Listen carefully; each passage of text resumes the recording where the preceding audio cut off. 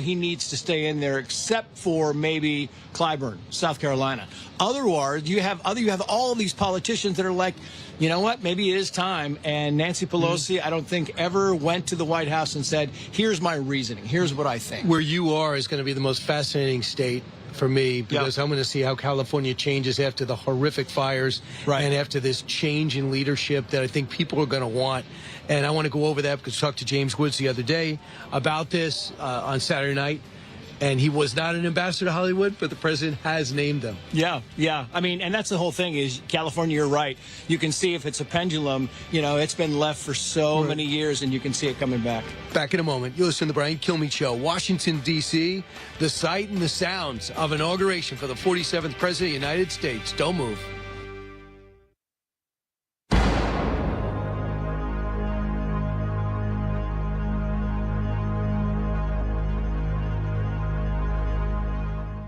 The choice of a lawyer is an important decision and should not be based solely on advertisements.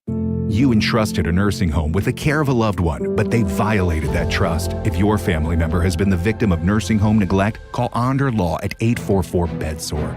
Mark Cox here. Join me, Annie Frey, and Mark Reardon, along with Thomas Helbig and Bob Kershaw of the Retirement Advisory Group for the next Protecting Your Retirement educational event. It's Thursday, January 30th at the Frontenac Hilton at 6:30. Here are Thomas and Bob with more. Are you nearing retirement or already retired and would like to learn how linking to the market eliminates your fees and will generate you more income? Would you like to know how to lock in your gains every year without selling, even when the market's going down? Did you also know if you're 59 and a half or older, you can roll over your company retirement plan tax-free to protect your nest egg from any future losses?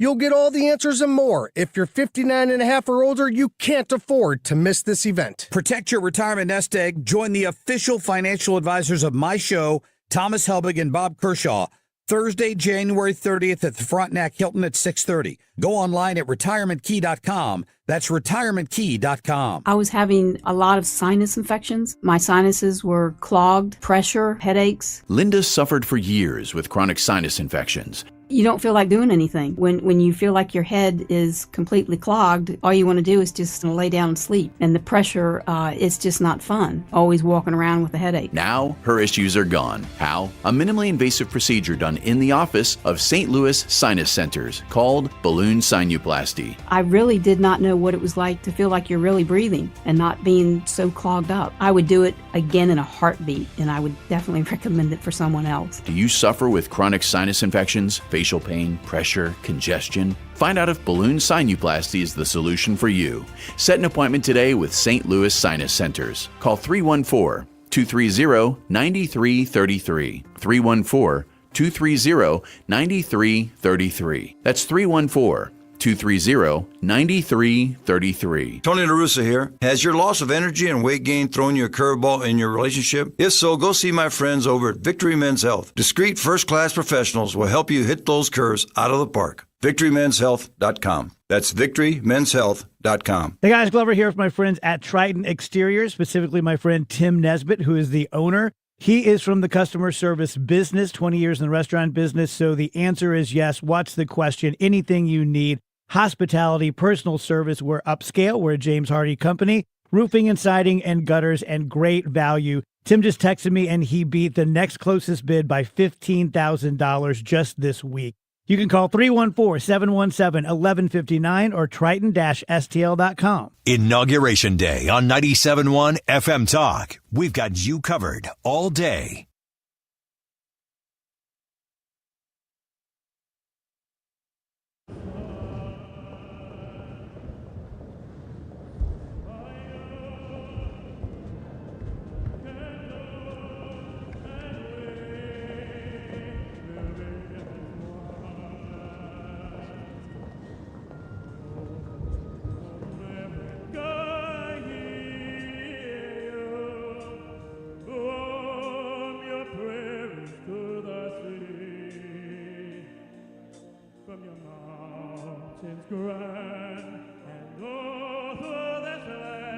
You're listening to Chris Macchio. He is a opera tenor, one of President-elect Trump's favorite singers.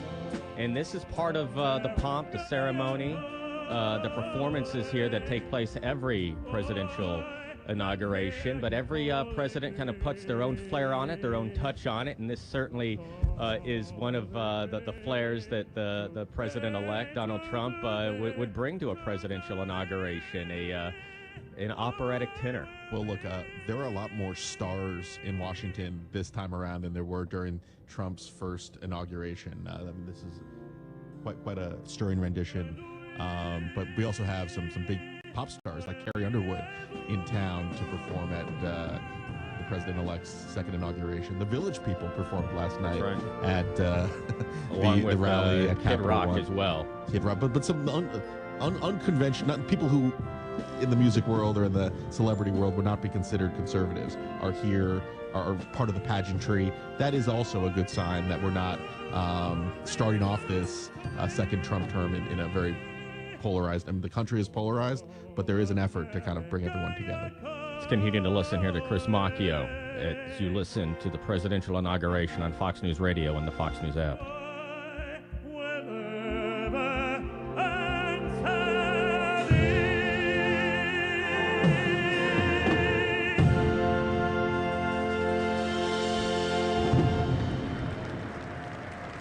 Well, I don't know if there were butterflies, but that was a magnificent performance. He gives a little fist pump there as the crowd applauds. I see a big smile and a big standing ovation from the First Lady.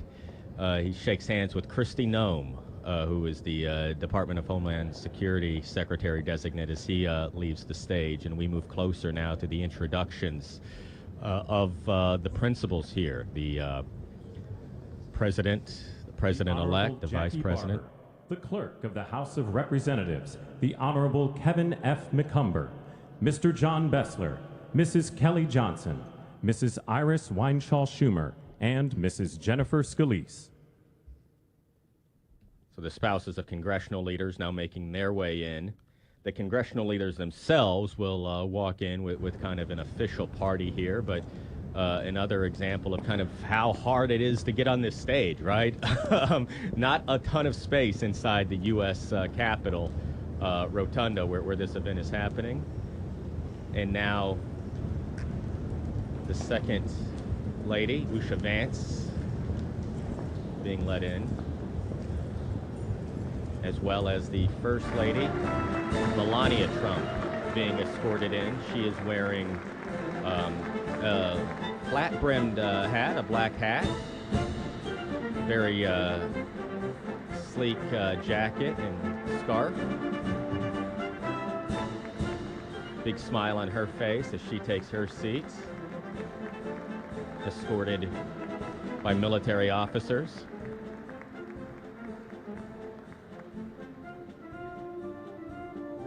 So we are getting close to the introduction of President-elect President Trump in just about 23 minutes from right now, when the clock strikes noon here in Washington, and he becomes the 47th President of the United States.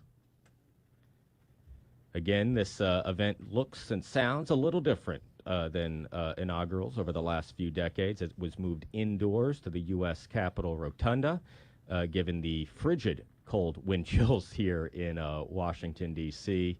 We were expecting a little bit more snow than actually fell last night as well, but that Ladies and gentlemen, escorting the President of the United States and the Vice President of the United States, ranking member of the Joint Congressional Committee on Inaugural Ceremonies, the Honorable Deb Fischer, House Democratic Leader, the Honorable Hakeem Jeffries, and Senate Majority Secretary, the Honorable Robert Duncan.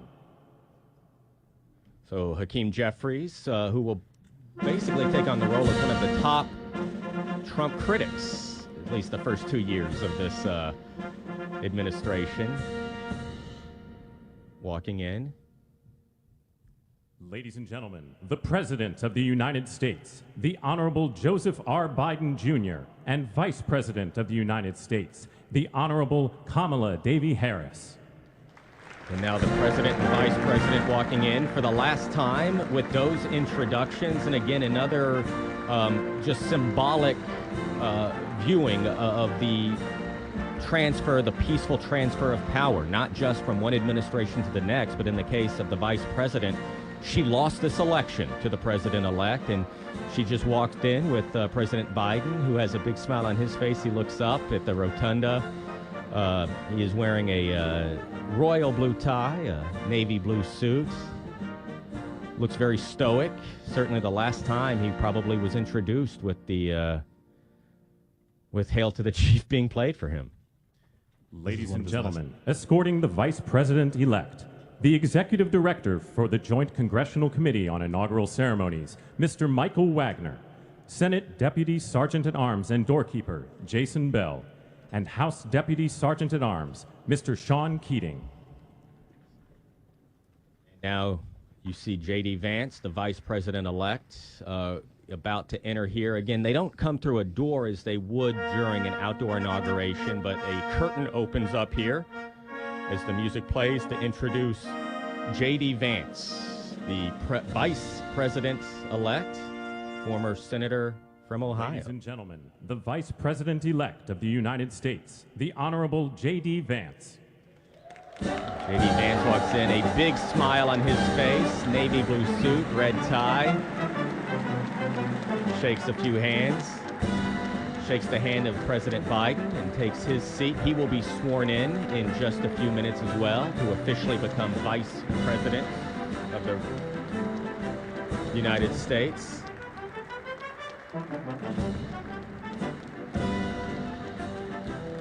Music plays.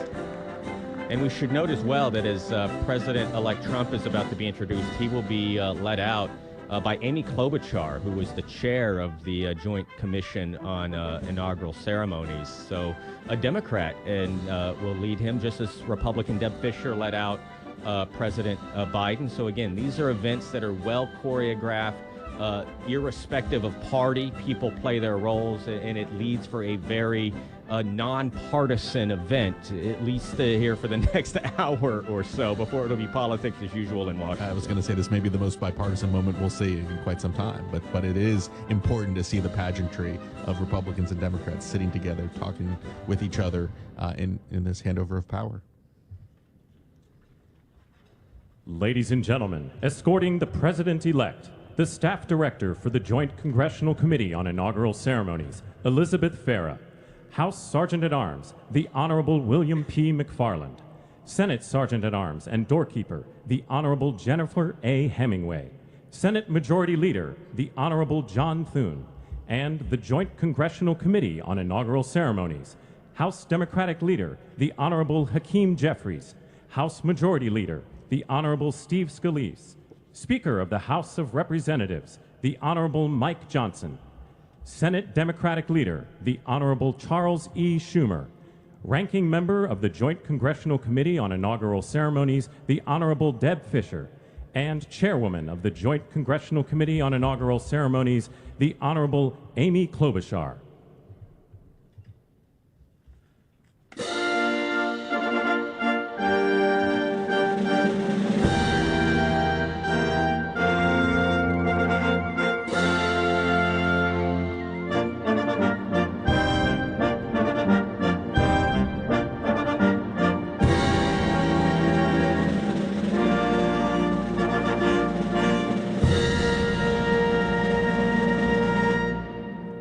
Ladies and gentlemen, the President-elect of the United States, the Honorable Donald John Trump.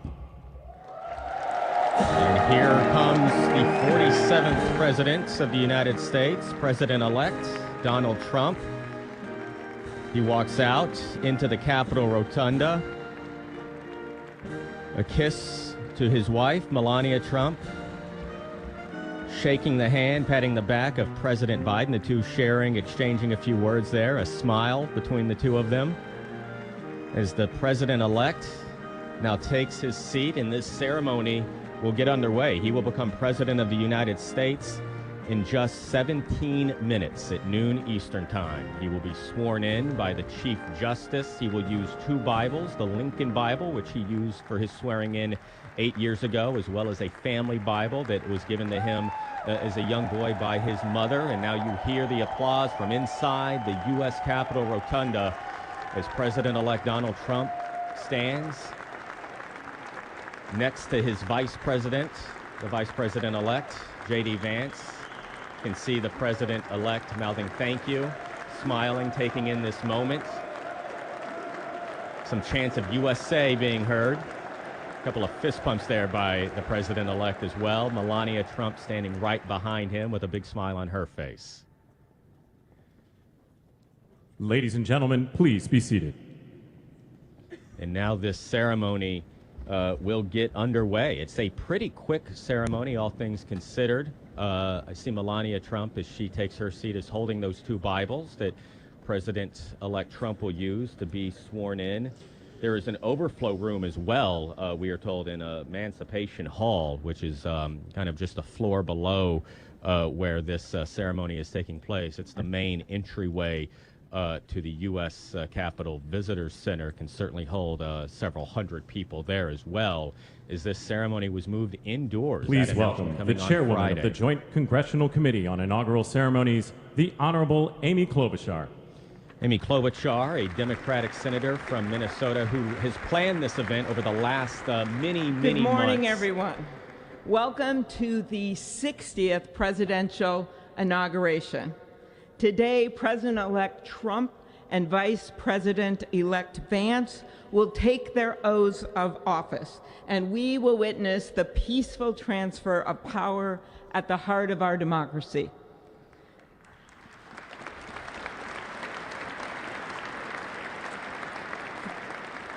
For the past year, I've chaired the inaugural ceremony committee, which includes the leadership of Congress from both parties.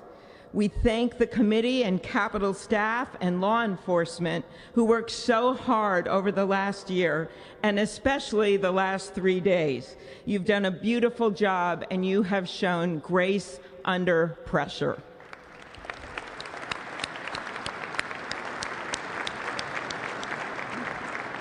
Our theme this year is our enduring democracy.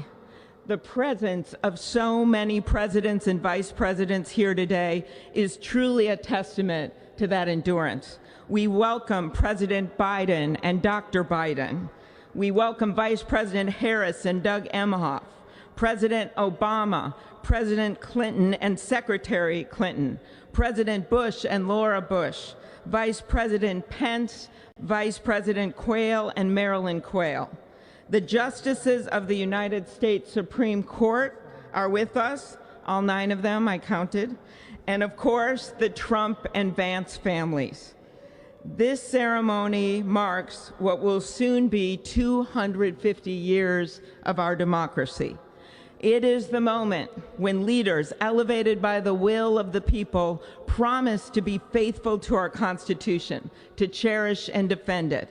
It is the moment when they become, as we all should be, the guardians of our country. Through war and peace, through adversity and prosperity, we hold this inauguration every 4 years, and today it falls on Martin Luther King Day. A further reminder that we must strive to uphold the values enshrined in our Constitution, the freedoms, the liberties, and, as is inscribed on the entrance of the United States Supreme Court, equal justice under law.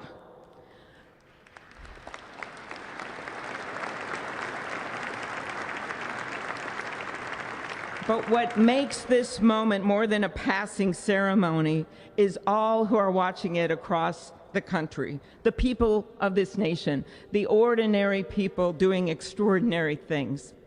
President Kennedy, who at one point worked as a senator in this building and would often walk through this very rotunda, once said, "In a democracy, every citizen, regardless of interest in politics, holds office. Every one of us is in a position of responsibility." With that responsibility of citizenship comes an obligation not to seek out malice, as President Lincoln once reminded us, but to view others with a generosity of spirit despite our differences. With that responsibility of leadership comes an obligation to stand our ground when we must and find common ground when we can. With everything swirling around us, the hot mess of division, it is on all of us, to quote an incredible songwriter who just happened to be born in my state, to ensure that our nation's democracy is our shelter from the storm. There's a reason this ceremony takes place at the Capitol. In other countries, it might be in a presidential palace or a gilded executive office building. Here it is traditionally held at the Capitol, the People's House. It is a fitting reminder of the system of checks and balances that is the very foundation of our government, 3 equal branches of government. That is how, for nearly 250 years, our great American experiment, grounded in the rule of law, has endured. So, as we inaugurate a new president and vice president, let us remember that the power of those in this room comes from the people. The construction workers who build our country, the teachers and healthcare workers who nurture us, the troops defending our freedoms, and yes, the firefighters in Los Angeles putting themselves on the line for us.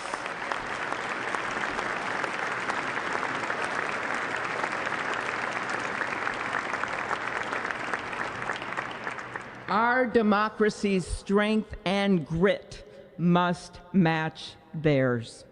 May God bless our nation. Thank you. That is Amy Klobuchar, the Democratic senator from Minnesota, who probably could have handled being up. And a nation. Our founders wrote the Constitution so that America could withstand all the twists and turns of time. They wrote it to guide us and to preserve forever our right of life, liberty, and the pursuit of happiness. But as much as the truths and principles enshrined in our Constitution remain the same, our democracy promises the American people the power to change, to chart their own destiny. That's the beauty. That is the importance of democracy. It allows the endurance, the permanence of a nation through change. It allows nations like our United States both to avoid the obstacles and to seize the opportunities God has placed before us, all while staying true to our founding principles. Today is our country's 60th inauguration ceremony. Like all the others before it, it is a celebration of our right to set our uniquely American course. The past several years have been trying at times for many, many Americans, and also for the nations of the free world that we humbly strive to lead. In November, Americans chose again to steer this nation towards greatness, the secure, safe, and prosperous future that our founders envisioned for all of us. And today, we celebrate not only their decision to do so, but also the simple right and wisdom of a free people to make their own choice so that their nation might endure. And now, allow me to welcome Archbishop Timothy Dolan and Reverend Franklin Graham, who will deliver our invocation. Please rise.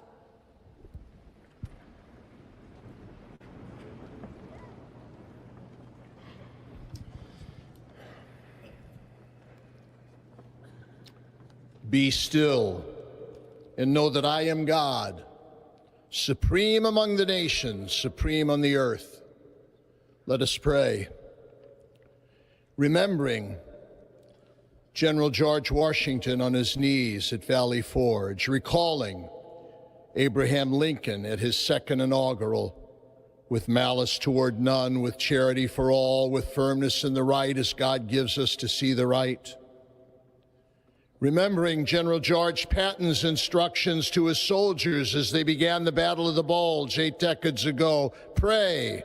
Pray when fighting, pray alone, pray with others, pray by night, pray by day.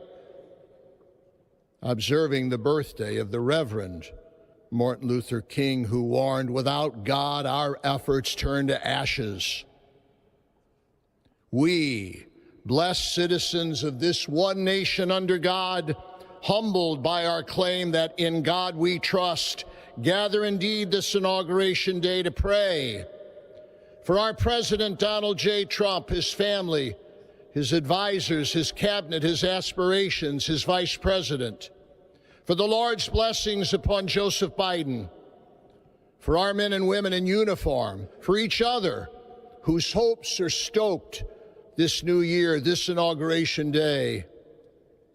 We cannot err in relying upon that prayer from the Bible, upon which our president will soon place his hand in oath, as we make our own the supplications of King Solomon for wisdom as he began his governance. God of our fathers, in your wisdom you set man to govern your creatures, to govern in holiness and justice, to render justice with integrity. Give our leader wisdom, for he is your servant, aware of his own weakness and brevity of life. If wisdom which comes not from you be not with him, he shall be held in no esteem. Send wisdom from heavens, that she may be with him, that he may know your designs. Please, God, bless America. Please, mend her every flaw. You are the God in whom we trust, who lives and reigns forever and ever. Amen.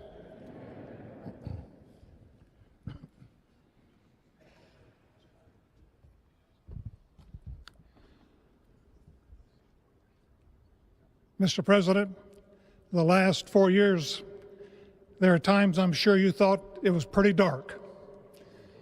But look what God has done. We praise him and give him glory.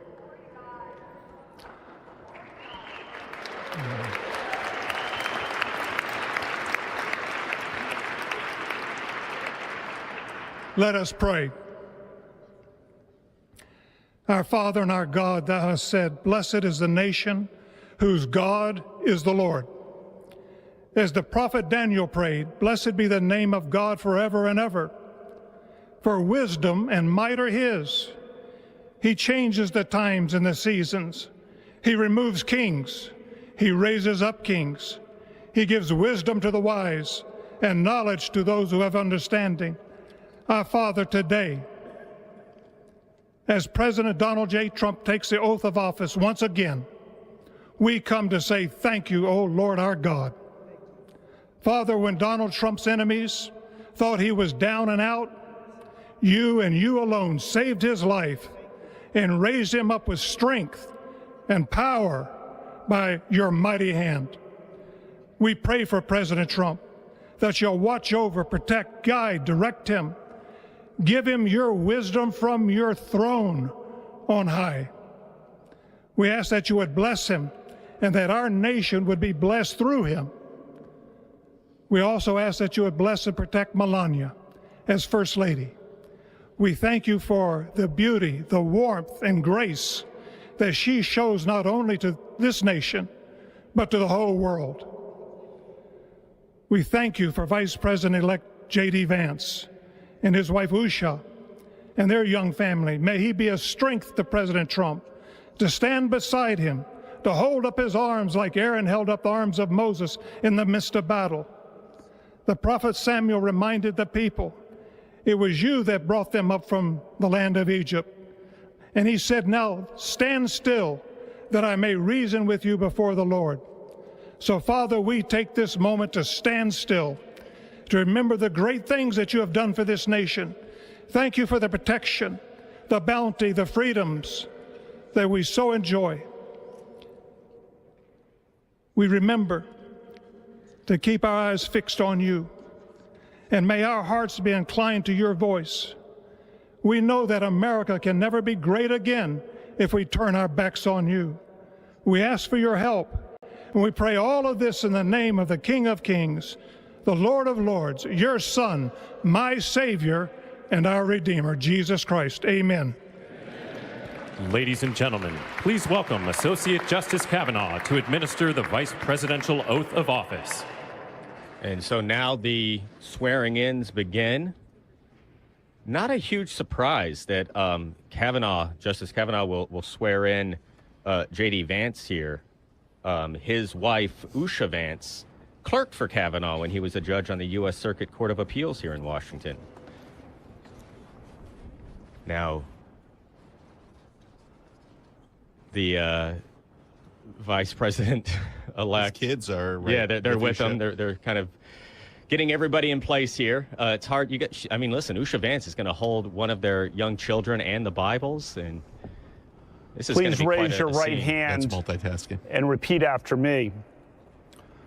I, James David Vance, do solemnly swear I, James David Vance, do solemnly swear that I will support and defend the Constitution of the United States that I will support and defend the Constitution of the United States against all enemies, foreign and domestic,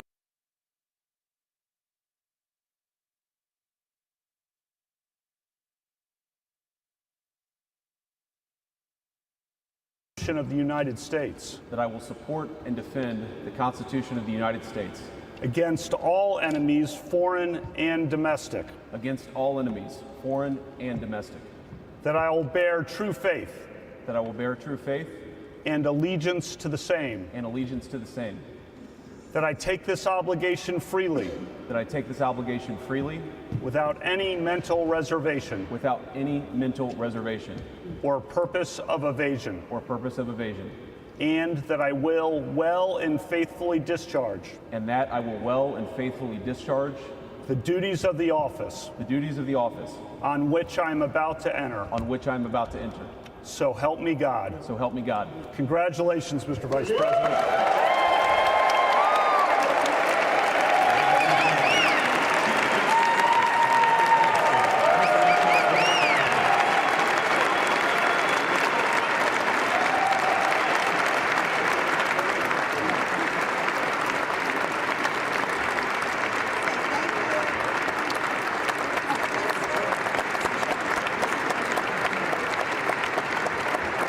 Ladies and gentlemen, please welcome Chief Justice Roberts to administer the presidential oath of office.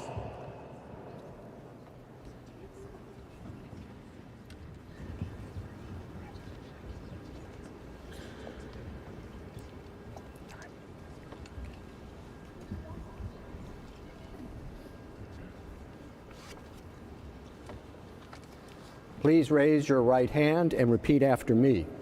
I, Donald John Trump, do solemnly swear I, Donald John Trump, do solemnly swear that I will faithfully execute the office of President of the United States the office of President of the United States and will, to the best of my ability,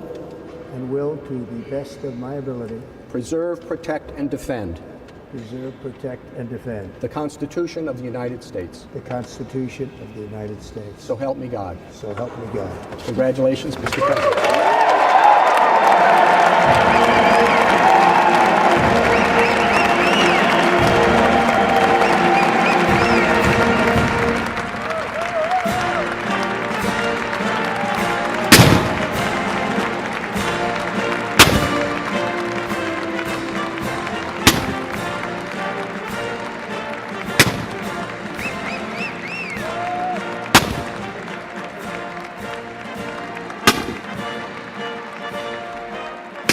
You are listening to the oath of office of the newest president of the United States. Donald J. Trump completes the oath of office in the rotunda in Washington, D.C. Those booms that you heard there are cannons. They got out the cannons. It's all safe. It's all fine, everybody. Yeah, I was thinking auditorily, that might have been a little disconcerting. So we are watching right now the rotunda filled with Congress, applauding, standing, clapping. Donald Trump surrounded by his whole family. And I will tell you what, if you have not seen the visuals quite yet, they are stunning. They look absolutely stunning. You're listening to live special coverage on 97.1 FM Talk of the inauguration of the President of the United States. Let's listen in.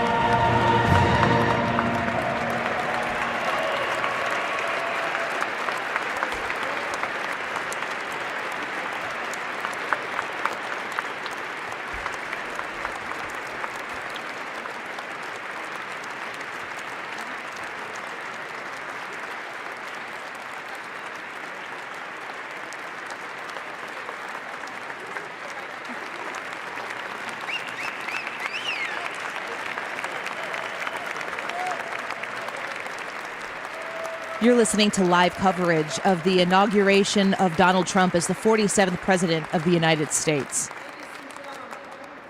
It is my honor and pleasure to introduce to you the 45th and the 47th President of the United States of America, Donald J. Trump.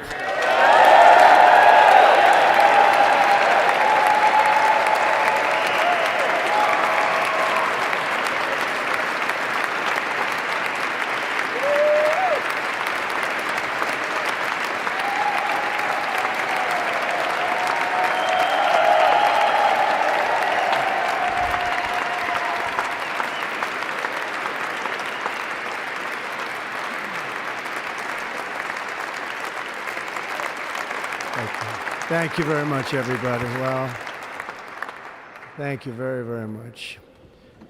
Vice President Vance, Speaker Johnson, Senator Thune, Chief Justice Roberts, Justices of the United States Supreme Court, President Clinton, President Bush, President Obama, President Biden, Vice President Harris, and my fellow citizens. The golden age of America begins right now.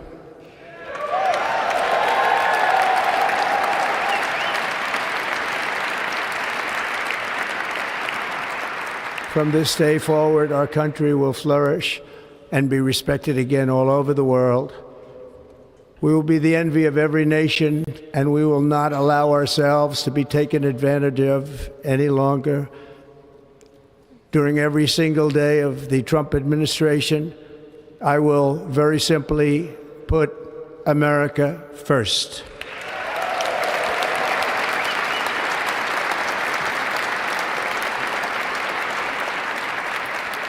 Our sovereignty will be reclaimed. Our safety will be restored. The scales of justice will be rebalanced. The vicious, violent, and unfair weaponization of the Justice Department and our government will end.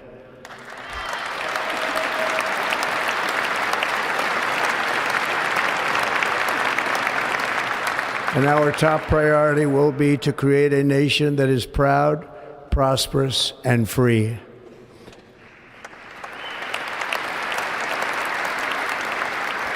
America will soon be greater, stronger, and far more exceptional than ever before. I return to the presidency confident and optimistic that we are at the start of a thrilling new era of national success. A tide of change is sweeping the country. Sunlight is pouring over the entire world. And America has the chance to seize this opportunity like never before. But first, we must be honest about the challenges we face. While they are plentiful, they will be annihilated by this great momentum that the world is now witnessing in the United States of America. As we gather today, our government confronts a crisis of trust. For many years, a radical and corrupt establishment has extracted power and wealth from our citizens while the pillars of our society lay broken and seemingly in complete disrepair. We now have a government that cannot manage even a simple crisis at home, while at the same time stumbling into a continuing catalog of catastrophic events abroad. It fails to protect our magnificent, law-abiding American citizens, but provides sanctuary and protection for dangerous criminals, many from prisons and mental institutions that have illegally entered our country from all over the world. We have a government that has given unlimited funding to the defense of foreign borders, but refuses to defend American borders or, more importantly, its own people. Our country can no longer deliver basic services in times of emergency, as recently shown by the wonderful people of North Carolina, been treated so badly.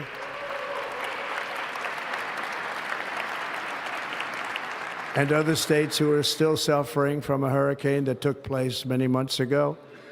or more recently, Los Angeles, where we're watching fires still tragically burn. From weeks ago, without even a token of defense, they're raging through the houses and communities, even affecting some of the wealthiest and most powerful individuals in our country, some of whom are sitting here right now. They don't have a home any longer. That's interesting. But we can't let this happen. Everyone is unable to do anything about it. That's going to change. We have a public health system that does not deliver in times of disaster, yet more money is spent on it than any country anywhere in the world. And we have an education system that teaches our children to be ashamed of themselves in many cases, to hate our country despite the love that we try so desperately to provide to them.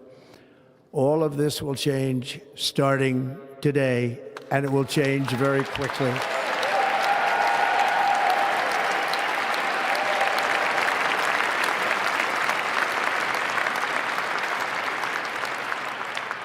My recent election is a mandate to completely and totally reverse a horrible betrayal and all of these many betrayals that have taken place, and to give the people back their faith, their wealth, their democracy, and indeed their freedom. From this moment on, America's decline is over.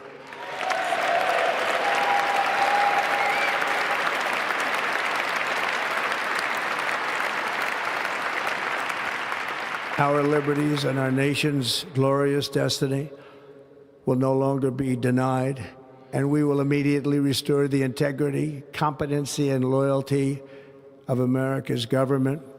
Over the past 8 years, I have been tested and challenged more than any president in our 250-year history, and I've learned a lot along the way. The journey to reclaim our republic has not been an easy one, that I can tell you. Those who wish to stop our cause have tried to take my freedom and indeed to take my life. Just a few months ago in a beautiful Pennsylvania field, an assassin's bullet ripped through my ear. But I felt then, and believe even more so now, that my life was saved for a reason. I was saved by God to make America great again.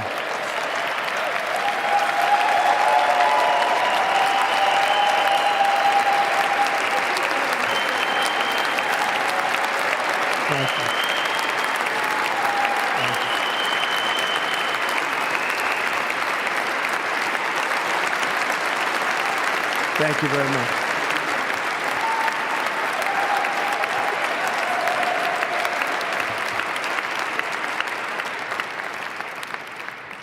That is why each day under our administration of American patriots, we will be working to meet every crisis with dignity and power and strength. We will move with purpose and speed to bring back hope, prosperity, safety, and peace for citizens of every race, religion, color, and creed. For American citizens, January 20th, 2025 is Liberation Day.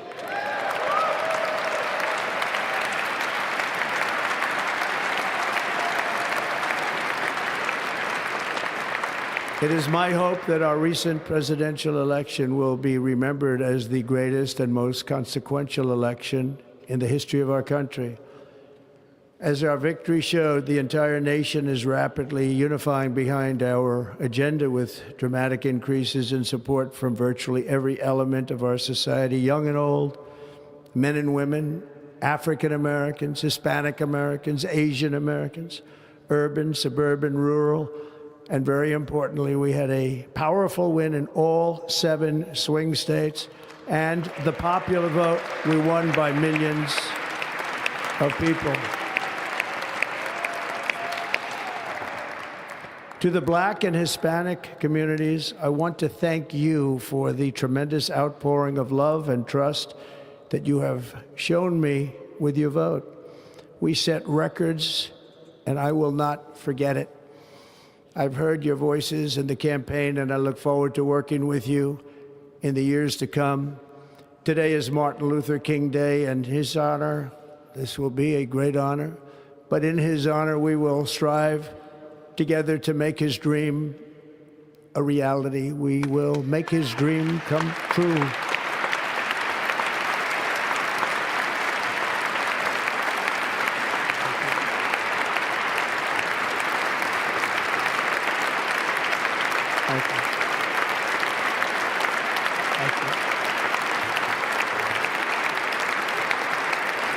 National unity is now returning to America, and confidence and pride is soaring like never before.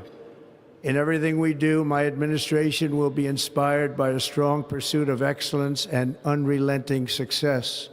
We will not forget our country, we will not forget our Constitution, and we will not forget our God. Can't do that.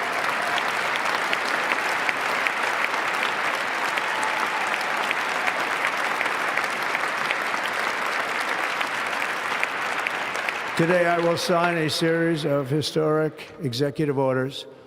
With these actions, we will begin the complete restoration of America and the revolution of common sense. It's all about common sense. First, I will declare a national emergency at our southern border.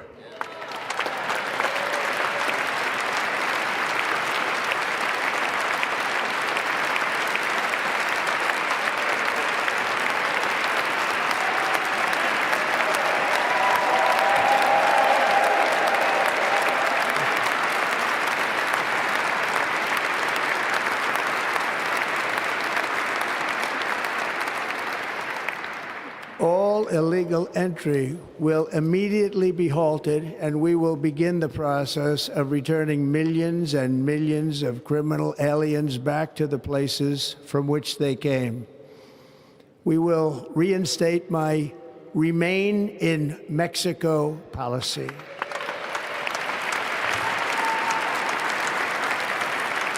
I will end the practice of catch and release. And I will send troops to the southern border to repel the disastrous invasion of our country.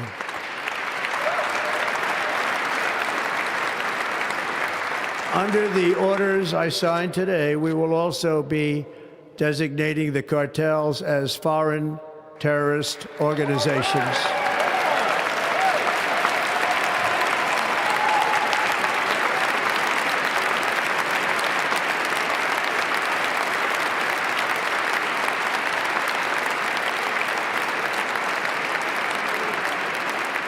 And by invoking the Alien Enemies Act of 1798, I will direct our government to use the full and immense power of federal and state law enforcement to eliminate the presence of all foreign gangs and criminal networks, bringing devastating crime to U.S. soil, including our cities and inner cities.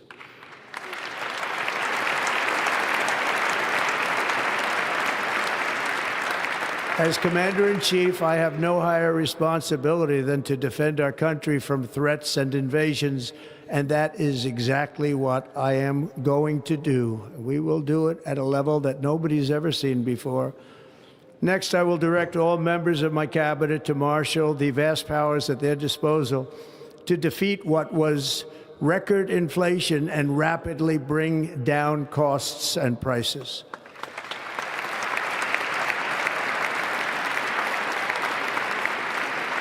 The inflation crisis was caused by massive overspending and escalating energy prices, and that is why today I will also declare a national energy emergency. We will drill, baby, drill.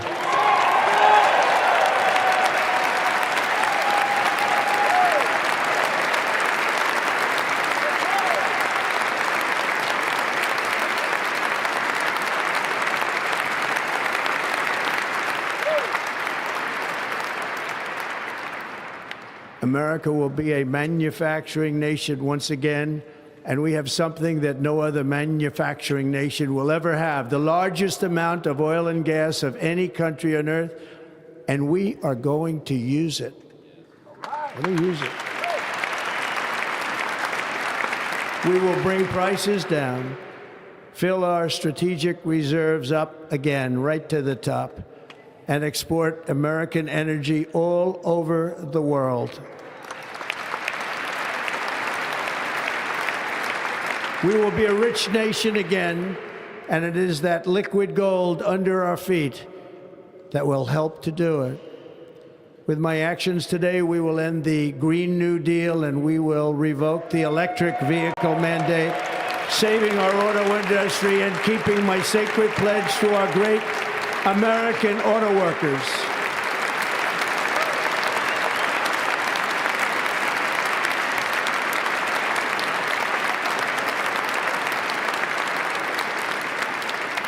In other words, you'll be able to buy the car of your choice.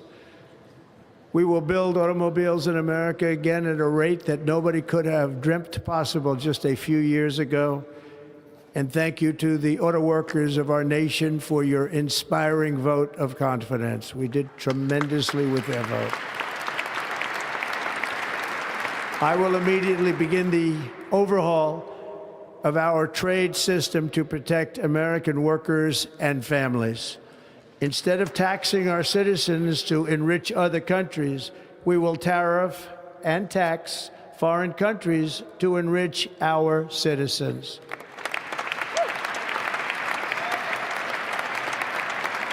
For this purpose, we are establishing the External Revenue Service to collect all tariffs, duties, and revenues. It will be massive amounts of money pouring into our treasury, coming from foreign sources.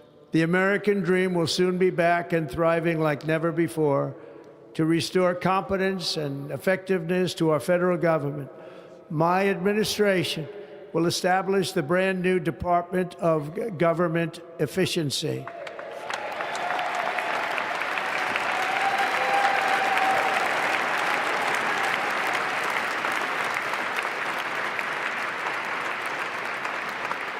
After years and years of illegal and unconstitutional federal efforts to restrict free expression, I will also sign an executive order to immediately stop all government censorship and bring back free speech to America.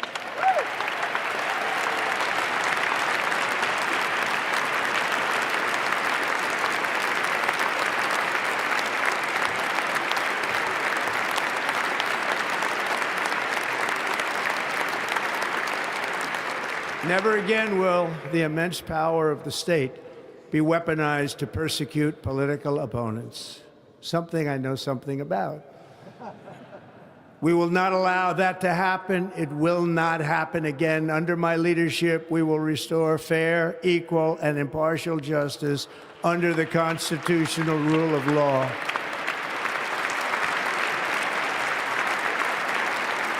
And we are going to bring law and order back to our cities.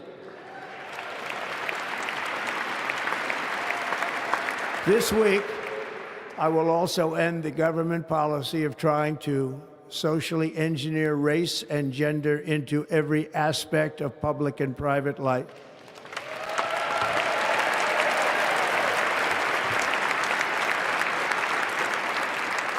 We will forge a society that is colorblind and merit-based.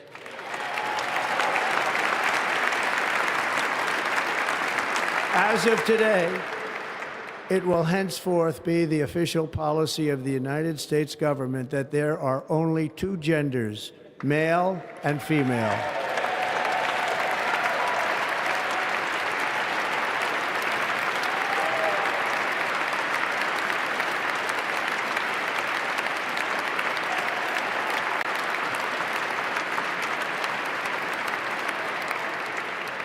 This week, I will reinstate any service members who were unjustly expelled from our military for objecting to the COVID vaccine mandate with full back pay.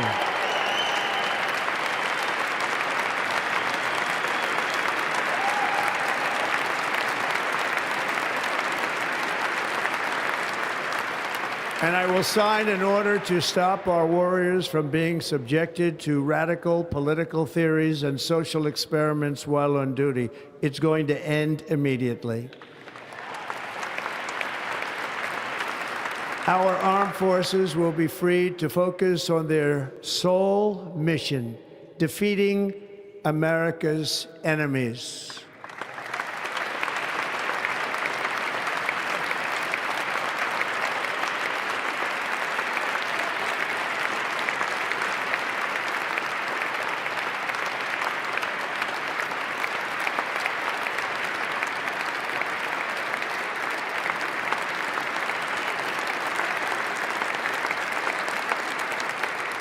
Like in 2017, we will again build the strongest military the world has ever seen.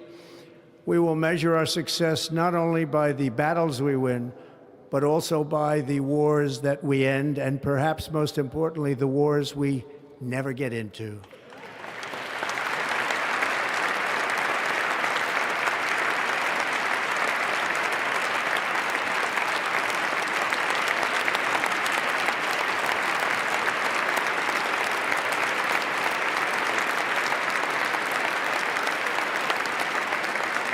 My proudest legacy will be that of a peacemaker and unifier. That's what I want to be, a peacemaker and a unifier.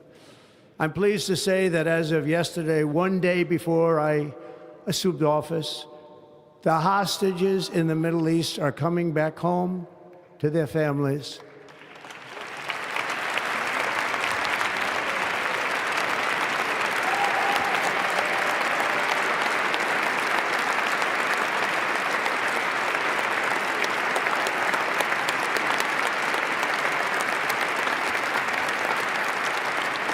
Thank you. America will reclaim its rightful place as the greatest, most powerful, most respected nation on earth, inspiring the awe and admiration of the entire world. A short time from now, we are going to be changing the name of the Gulf of Mexico to the Gulf of America, and we will restore the name of a great president, William McKinley, to Mount McKinley, where it should be and where it belongs.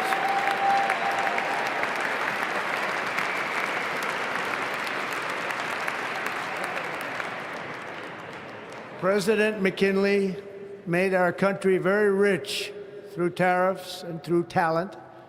He was a natural businessman and gave Teddy Roosevelt the money for many of the great things he did, including the Panama Canal, which has foolishly been given to the country of Panama after the United States. The United States, I mean, think of this, spent more money than ever spent on a project before and lost 38,000 lives in the building of the Panama Canal. We have been treated very badly from this foolish gift that should have never been made, and Panama's promise to us has been broken.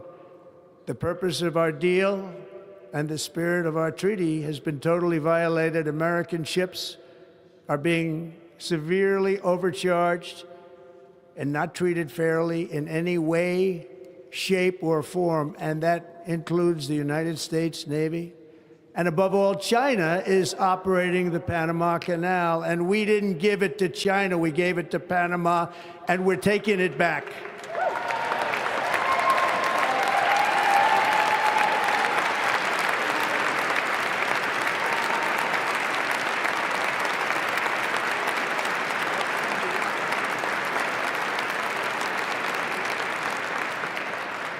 Above all, my message to Americans today is that it is time for us to once again act with courage, vigor, and the vitality of history's greatest civilization.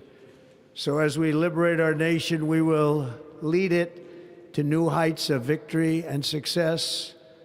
We will not be deterred. Together we will end the chronic disease epidemic and keep our children safe, healthy, and disease-free.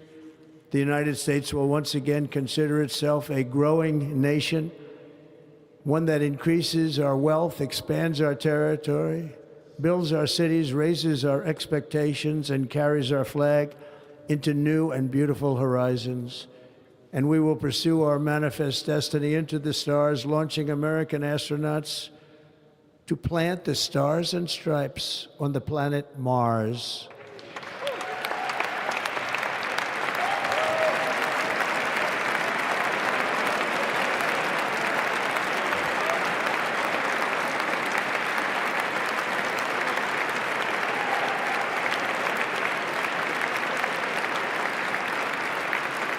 Ambition is the lifeblood of a great nation. And right now, our nation is more ambitious than any other. There's no nation like our nation. Americans are explorers, builders, innovators, entrepreneurs, and pioneers. The spirit of the frontier is written into our hearts. The call of the next great adventure resounds from within our souls. Our American ancestors turned a small group of colonies on the edge of a vast continent into a mighty republic of the most extraordinary citizens on earth. No one comes close. Americans pushed thousands of miles through a rugged land of untamed wilderness. They crossed deserts, scaled mountains, braved untold dangers, won the Wild West, ended slavery, rescued millions from tyranny, lifted billions from poverty, harnessed electricity, split the atom, launched mankind into the heavens, and put the universe of human knowledge into the palm of the human hand. If we work together, there is nothing we cannot do and no dream we cannot achieve. Many people thought it was impossible for me to stage such a historic political comeback. But as you see today, here I am. The American people have spoken.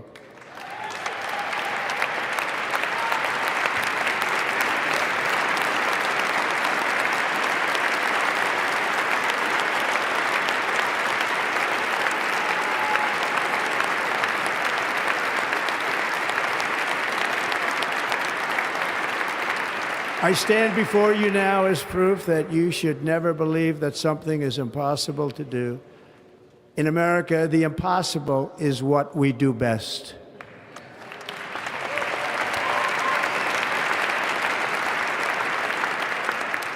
From New York to Los Angeles, from Philadelphia to Phoenix, from Chicago to Miami, from Houston to right here in Washington, D.C., our country was forged and built by the generations of patriots who gave everything they had for our rights and for our freedom.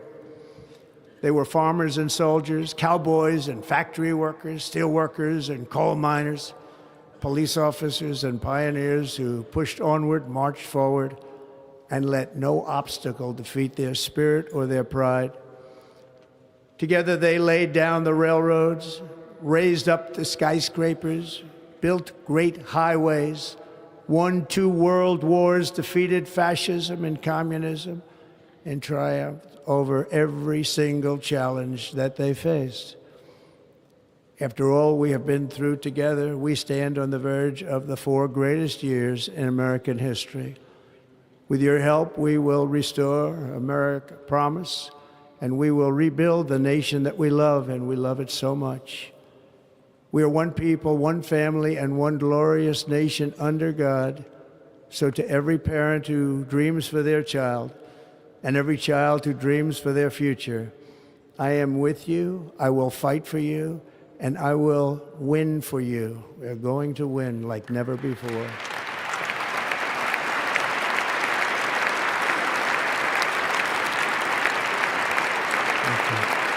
Thank you.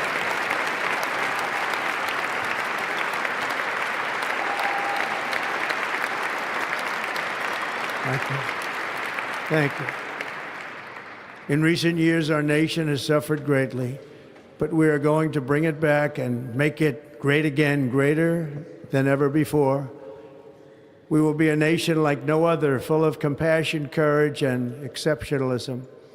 Our power will stop all wars and bring a new spirit of unity to a world that has been angry, violent, and totally unpredictable. America will be respected again and admired again. including by people of religion, faith, and goodwill. We will be prosperous. We will be proud. We will be strong, and we will win like never before. We will not be conquered. We will not be intimidated.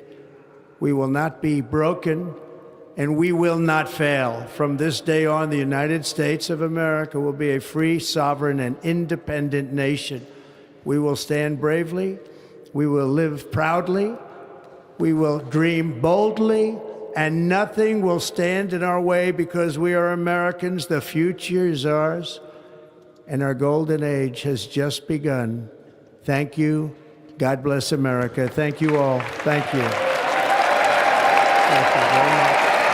Thank you very much.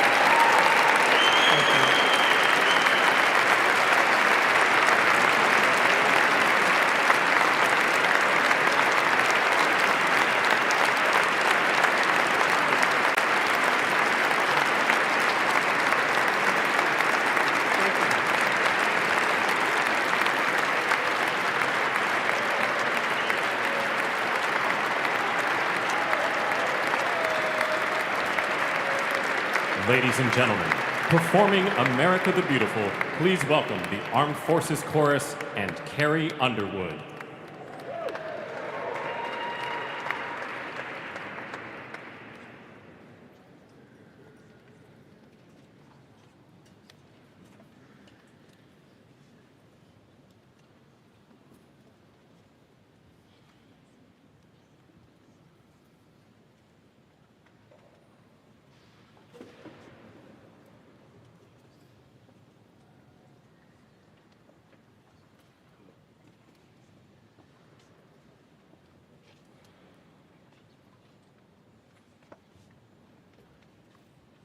You're listening to live coverage of the inauguration of Donald Trump as the 47th president of the United States. Carrie Underwood is about to sing America the Beautiful after Donald Trump's speech that he gave, laying out many of the efforts that are being made here on day one of Donald Trump's second term in office. Reports suggest that once these festivities are complete, there could be upwards of 200 executive orders signed. We will be covering live on 97.1 FM Talk the details of the day, the Capital One Arena appearance by Donald Trump. We will cover the executive orders as they continue throughout the day. The pardons, the announcement that came about 15 minutes before the oath of office. Possibly the last act of Joe Biden as the 46th president of the United States. His executive grant of clemency to James B. Biden, Sarah Jones Biden, Valerie Biden Owens, John T. Owens, Francis W. Biden. Lord, tell me I'm you. Oh, beautiful for spacious skies, for amber waves of grain, for purple mountain majesties above the fruited plain. America, America, God shed his grace on thee and crown thy good with brotherhood from sea to shining sea.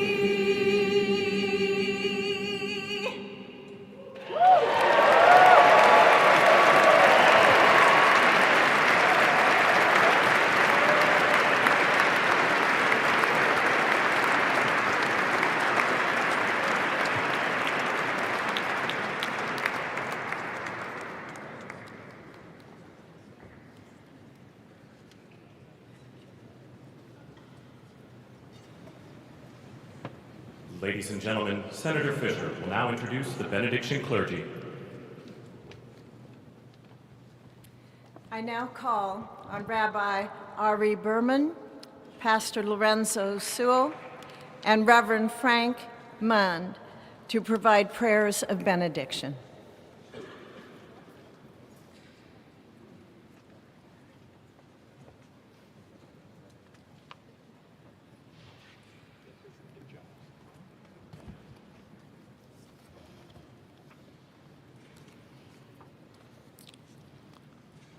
Let us pray.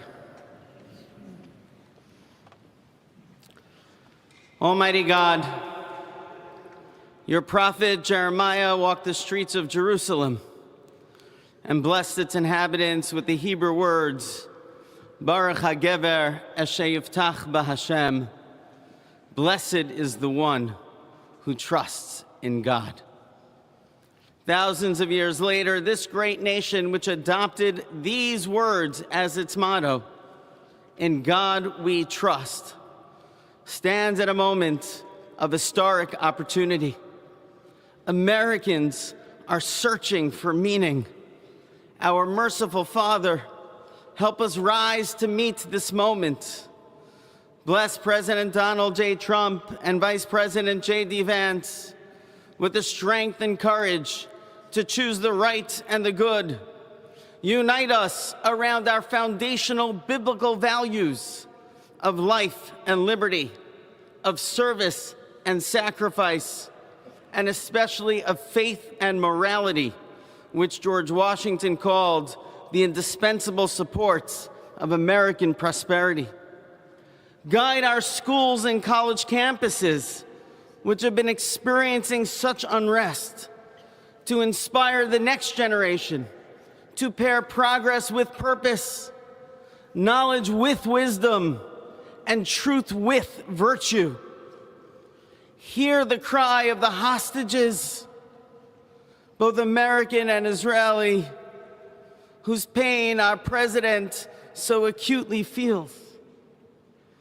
We are so thankful for the 3 young women who yesterday returned home, and pray that the next 4 years brings peace to Israel and throughout the Middle East. Almighty God, grant all Americans the opportunity to realize our shared dream of a life filled with peace and plenty, health and happiness, compassion and contribution. Stir within us the confidence to rise to this moment. For while we trust in God, God's trust is in us, the American people. America is called to greatness, to be a beacon of light and a mover of history. May our nation merit the fulfillment of Jeremiah's blessing, that like a tree planted by water, we shall not cease to bear fruit. May all of humanity experience your love and your blessing. May it be thy will, and let us say, Amen. Let us pray for our 47th president. Heavenly Father, we're so grateful that you gave our 45th and now our 47th president a millimeter miracle. We are grateful that you are the one that have called him for such a time as this, that America would begin to dream again. We pray that we would fulfill the true meaning of our creed, that we hold these truths to be self-evident, that all men are created equal. We pray that you use our president, that we will live in a nation where we will not be judged by the color of our skin, but by the content of our character. Heavenly Father, in the name of Jesus, we are so grateful today that you will use our 47th president so we would sing with new meaning, my country, 'tis of thee. Sweet land of liberty, of thee I sing. Land where my fathers died, land of the pilgrim's pride, from every mountainside. Let freedom ring, and because America is called to be a great nation, We believe that you will make this come true. So let freedom ring from the prodigious hilltops of New Hampshire. Let freedom ring from the mighty mountains of New York. Let freedom ring from the heightening Alleghenies of Pennsylvania. Let freedom ring from the snow-capped Rockies of Colorado. Let freedom ring from the curvaceous hilltops of California. But God, we're asking you not only that, let freedom ring from Stone Mountain, Georgia. Let freedom ring from Lookout Mountain of Tennessee. Let freedom ring from every hill and every molehill in Mississippi, from every state, every city, every village, and every hamlet. And when we let freedom ring, we will be able to speed up that day where all of your children, black men and white men, Protestant and Catholic, Jew and Gentile, will be able to sing in the meaning of that old Negro spiritual, free at last, free at last. Thank you, God Almighty. We are free at last. If you believe where the Spirit of the Lord is, there is liberty. Come on, put your hands together and give your great God great glory.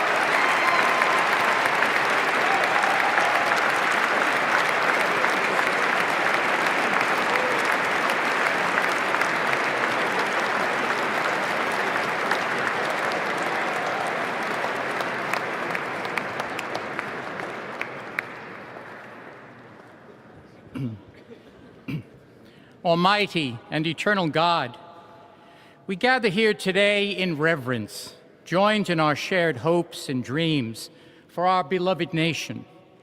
In this sacred moment of the inauguration of President Donald J. Trump and Vice President J.D. Vance, we turn our hearts to you, seeking your divine assistance and abundant blessings upon this pivotal moment in history. We come before you with profound gratitude for the many gifts you have bestowed upon our land. Thank you for the freedoms we cherish, for the strength of our communities, and for the resilience of our spirit. As our President and Vice President embrace their newly appointed roles, we humbly implore that your everlasting love and wisdom will envelop them. Grant them the clarity of mind to navigate the challenges that lie ahead, and the compassion to serve all citizens with fairness and integrity. May their hearts be filled with a giving spirit and sincere understanding for those whom they represent. May they be beacons of hope in times of uncertainty and prophetic voices in defending the dignity of all created life. We pray for a spirit of collaboration to flourish in our government and across our nation, fostering an environment where dialogue and heartfelt listening will prevail over division or discord. May each decision made by our President and Vice President reflect the values of justice and peace. As we embark on this new chapter, we also seek your comfort, O God, for those who feel lost or disheartened. In this time of transition, may your light shine upon them, reaffirming their belief in a brighter tomorrow. May we all strive to lift one another, supporting our fellow citizens with kindness and empathy, recognizing that together we can overcome any adversity.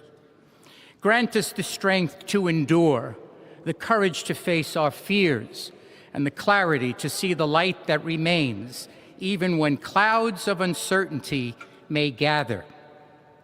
Inspire our new leaders to be champions for the vulnerable and advocates for those whose voices are often silenced. May they pursue policies that promote the well-being of all, seeking to build bridges that will foster unity and belonging. As we stand witness to this inauguration, we hold fast to our faith in the goodness of each of us and the possibility of change. We trust that with your guidance, O God, our nation can move forward to a future filled with promise, prosperity, and understanding. And finally, we lift our hearts in gratitude for the beloved parents of President Trump. Without Mary and Fred Trump, this day would never be the miracle that has just begun. From their place in heaven, may they shield their son from all harm by their loving protection, and give him the strength to guide our nation along the path that will make America great again. Let us go forth now with these words of President Trump's emblazoned on our hearts. As long as we have pride in our beliefs, courage in our convictions, and faith in our God, then we will not fail. We stand tall, we stand proud, because we are Americans, and Americans kneel to God, and to God alone. Amen. Ladies and gentlemen, please remain standing for our national anthem.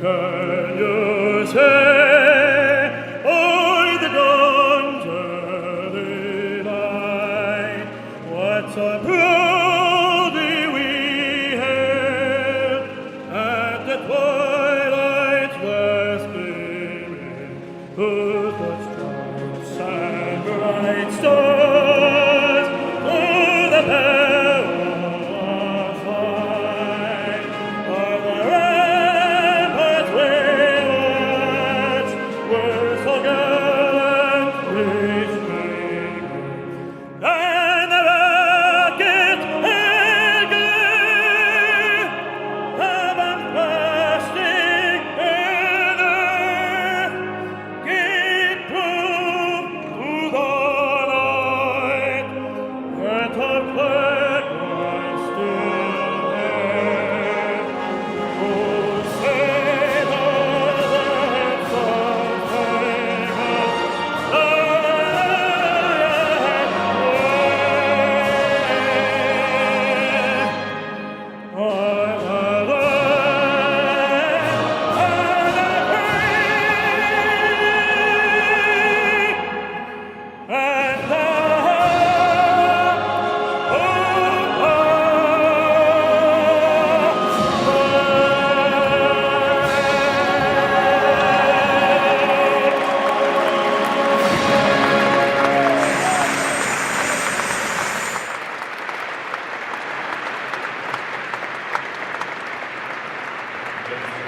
Please be seated.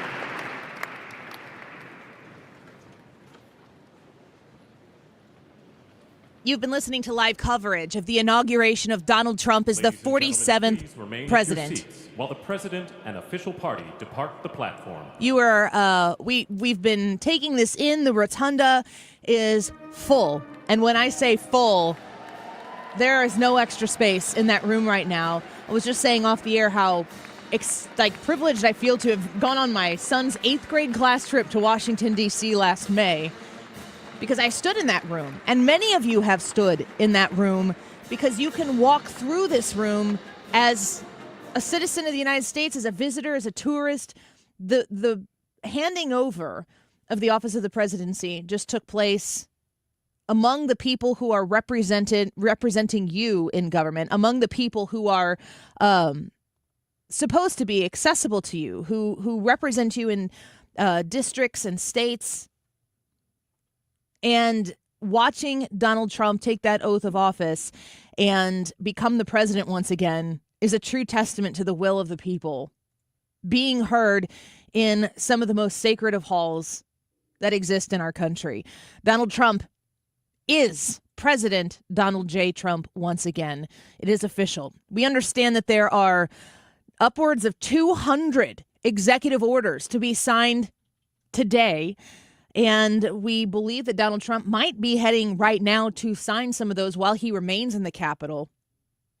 The Capital One Arena also is featuring a rally this afternoon, and we have seen images of a desk set up on the stage where more of these executive orders are expected to be signed. You will be able to hear all of the developments of the day with this special coverage on 97.1 FM Talk with the Annie Frey Show in its regular time slot, beginning in just a few short minutes. Keep it here on 97.1 FM Talk. Take us with you on the Odyssey app, AUDACY. Download that app and follow 97.1 FM Talk because we will have that coverage for you throughout the course of this afternoon.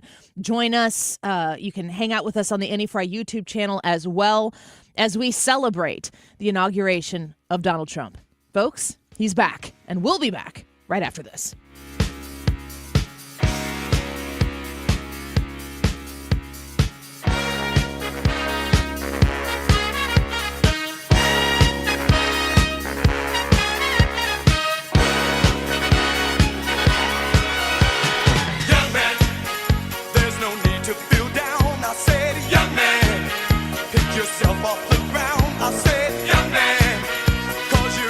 KFTK FM Florissant from the Under Law Injury Lawyers GetJim.com studio. That's GetJim.com. 97.1 FM Talk. Always live on the free Odyssey app. New Trump era begins. I'm Lisa Brady. I, Donald John Trump, do solemnly swear that I will faithfully execute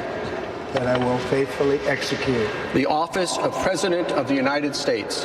The office of President of the United States. The 45th president sworn in as the 47th by the Supreme Court's Chief Justice, then announcing a short time later. The golden age of America begins right now. He says there's a crisis of trust confronting the government, using his inaugural address to pledge a revolution of common sense with a string of executive actions on the way, including one declaring a national emergency at the southern border. All illegal entry will immediately be halted, and we will begin the process of returning millions and millions of criminal aliens back to the places from which they came. He also plans to designate cartels as foreign terrorist organizations. In a long list of policy changes, President Trump also says he'll reinstate any service members who were expelled over the COVID vaccine mandate with full back pay. He's also calling again for changing the Gulf of Mexico's name to Gulf of America and pledging to take back the Panama Canal. On this Martin Luther King Day, the president offering thanks to Black and Hispanic voters who supported him, pledging to make Dr. King's dream come true. Just before the transfer of power, a last round of pardons from the outgoing president. In his final hour in office, President Joe Biden has issued pardons for members of his family, such as his brother Francis, his brother James, and his wife Sarah, his sister Valerie Biden Owens, and her husband John. The outgoing president insists they've done nothing wrong, but believes they could be targeted with political prosecutions. Fox's Evan Brown, this after he also preemptively pardoned others, including former Congresswoman Liz Cheney, who led a Capitol riot investigation. America is listening to Fox News. As a mom, comforting my family is what I do best. Vicks VapoStick provides soothing, non-medicated Vicks vapors in an easy-to-apply stick. And it dries fast, so there's no mess. I use it to comfort myself and my family. Thanks, Mom. Vicks VapoStick, soothing comfort for the whole family. And when you need more comfort for yourself, try Vicks Vapo Shower Max for steamy Vicks vapors. Use as directed. VapoStick for use ages 4 and up. Vapo Shower Max use for adults only. Hey, can you blow up some balloons for Jack's party? I can't. I'm so congested. You need Sinex Saline from Vicks. Sinex Saline Nasal Spray? Yeah, just Sinex. Breathe. Sinex Saline instantly clears everyday congestion associated with colds and year-round allergies with a gentle, ultra-fine mist that's no mess and easy to control. Daddy, we need more balloons. On it. Enjoy life's important moments without congestion. Try Sinex Saline from Vicks. Just Sinex. Breathe. Use as directed. Air Comfort Service, heating, cooling, and insulation. Weather. Chief Meteorologist Dave Murray. Our big bubble of Arctic high pressure stays with us into Wednesday morning. Sunny skies this afternoon, 21 for the high, wind chills near 0. Tonight, partly cloudy skies, 6 for the low, wind chills below 0. Tuesday, sunny. It's even colder on Tuesday, 14 degrees. Tuesday night, 7. Wednesday, partly sunny after a cold morning, a fast warm-up, 35 Wednesday afternoon. This is 97.1 FM Talk. Chief Meteorologist Dave Murray.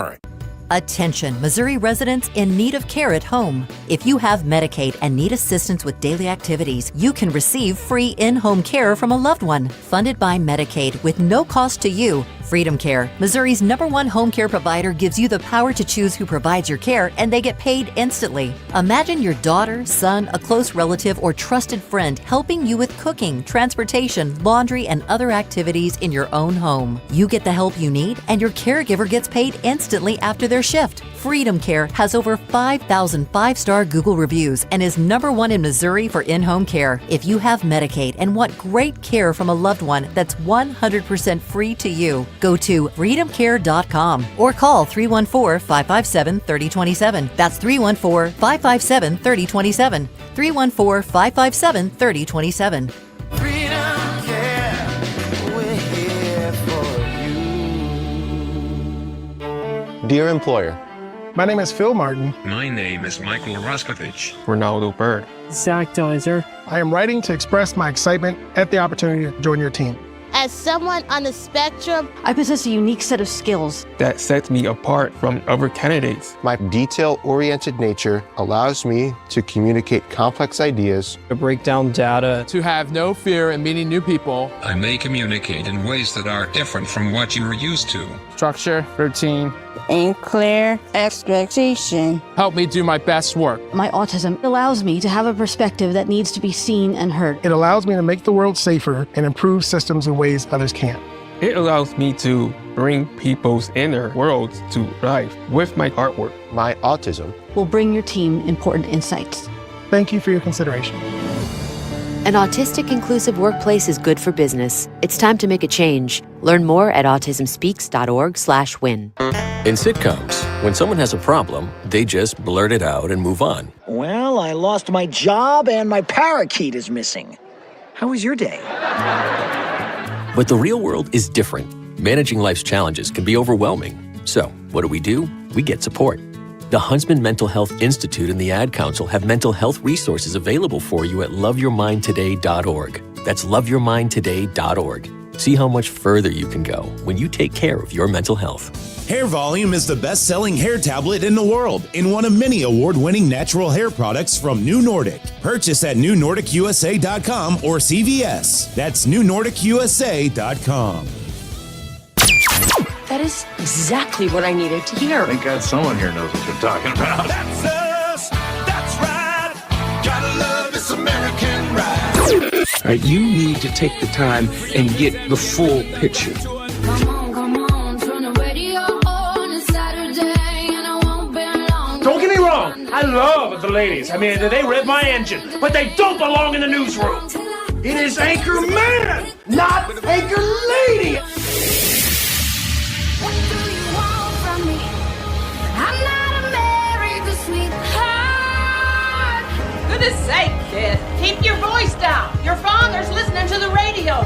I'm not America's sweetheart. This is the Annie Frey Show.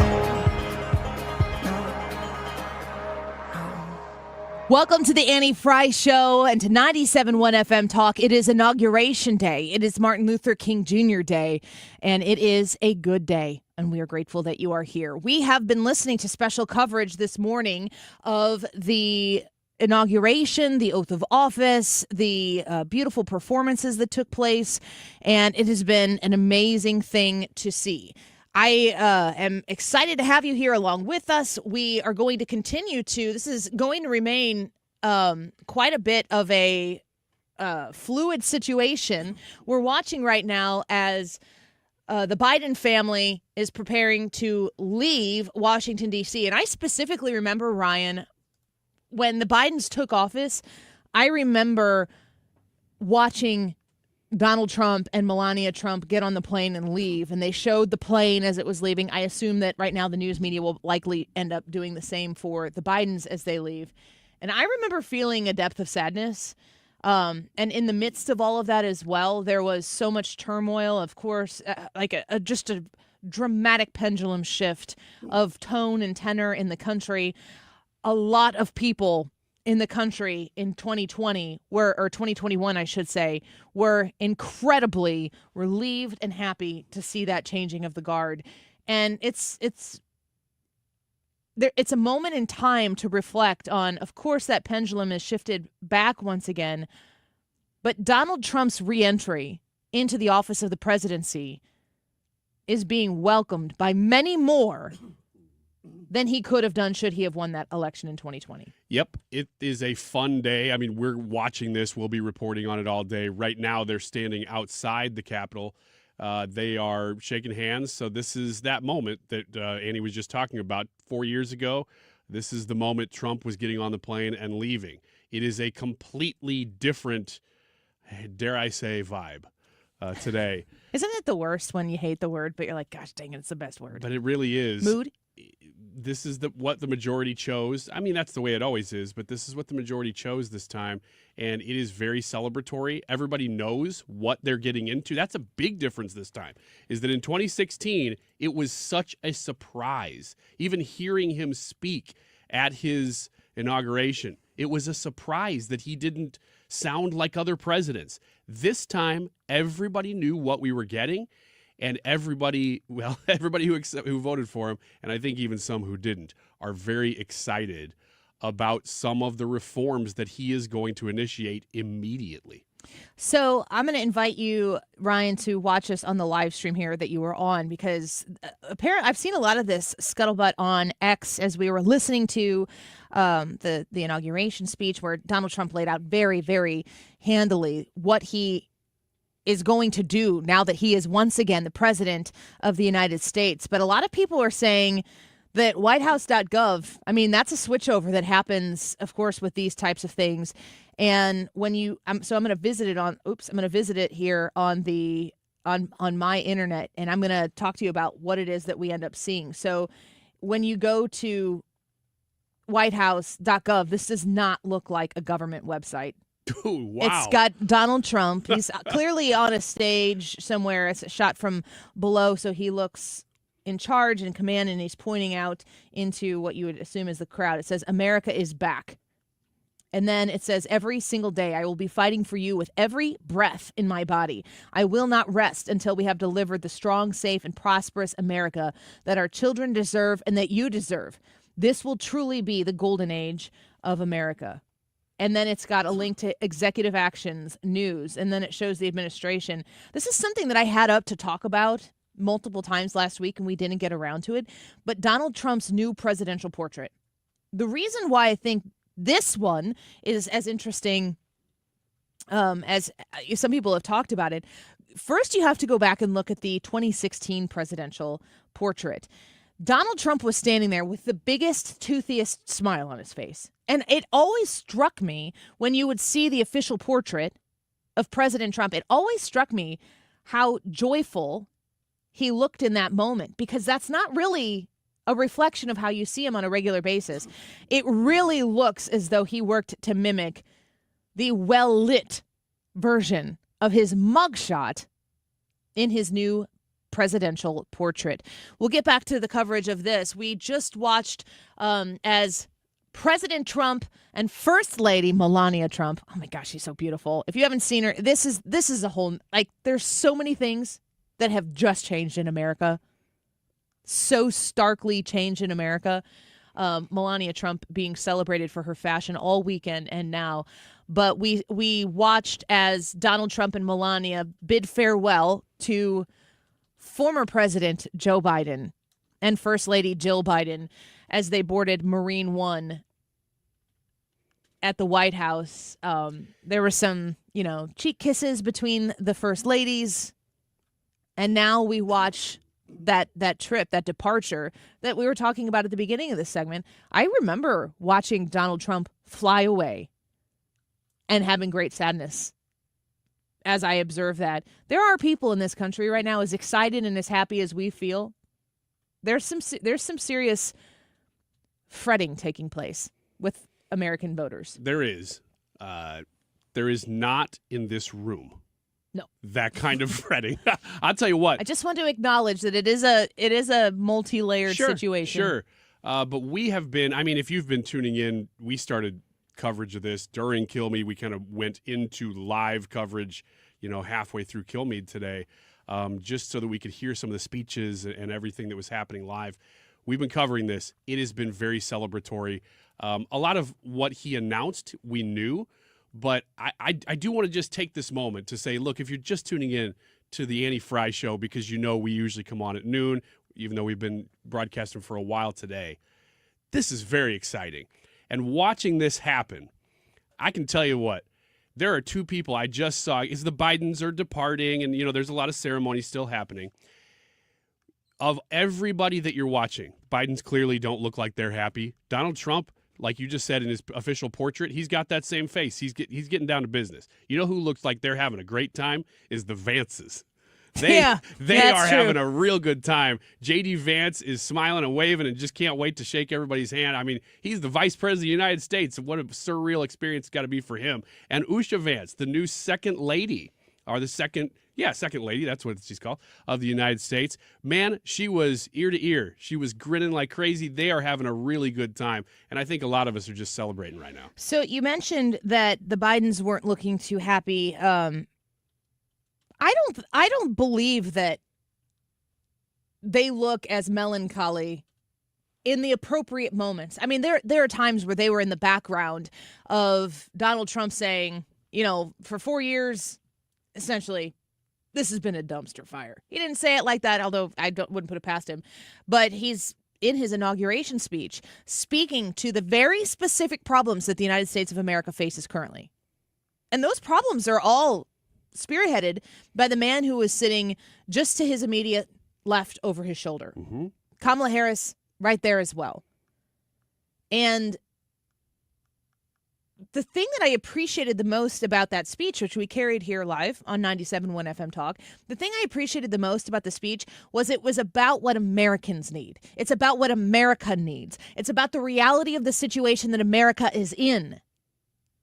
It's not a lot of fluff about politics and about perceptions. It's about, here are some harsh realities that we need to face, and this is what I'm going to do about it. You sent me here to handle this. This is what I'm going to do about it. I am looking forward to, you said, Brian, earlier in the segment, you said in 2016, it was just a shock. And then he wins, and then we spend that 75 days-ish going, is he really going to, is this real? Like, real? Yeah. And then he was sworn in. The impeachment starts today. That was maybe Washington Post or some lib rag newspaper's headline the day after he won or whatever. And I mean, it was obstacles in front of obstacles for Donald Trump as the president. And all of that stuff has been put away. All of that stuff has, to the extent that the American voter has put it away. I don't think that they're going to stop trying to swamp Donald Trump and try to trip him up every possible way they can. They're still certainly going to do that, but not with the help of the American people, not with a willful ignorance of the American people stoked by a left-leaning media that people still kind of trusted. In my lifetime, we have not witnessed what we are about to witness in this presidency, but most specifically today, this moment in time that we have watched over the past, when did he start running? Was it 15 or was it 14? I know he's been talking about it. 15 officially. There's videos from the 80s or the 90s or whatever. And there's times where he was on Oprah and talking about I wouldn't run for president unless I thought it was absolutely necessary. And I think I'd win. He told Oprah, and Oprah's like, "Oh, really? I think you'd be a great president." How times join my have book changed. club. Yeah, exactly. When we are watching this moment unfold, knowing what we know about what has been done to Donald Trump specifically, They tried to bankrupt him. They tried to put him in jail. They tried to take him off of the political field. They tried to eliminate him. They tried to slander him. They tried to smear him. They tried to kill him. And he's the president of the United States once again. On January 20th, 2025, we are about to watch what he'll do when the American people have had enough of what they've done to this man. Many people who don't love Donald Trump now understand Donald Trump. Many people who have despised Donald Trump over all of these years now despise the media that led them astray, specifically because the media knew that they could. People have been deceived and they know it. Now, that doesn't mean that just because you've been telling me this whole time that this is the way that this is going to be, and this is the way this man is, and maybe those things aren't actually true. You've been telling me this whole time that Donald Trump is a particular kind of person, and that's not exactly true. What else have you lied to me about? And the American people, at the benefit of their own success, are about to find out with great, great measure what Donald Trump is about. It's not perfect, but boy, what we have come out of, what we have crawled out of, incredibly, is about to improve. And I think that it starts right now. We're watching in the Capitol, Mike Johnson standing up at the near a podium with the presidential seal. Ryan, do you see a desk? I don't see the desk. I saw pictures of it earlier. I don't see it the there desk right that we now. saw earlier, I think, is at Capital One Arena. Oh, that's not here. That's right. This is still, yeah, we knew that he was going, there are going to be phases. It's going to be a fun waves of executive orders that are going to exist here throughout the course of this day. There are supporters of Donald Trump's in the Capitol. If you've ever been in the Capitol building, I feel like this is the area. Yeah, this is the area where you kind of corral and line up to go on your tour, your 8th grade tour. This is this big open area, and there are a lot of people in here that I think I wouldn't be surprised if those individuals who are in here in this moment are connected. Maxine, is that Maxine Waters? Are you kidding me? My goodness. No. Brad, let's get this, that Mike Johnson is going to be speaking here. I'm ready to go. Let's listen. Here in in the city, America is coming together and roaring back again, and it begins today, as the president just told us. I know we'd all rather be gathered together on the National Mall with hundreds of thousands of our closest friends, but our disappointment is well overcome with our excitement for the future that we feel today. We have the chance to make the next 4 years the most consequential period in our nation's history. And as Speaker of the House, it is my great pleasure, my great honor, to introduce to you the man who will lead us to this new golden age, the decisive winner of the Electoral College and the popular vote, the 45th and the 47th, and the greatest president of our lifetimes, Donald J. Trump.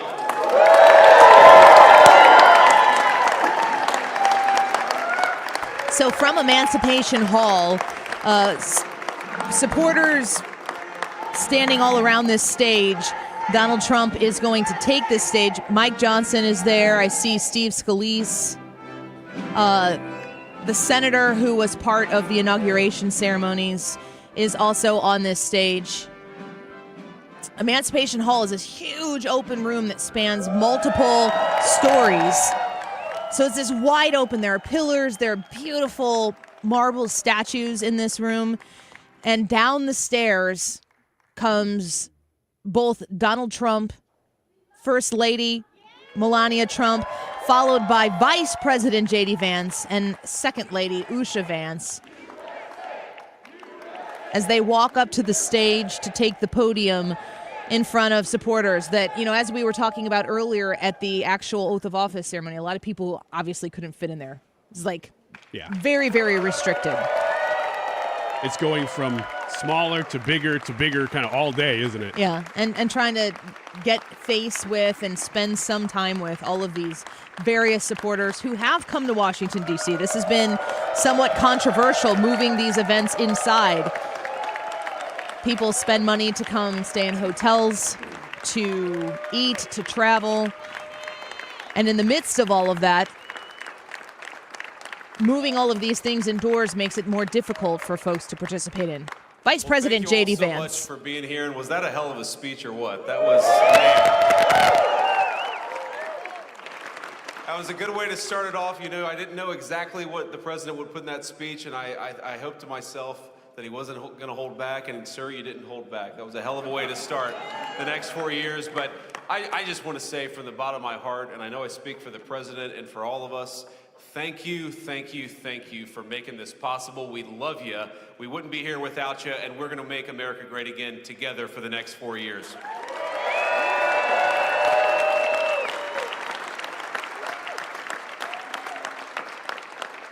And the last thing I'll say is, you know, having stood outside for about 5 minutes to wave goodbye to the Bidens, thank God we moved that thing indoors, because it was a beautiful ceremony and it was cold as hell outside. So, sir, the 45th and 47th President of the United States, Donald J. Trump.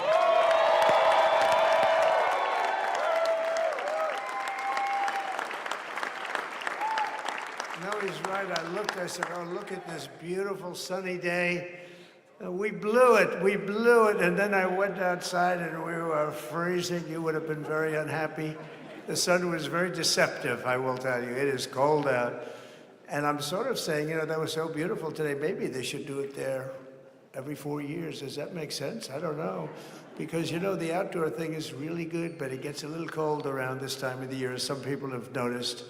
And a lot of times they suffer through it. There was no suffering in that room. It was 72 degrees. It was perfect with the best acoustics I think I've ever heard in a room. This is not so bad either. But I just want to say, you're a younger, far more beautiful audience than I just spoke to. And I want to keep it off the record. I want to keep that off the record. Because I don't want to have all those big shots up there. I don't want to think you're more powerful than them, you look better than them, and I love you. Now, we just had a great time. We just had a great day. This was amazing. You know, when you think we took a journey, I mentioned in the speech, a lot of people said that was not a journey that was possible, and it was indeed possible. I didn't really know too much about what they were saying when they said that, but a lot of people felt it, and we hooked up with J.D. very early. I watched J.D. over a period of time. I endorsed him in Ohio. He was a great senator, and very, very smart. The only one smarter than him was his wife. That was, I would have chosen her, but somehow the line of succession didn't work that way, right? But now she's great, and he's great. This is a great, beautiful couple, and unbelievable career. I just said to him, you are very upwardly mobile, because he hasn't been doing it that long, but he picked it up so quickly. Remember, the first week was a little bit like the fake news was hitting him really hard. And I said, oh, this may be tough, but after that, it was smooth sailing for him. He took on everybody. He took on the meanest. I don't want to use the word corrupt because we're into a new system, so let's wait till the corruption begins, because it will. But he took on some pretty mean people, and he handled it well. I want to also congratulate Mike Johnson for the job that he's doing.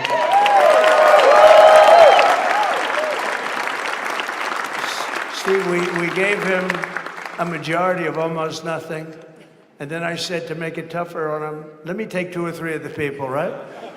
I said, he'll only have to suffer with that for about 3 months. How are they doing, by the way? Are they? Is that moving along? Totally unified. I said, do you mind if I take this one, that one, and a couple of others? He didn't mind. He can handle it. No, he's a man that's liked by everybody. I've never met a man like this. You've got how many is it, 219 or 220 or something? 220. And of the 220, 219 really like him. I noticed he got 1 negative vote once about 2 weeks ago. But I think even 220 like him, if you want to know the truth. And that's very unusual. I know a lot of nice guys in Congress, and they have 35 people that hate him.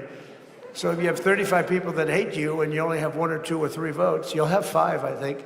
But that's going to be like, you know, the good news is when we get to that 5 number, it's going to feel like a massive majority.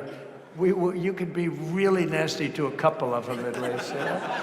So it's going to feel like hitting your head on the wall and stopping. It feels so good to stop. But he's done a fantastic job. And Steve Scalise is, he's our hero because, you know, I was with him.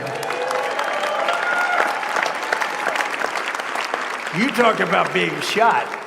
I was with him. He got some bad ones, and his incredible wife, and she really loves him. You know, you never know about that. I've been with other people. They were doing poorly, and the wife is like looking at her watch. She can't get out of the hospital fast enough. How's he doing? Oh, I don't know. He's all right. That woman was a mess.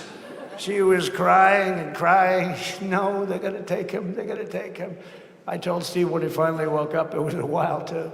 The doctor told me it was the most blood they've ever transfused in any patient. They've never done anything like it. And here he is, the picture of strength, right? And he's been a great friend of mine. With the family, because of the family. And what a job you did. It worked out pretty much better than we even thought, right? And I did have a couple of things, you know, to say that were extremely controversial. And between JD and Melania and anybody else that heard, please, sir, it's such a beautiful, unifying speech. Please, sir, don't say these things. I said, I'm telling you, it's going to play great. They said, you're right. For this group of people, it's going to play great. You're the only ones I heard by not, oh, but we had some beauties, didn't we, Melania? She said, sir, calls me sir when she's angry. No, I'm only kidding. I better say I'm only kidding, or the press is going to pick that one up loud and clear. No, but she said, no, I think it would be terrible. It's such a nice speech. I think it's, you know, it all depends on your delivery. How was the delivery? Was it good? But she said it's such a beautiful speech. You can't put things in there that you were going to put in. And I was going to talk about the J6 hostages, but you'll be happy because, you know, it's action, not words that count. And you're going to see a lot of action on the J6 hostages. And I was going to talk about the things that Joe did today with the pardons of people that were very, very guilty of very bad crimes, like the Unselect Committee of Political Thugs, where they literally, I mean, what they did is they destroyed and deleted all of the information, all of the hearings, practically not a thing left. They deleted all the information on Nancy Pelosi having turned down the offer of 10,000 soldiers. You wouldn't have needed 10,000, you could have had 500, and it would have stopped. Because we may have had 1 million people that day, the people that were there. You don't see any photographs, but we have a lot of great photos. But you don't see those photographs. They don't put them in. They show the people at the Capitol. But I was talking about that. I was going to talk about that. They said, please don't bring that up right now. You can bring it up tomorrow. I said, how about now in front of the I'll bring it up right now. You know, this little time delay is good because we're getting great reviews on the speech. Now watch. They'll take the speech and say, I didn't like it because he left there and he talked to people. But we're giving you a little more information than we gave upstairs. But no, they pardoned a lot of people. They pardoned, before we even get to today, they pardoned, 33 murderers, absolute murderers, the worst murderers. You know, when you get the death sentence in the United States, you have to be bad because they don't give it much. And he pardoned almost everybody having a death sentence. And if you went through the crimes that were committed, you wouldn't even believe them. The level of violence, the people that were killed, the innocence of people that were killed and children killed by these people. And he pardoned them for whatever reason. He spared them, but they didn't spare the people that they killed. And, you know, who knows what happens in the future. It's one of the worst because a lot of times they let them out early after that. You know, they say you're going to be in for life, but then all of a sudden they get let out for good behavior and then they go on a rampage. You know, it's one of those little things, right? But I was going to talk about that. But I was really going to talk about the level of, what's going on. Why are we doing this? Why are we trying to help a guy like Millie? Why are we doing Millie? He was pardoned. What he said, terrible what he said. Why are we helping some of the people? Why are we helping Liz Cheney? I mean, Liz Cheney is a disaster. She's a crying lunatic and crying Adam Kinzinger. He's a super crying. I never saw the guy not crying. He's always crying. I look at him. I remember years ago, he was actually on my side. And then one day, when you don't want to kill people in wars, they turn against you. Liz Cheney hated the concept of not going to war with everybody. Let's kill everybody. Let's spend a lot of money on military equipment. Where her father works, right? And but what she did was incredible. Think of it. They destroyed and deleted all of that information that went on for almost 2 years against Trump. And the reason they did, because it was all false. Like the person that said, I tried to strangle a Secret Service agent. That's one of the toughest human beings I think I've ever seen. I actually had a friend saying, please don't change that, sir. You are the coolest sucker in history. Remember, she said, I put my hands around his neck because he wouldn't go to the Capitol. Made up fiction. And I was rebuffed. And the guy on the right is a massive weightlifter, probably stronger than me. Do you think he's stronger than me, honey? You know who I'm talking about. Possibly stronger than me. Slightly younger than me, like, I won't say how many years because I don't want to talk about that, but a lot of years. But I had a friend that said, why are you disputing that story? That's the coolest story I've ever heard. That I would attack a karate champion, get slightly rebuffed, and then throw my arms around a guy with a neck about this big. Even though there are bars, there are bars, you can't really do that anyway. So I wanted to talk about that. But all of that stuff got deleted. And the reason it got deleted is they were all caught in lies. Secret Service testified, and they said it didn't happen. Actually, the two guys were very embarrassed. They're suffering because their friends are saying, did Trump really do that to you? But they gained a whole new respect for me. But it was just make-believe stuff, and there were a lot of make-believe stories made up. So rather than suffer the wrath, like the story with Nancy Pelosi, I offered her 10,000 soldiers. She knows it. She admitted it on tape that her daughter made. She's a videographer or whatever you call her, which I'm glad she is. So she can't be in good stead with Nancy. But Nancy said it was my responsibility as she's leaving the Capitol. She said it was, and it was. She's in charge of security at the Capitol. But I offered them up to 10,000 soldiers, even more. One time I said more, as many as you need, but you needed 400 or 500. If 4 or 5, you 10,000, that would be more than the number of people there by lot. But we offered her 10,000. Think of it, 10,000 soldiers. In other words, J6 wouldn't be J6. There would have been no J6. But she rebuffed them. She didn't like it. No, she didn't like it. Maybe she wanted that to happen, but she's guilty as hell.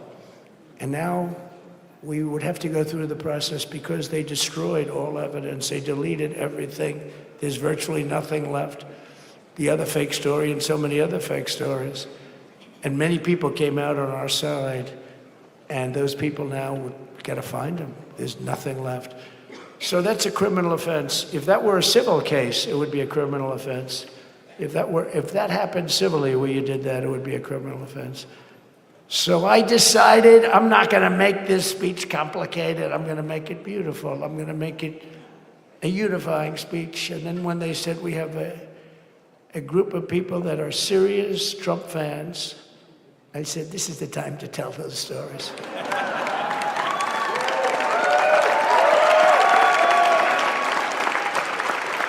He knows. So anyway, but seriously, I'd like to, I think it was a tremendous success. I think we're very lucky we put it inside because it is really cold. We just went to the helicopter out of respect. It's something that's taken place for a long time. I guess it's as old as helicopters. You used to get into a stagecoach, now you get into a helicopter. Times change. But it's pretty old custom.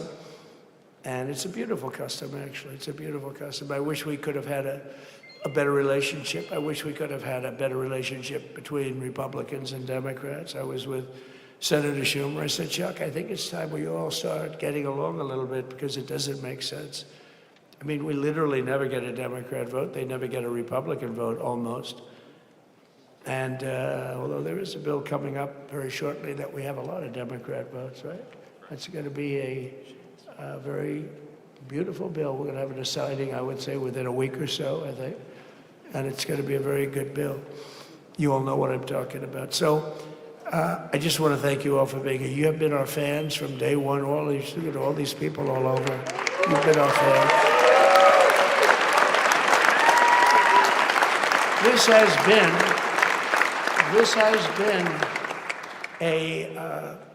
there's never been anything like it. There's never been anything like it. This has been a movement like no movement ever in history for probably any country, let alone this country. You know, if somebody's running for president, and if they go out and they announce they're going to Arizona, they're going to Nevada, they're going to someplace, if you have 200 or 300 people, that would be standard. Ronald Reagan would go out. I mean, outside of the last couple of days where people get a little excited, but even then you have a couple of thousand people. But if you're going to go someplace, any place, any one of the swing states, any one of the other states, I mean, how about the non-swing states? We won Alabama by 48 points. We won Tennessee by massive numbers. Wyoming, we won by numbers that are, nobody's ever seen numbers. And, you know, places like California, we did great, but when they send out like 38 million ballots, nobody knows where the hell they're sending them, and then they come pouring back, the whole thing. You know, they passed a law in California that if you work in an election bureau, and if you so much as ask for a voter ID, if you say, sir, ma'am, could I please look at your voter ID? They have the right to put you in jail. You're a criminal. Can you believe that? There's only one reason that happens. They want to cheat. So they had it where voter ID wasn't accepted. But now if you even ask for it, this is seriously a bill that was just signed, passed in their legislature, and it was signed. And I think when we get things cleaned up and we get back to a little bit of normalcy, I'm going to ask the Speaker to really get involved, because I think we would have won the state of California, because, you know, if you look at my numbers with Hispanic, we're at 56%. And we won the Texas border that had never been won, as the governor said. He's doing a good job, the governor, by the way, of Texas. But as the governor said, it hasn't. Oh, did I get lucky? Did I get lucky? Supposing I said, you know, he's not here, but the governor of Texas has done a terrible job. Wow, look at you. You mean we couldn't get you up in the front row? I'll tell you. Supposing I said, JD, the governor of Texas, he's not doing his job. You heard what I said. See, I didn't know you were there. I said he's doing a great job. He's doing a phenomenal job. But now you're going to have a partner that's going to work with you, because you didn't have, not only didn't he have a partner, he had people selling the wall, right? We have a fence structure that we worked on, the governor worked on with me. And I didn't love it, to be honest with you. I wanted a nice precast concrete, you know, 40, 50 feet high, like a beautiful, could have been a T-shape, Y-shape. I love construction. I wanted that sucker to go up maybe 50, 60 feet. It would have looked beautiful, a nice Y shape. And they said, the problem is, sir, they climbed that like a rabbit. I said, what do you mean? No way. And they brought some of these guys out. They climbed it like... And the other thing is you hit it with acid and the thing will disintegrate. You know, they have things for concrete. So they needed very hardened steel, very special steel. And then they needed 7,000-pound concrete inside that steel, inside that steel. And then they have a rebar that's the toughest steel made. Very hard to cut. So this is why very little is cut. I mean, it's right. And then they put a anti-climb panel on top. I hated it. I said, it's so unattractive. And I said, why would that work? I don't believe it works. And I went to watch the Border Patrol, gave a display. We had actually 2 sets of climbers. The guys that climb up walls with drugs on their back, I mean, they got like 60, 70 pounds of drug, and they go as fast as you can walk. They go bip, bip, bip. Or we have Mount Everest type climbers. And honestly, the drug guys were much better. I couldn't believe it. The drug guys blew them away, right? But it's true, the anti-climb panel, they couldn't get around it. They just couldn't. When you didn't have it, so sometimes you sacrifice beauty for efficiency, and we did. So we built this wall, and we built over 500 miles of wall. That's why we had such good numbers. The famous chart that came down, very thankfully, the chart that came down on my right, Governor. Had I not looked over there, I'm not speaking right now. You might be speaking here. You want to know the truth? You, JD, have got a lot of great people in this party, but I got very lucky, but we had the best numbers we've ever had. But I bought, you know what happens is when you fill it up, it's like water. You fill it up. Now we have 571 miles of wall. And they would always say, you know, when we renovated a wall, so there'd be like a piece of plywood sitting there for 60 years, or a 2x4 sitting for 60 years on the ground and rotting. Because, you know, and they say, you didn't build a new wall. Here we're building 50 feet up in the air, 30 feet sections, 50-foot sections, all steel, all concrete, all everything. And all, by the way, they don't even want me to say this, but what the hell, it doesn't take that long time. They're all wired for all of the equipment. We put wires in everything so they can easily wire for all the different types of equipment. And if there's a doubt, we have a wire. Whenever we just look, you just find the wires all over the place up top, so we could just hook it up. We don't have to have wires on the outside, which wouldn't do too well, right? So anyway, so we built an extra 200 miles of wall, and the governor wanted to buy it. He tried to buy it, and they wouldn't sell it to him. He wanted to put it up himself. Could have been done in 3 to 4 weeks, 200 more miles, because when you do it, now they just keep going further out, further out, further out, getting around. So we did an extra 200 miles, and it was all bought. And they announced that they're not going to put it up. And that's when I realized they wanted open borders, and that's when I realized that people are going to come pouring through the wall like nobody's ever seen before, but you've seen it. A lot of you are here because of that.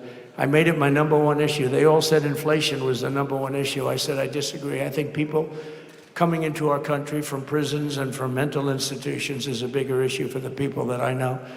And I made it my #1. I talked about inflation too, but you know, how many times can you say that an apple has doubled in cost? I'd say it, and I'd hit it hard, but then I go back to the fact that we don't want criminals coming into our country. We don't want the jails of every country in the world virtually being deposited into the United States, and that man had to suffer with it. And he did an unbelievable job. I'll tell you, he was a very popular governor, but now he's like an unbeatable governor because of your border policies. He was fantastic. And he really was. Governor Abbott he's a great man, great leader. And, but it did make him did you do it? You didn't do that for politics. You did it because you wanted to do the right thing. But I'll tell you, it sure as hell worked for politics too. It's self-preservation, that's right. But no, because the people are demanding it. The people of Texas are demanding it. The people are demanding it all over. So anyway, so we built it, and they wouldn't let us use it. They wouldn't let the governor use it. And other governors, they wouldn't let him use it. But he was the leader of the pack and did a great job. And then we heard about a month ago that not only wouldn't they let us use it, they were selling it, they were going to sell it for 5 cents on the dollar. Now, 5 cents on the dollar then, but today it would cost more than twice as much to build because we bought it like 6 years ago. And it was just sitting on the ground, and that does not do well for the whole thing. But it was just sitting on the ground, and I heard about it, and I called the governor, and I called a lot of people, your attorney general. And here's the story. They were going to buy it, and these are great business people.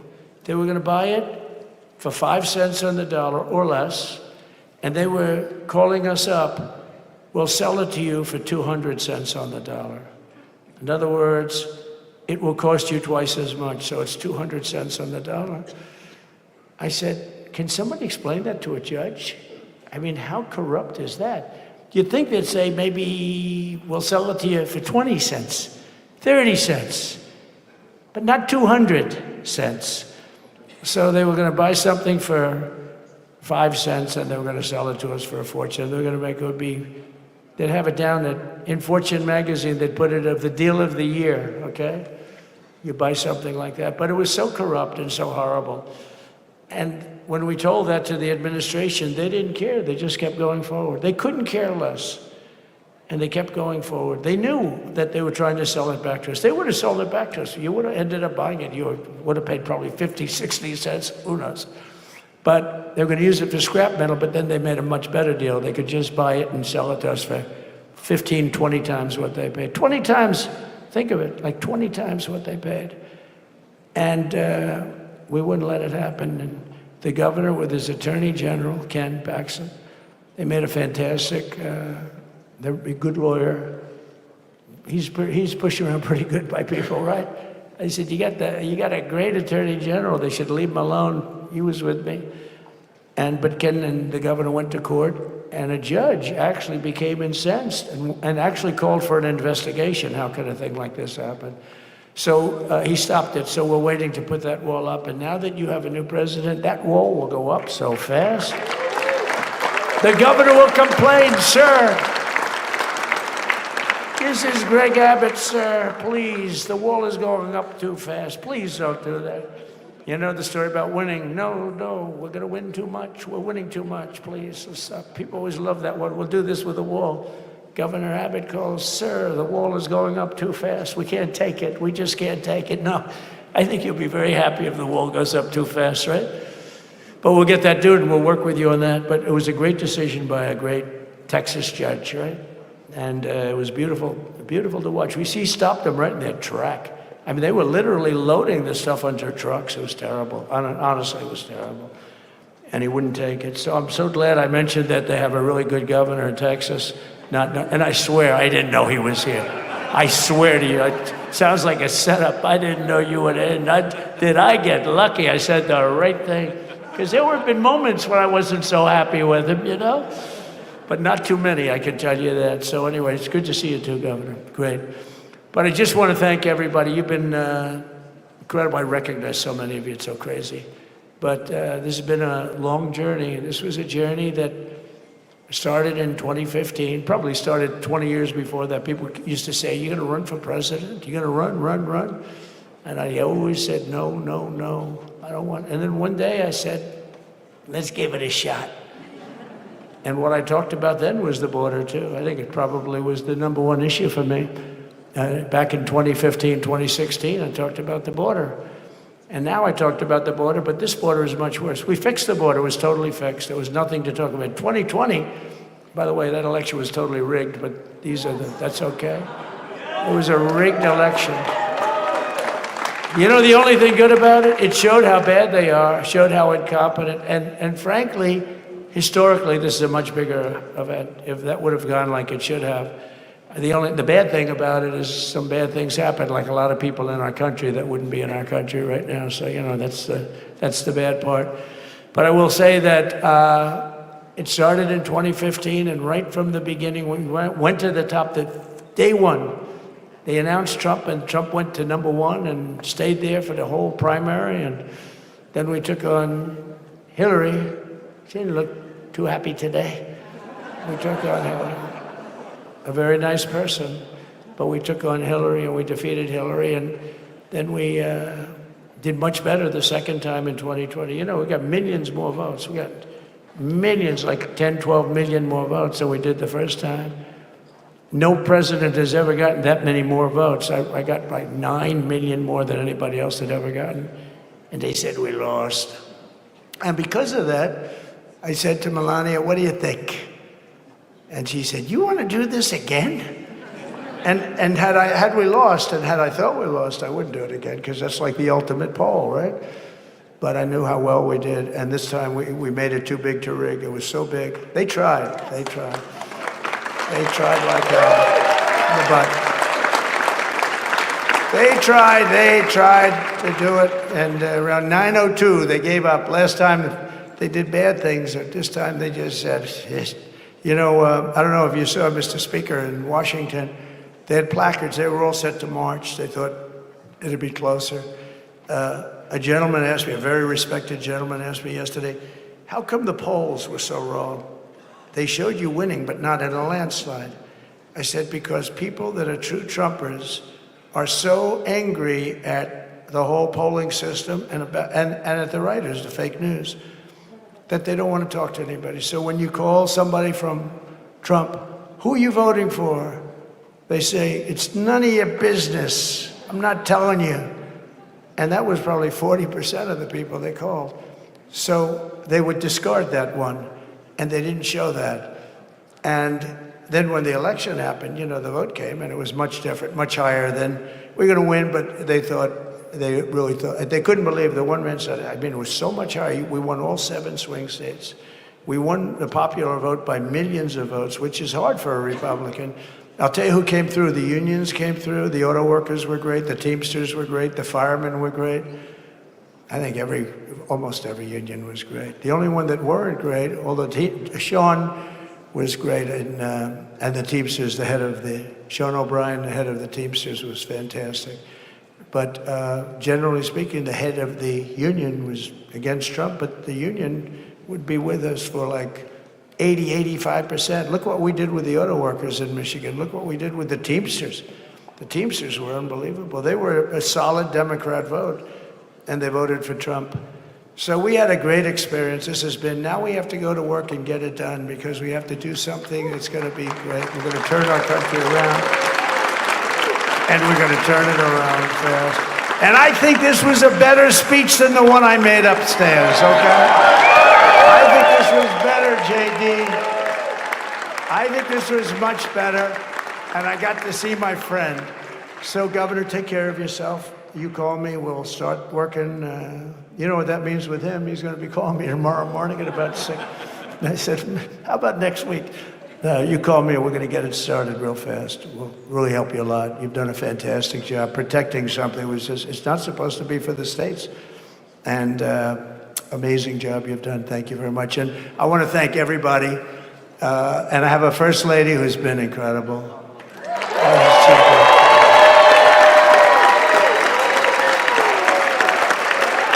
I shouldn't say this. I'm going to get hell when I say this, but her feet are absolutely aching. You know, those heels. And we thought we were leaving. We were going home. Sir, would you be able to go down and say hello to some of your other fans that are here? I said, oh, I didn't know that. Well, did you get to see pretty clearly the picture, I hope? Good. That's good. But because you wouldn't want to make the same speech again, right? But she said, darling, I love you so much, but my feet are killing me. I said, honey, let me just see how far it is. I asked the person. Oh, not that long, maybe 400 or 500 yards. That's 5 football fields. I said, can you make it? She said, we're going to make it no matter what. We're going to make it because we have to do it. Right?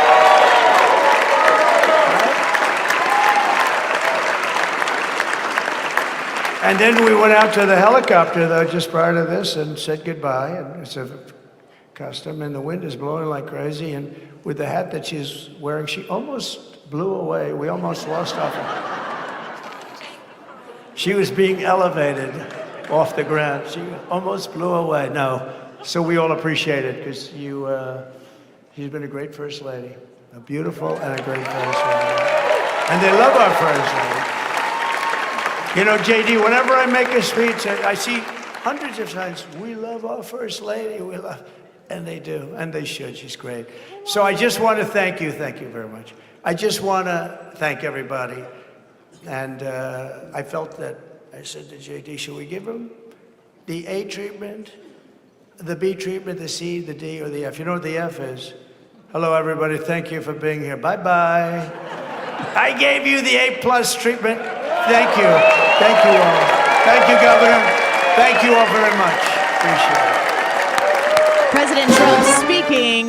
He's going to hear that all day. He's going to hear it all day. And I'm just waiting for a little bit of YMCA Trump dance to that beautiful, beautiful song that now plays when Donald Trump walks into a room. You've been listening to special coverage on Martin Luther King Jr. Day, a very, very important day in our country for many reasons today, as we celebrate the inauguration of the 47th President of the United States, Donald J. Trump. We had Joe Biden speaking before he departed Joint Base Andrews. We're going to just peek in and see how MSNBC is doing today when we come back. And we're going to get down to the business of these 200 executive orders that we will see this afternoon. Don't go away. We'll be right back. What's it going to take for you to realize the IRS is in full-blown attack mode, and if you have IRS issues, your timely response is critical? Hi, this is Lance Drury with the Lance Drury Law Firm. We certainly know the IRS has ramped up efforts because we're seeing a lot more clients with threats of intents to seize property or levy rights to property. If you have IRS issues, call the Lance Drury Firm today. Today, don't wait. Those IRS notices have hard deadlines for exercising your appeal rights. If you miss the deadline, your rights to a legal appeal are gone. Let the Lance Drury Law Firm get between you and the IRS today, and we'll help you manage your case to achieve the best outcome. IRS problems are serious legal matters, so call Lance Drury Law Firm, located right here in St. Louis. Don't wait. Call 314-260-6120. That's 314-260-6120, and schedule your free consultation with me, Lance Drury, or visit LanceDruryLaw.com. The choice of a lawyer is an important decision and should not be based solely upon advertisements. Hope you enjoyed your meal. And I just want to say, he's lucky to have a brother like you. Lucky? Caring for my brother is far from easy. Waking up every day, lifting him from the bed to the wheelchair to the car to get him to therapy on time, it's no small task between the doctors and the diagnosis, but nothing can disable this love. This is my big brother, my hero. He's part of me, like my arms and legs, so I'll be his. See, there's no time for tired. This starts again tomorrow. He'll be waiting for me. I wake up for him. I know he needs me, but I'm the lucky one, even though I need help now and then. If you're caring for a loved one, visit aarp.org/caregiving for care guides and community, or call 877-333-5885. Caregiving Resource Center. Support for your strength. Brought to you by AARP and the Ad Council. KFTK FM Florissant. From the Under Law Injury Lawyers, GetJim.com studio. That's GetJim.com. 97.1 FM Talk. Always live on the free Odyssey app. The transfer of power is complete. I'm Lisa Brady. The 45th and now 47th President Donald Trump declaring the golden age of America has begun. I return to the presidency confident and optimistic that we are at the start of a thrilling new era of national success. A tide of change is sweeping the country. Sunlight is pouring over the entire world. Calling it Liberation Day for Americans as he prepares to sign many executive actions, including orders on border security and energy, also pledging to address the cost of living. I will direct all members of my cabinet to marshal the vast powers at their disposal to defeat what was record inflation and rapidly bring down costs and prices. Now, former President Biden leaving Capitol Hill by helicopter a short time ago after attending the ceremony in the Rotunda, along with former Presidents Obama, Bush, and Clinton, during his final hour in office, also offering a last round of pardons, including for his siblings, out of concern they could face political prosecutions. With Trump nominees not yet confirmed, there's a sudden vacancy at the FBI, where a longtime deputy is retiring instead of remaining as acting director. Paul Abate has served as deputy director of the Federal Bureau of Investigation since early 2021 and became acting director following FBI Director Christopher Wray's last day on Sunday. Abate's retirement took effect at noon on Monday. It's not immediately clear who will take over as acting director of the Bureau. Fox's Tanya J. Powers. No confirmation hearing is scheduled yet for FBI director nominee Kash Patel. Meantime, word of a new acting defense secretary, Robert Salesis, who's currently deputy director of a Defense Department support agency, expected to remain acting chief until a confirmation vote on Trump nominee Pete Hegseth. In New York City, a We Fight Back protest underway. America is listening to Fox News. As a mom, comforting my family is what I do best. Vicks VapoStick provides soothing, non-medicated Vicks vapors in an easy-to-apply stick. And it dries fast, so there's no mess. I use it to comfort myself and my family. Thanks, Mom. Vicks VapoStick, soothing comfort for the whole family. And when you need more comfort for yourself, try Vicks Vapo Shower Max for steamy Vicks vapors. Use as directed. VapoStick for use ages 4 and up. Vapo Shower Max use for adults only. Hey, can you blow up some balloons for Jack's party? I can't. I'm so congested. You need Sinex Saline from Vicks. Sinex Saline Nasal Spray. Yeah, just Sinex. Breathe. Sinex Saline instantly clears everyday congestion associated with colds and year-round allergies with a gentle, ultra-fine mist that's no mess and easy to control. Daddy, we need more balloons. On it. Enjoy life's important moments without congestion. Try Sinex Saline from Vicks. Just Sinex. Breathe. Use as directed. Air Comfort Service, heating, cooling, and insulation, weather. Chief Meteorologist Dave Murray. Our big bubble of Arctic high pressure stays with us into Wednesday morning. Sunny skies this afternoon, 21 for the high, wind chills near 0. Tonight, partly cloudy skies, 6 for the low, wind chills below 0. Tuesday, sunny. It's even colder on Tuesday, 14 degrees. Tuesday night, 7. Wednesday, partly sunny after a cold morning, a fast warm-up, 35 Wednesday afternoon. This is 97.1 FM Talk. Chief Meteorologist Dave Murray. Hey, it's Mark Reardon from my friends at Zero Res, and how about the biggest sale ever in celebration of the new year? Leave all of the 2024 dirt behind with the new year out the door 24. Let's start the year fresh in 2025. And here's the deal.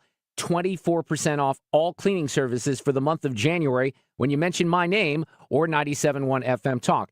If you didn't get it done last year, this is a great opportunity to take advantage of an awesome offer for 2025. Anything in your home, the carpets, the tiles, the rugs, the upholstery, every surface can be Zero Resified. So this is the time in January to call the cleaning pros at Zero Res. Don't forget the air ducts, too. That's really important, helps alleviate allergies or asthma, and you want to enjoy less dust, lower energy bills, and your home's going to stay cleaner longer. Take advantage. 24% off all cleaning services for the month of January when you mention 97.1 FM Talk or my name. 474-2020 or online, ZeroResSTL.com. Don't miss this offer. You spell it backward or forward, it spells the same. Zero Res. You're listening to the Annie Frey Show live from the Air Comfort Service Heating, Cooling, and Insulation Studio. Air Comfort Service is celebrating 55 years of residential and commercial service, maintenance, and installation of heating and cooling systems. Get in your comfort zone. Visit aircomfortservice.com. If you need a new garage door, this could be your lucky day. Entries are now open for the $5,000 sweepstakes at Overhead Door Company of St. Louis. The winner will be chosen at random to receive $5,000 towards new garage doors, openers, or front entry doors of their choice. Deadline to enter is the end of the month to win the $5,000 sweepstakes with Overhead Door Company of St. Louis. Enter now at overheaddoorsstlouis.com. You can't win if you don't enter at overheaddoorsstlouis.com. Mark Cox here. Join me, Annie Frey, and Mark Reardon, along with Thomas Helbig and Bob Kershaw of the Retirement Advisory Group for the next Protecting Your Retirement educational event. It's Thursday, January 30th at the Frontenac Hilton at 6:30. Here are Thomas and Bob with more. Are you nearing retirement or already retired and would like to learn how linking to the market eliminates your fees and will generate you more income? Would you like to know how to lock in your gains every year without selling, even when the market's going down? Did you also know if you're 59 and a half or older, you can roll over your company retirement plan tax-free to protect your nest egg from any future losses? You'll get all the answers and more. If you're 59 and a half or older, you can't afford to miss this event. Protect your retirement nest egg. Join the official financial advisors of my show, Thomas Helbig and Bob Kershaw, Thursday, January 30th at the Frontenac Hilton at 6:30. Go online at retirementkey.com. That's retirementkey.com. The Annie Frey Show YouTube live chat poll of the day is happening now. Tune in to the Annie Frey Show live stream. Vote and be a part of the conversation by typing in Annie Frey on YouTube. Subscribe and leave a comment. That is exactly what I needed to hear. Thank God someone here knows what they're talking about. That's us. That's right. Gotta love this American ride. All right, you need to take the time and get the full picture.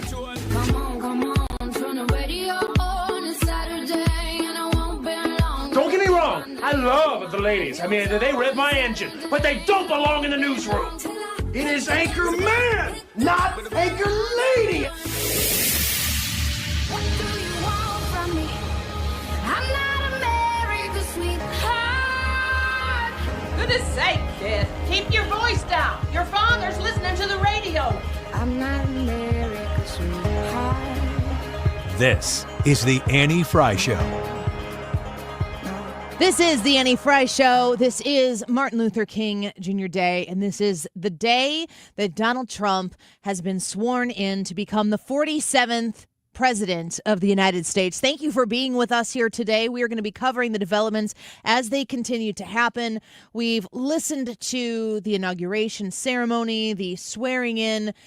President Trump now made his way into Emancipation Hall, which is in the Capitol, to talk to some of the overflow crowd. We listened to that before. Now I want to play for you what took place just to hear from Joe Biden, former President Joe Biden. We had to conduct a little experiment here, right? It's journalism.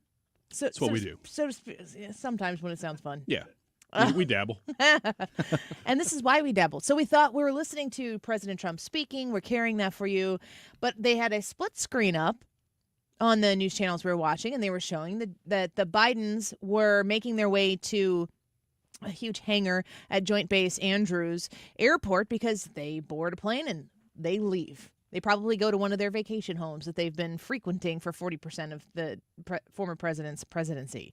So we thought, I wonder if Fox is going to carry that speech, which they didn't. I pulled up. I was like, let's listen to MSNBC. We got to hear and see what they're doing. And it sounded a little bit like this. The wrath, like the story with Nancy Pelosi, I offered a 10,000 soldiers. Donald Trump is giving unscripted remarks in Emancipation Hall after his inaugural address, sort of giving a sort of fantasy riff about strangling people. On the right side of your screen, former President Biden and First Lady Jill Biden are addressing their family and staff and friends at a hangar at Joint Base Andrews. Let's dip in there for a moment. As you heard me say before, no president gets to choose the moment they enter history, but they get to choose the team they enter history with. And we chose the best damn team in the world. You are. No, it's because of you. I mean this sincere from the bottom of my heart. Because of you, we got so much done for all Americans. I look down there, my Secretary of State, Tony Blinken, exceeded only by his wife, who worked in reverse. But look, I only hope to look back on these years. I hope you look back on them. The same pride I have of all you've done. You know, I'm proud of is that you did it upholding the core values of honesty, decency, and integrity. I mean, no scandal. I mean, it's incredible what you did. Okay, gotta pause. No scandal? Why did you pardon your whole family? in like the 2 strikes, bottom of the 9th, 2 outs. They're like, I'm going to slide this one in the door. The pardons came through. They're preemptive pardons for crimes against the United States, for his brother Jim, among, I think there's like 5 people listed there. I didn't realize this, but there are more pardons that came out today. I'm gonna send this link to myself because I want to play it. But just listening to him stand here on this tarmac and say things that you kind of expect Joe Biden to say, but in that Joe Biden way, where you have to lean in and squint one eye to try to make out what this man is saying. It's interesting, the juxtaposition between listening to Joe Biden up there mumbling and trying to get through a basic statement right after we heard Donald Trump, who went on, I'll say, in front of the overflow room of supporters who were not able to participate in the inauguration ceremony the way they had initially intended, but then they changed the setup and everything.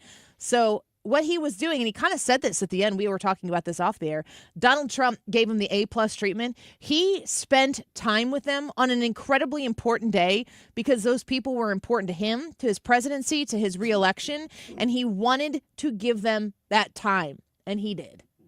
He can talk and talk and talk. And I know if you hate the man, you don't love it. But what we just left was a man who can't intentionally string together sentences to a man who could go on forever if you let him. Yeah, in the 11 o'clock hour, we saw Donald Trump give a teleprompter planned speech at the rotunda. Then in the 12 o'clock hour, we saw Donald Trump give a speech that I don't know that he even had notes. I mean, he just was freewheeling for at least 45 minutes, if not about 50 to 55 minutes. Within that 50 minutes is when you saw Joe Biden come up and give his speech. Now, just for context, you heard the beginning of that, going straight from MSNBC into that speech. That speech, we watched it while Trump was speaking. It lasted maybe 10 minutes. maybe 10 minutes. And it was exactly what you heard. So in addition to what we've been seeing today, I didn't even realize, because this is intentional, certainly, that pardon of his family members, I didn't realize that had happened when it did, because I was in the studio here, locked in, keyed in on the events that were unfolding and making sure that we were on top of things there. And I did not realize that came through when I saw it. I thought it was a joke. It's not a joke. No, this is ABC News. The preemptive pardons are to James Biden, which is Joe's younger brother, Sarah Jones Biden, which is James's wife. And these are names that are not even usually associated with the crimes of the possible family and all the 20 shell companies. Valerie Biden Owens, which is Joe's younger sister, John T. Owens, Valerie's husband, and Francis W. Biden, Joe's other younger brother. So in addition to that, did you see Adam Schiff? This is news to me. Okay, so I'm going to pull this up here while we were talking here. Does the report that you just said give a detail on what the pardon entails for the Biden family? I can find it. Take me a second. Okay, because all of these things, you plan these things ahead of time, and then you release them at the very end. This is a USA Today. Hopefully, it lets me read this article. USA Today article authored by Joey Garrison and Bart Jansen.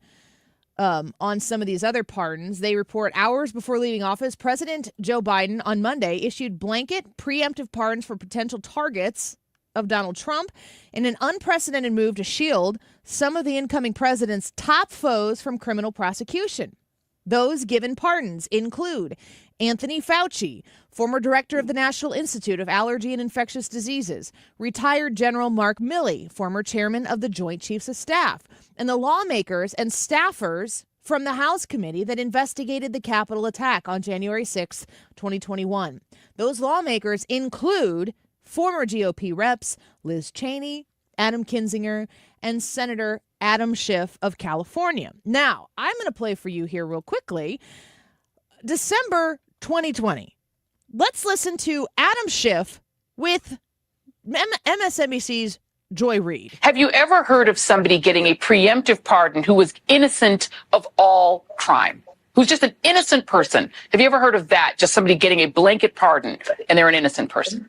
But no, I think that it's an effort not only to prospectively pardon people for things they have not yet been charged with and may never be charged with, but also it's the president's own family. It's people that have been covering up for the president in addition to his own family. This is the nature of those the president has surrounded himself with, including his family. And that is, it's been essentially a den of thieves environment. And so I think the president views this as his way of trying to protect those that have protected him. You've got Senator Adam Schiff now receiving a preemptive pardon that goes all the way back to it's the Hunter deal, 2014. All the way back there, and he says it's a den of thieves environment. And he said, this is back, remember, December of 2020. Think back to December of 2020. Joe Biden wins the election. Donald Trump says he didn't win the election. We're in this kind of purgatory of sorts, and we're waiting for the actual January 6th to occur, where they potentially decertify. And then, of course, we know that Joe Biden ends up taking the oath of office, becomes president, tries to run the country in 4 years. Adam Schiff is saying, I've never heard of a preemptive pardon, and he's got one now. Things are changing. Let's get to, which room is he in here now? Does it say which room he's in? It's still on Capitol Hill. So President Trump is now sitting at a desk, a beautiful desk, I might add, a big, beautiful desk, in Capitol Hill, and he's putting pen to paper. Every single order he's signing, he's handing to Will Scharf. Our boy, Will Scharf. Perfect. Let's listen in and see the coverage here. Are we happy with these documents? Yeah, they're just we might not be here. It's the next step. It's a tradition. Sir, the first is 22 cabinet and cabinet level appointments for your signature. Okay.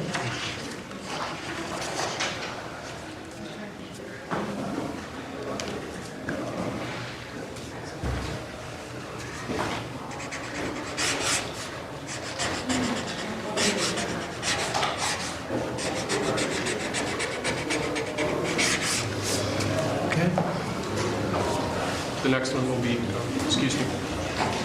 The next one will be 47 sub-cabinet level appointments, sir. But you don't have to sign 47 times.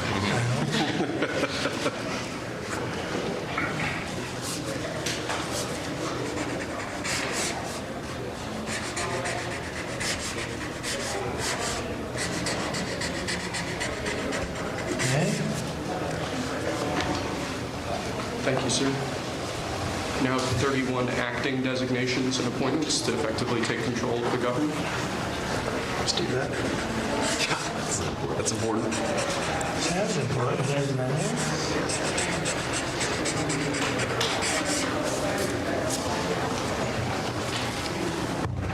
And we have 15 commission chairman and acting chairman appointments. Send him. Commission chairman and acting chairman.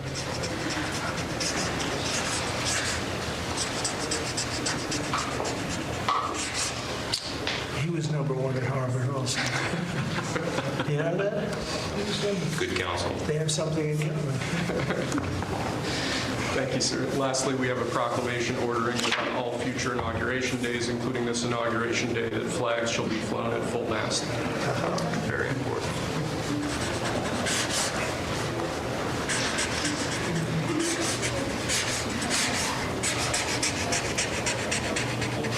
That was a beautiful place to have an inauguration tonight.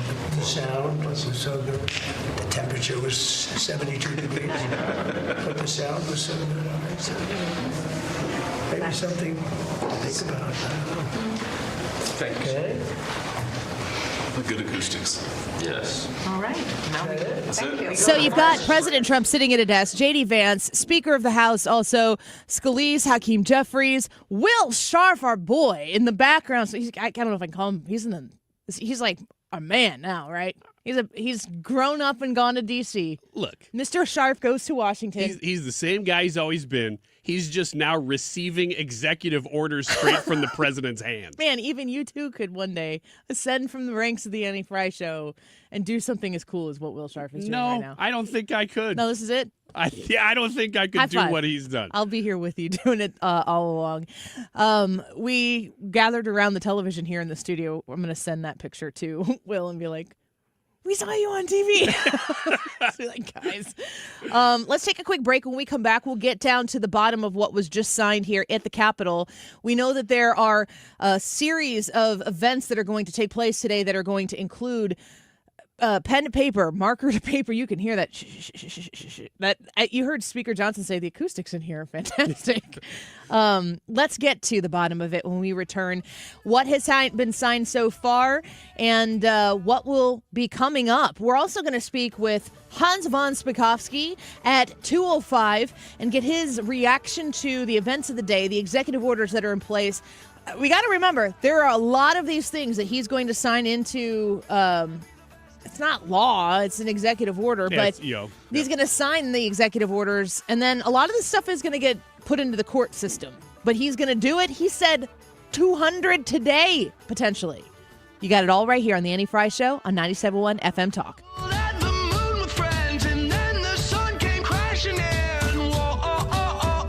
Inauguration Day on 97.1 FM Talk.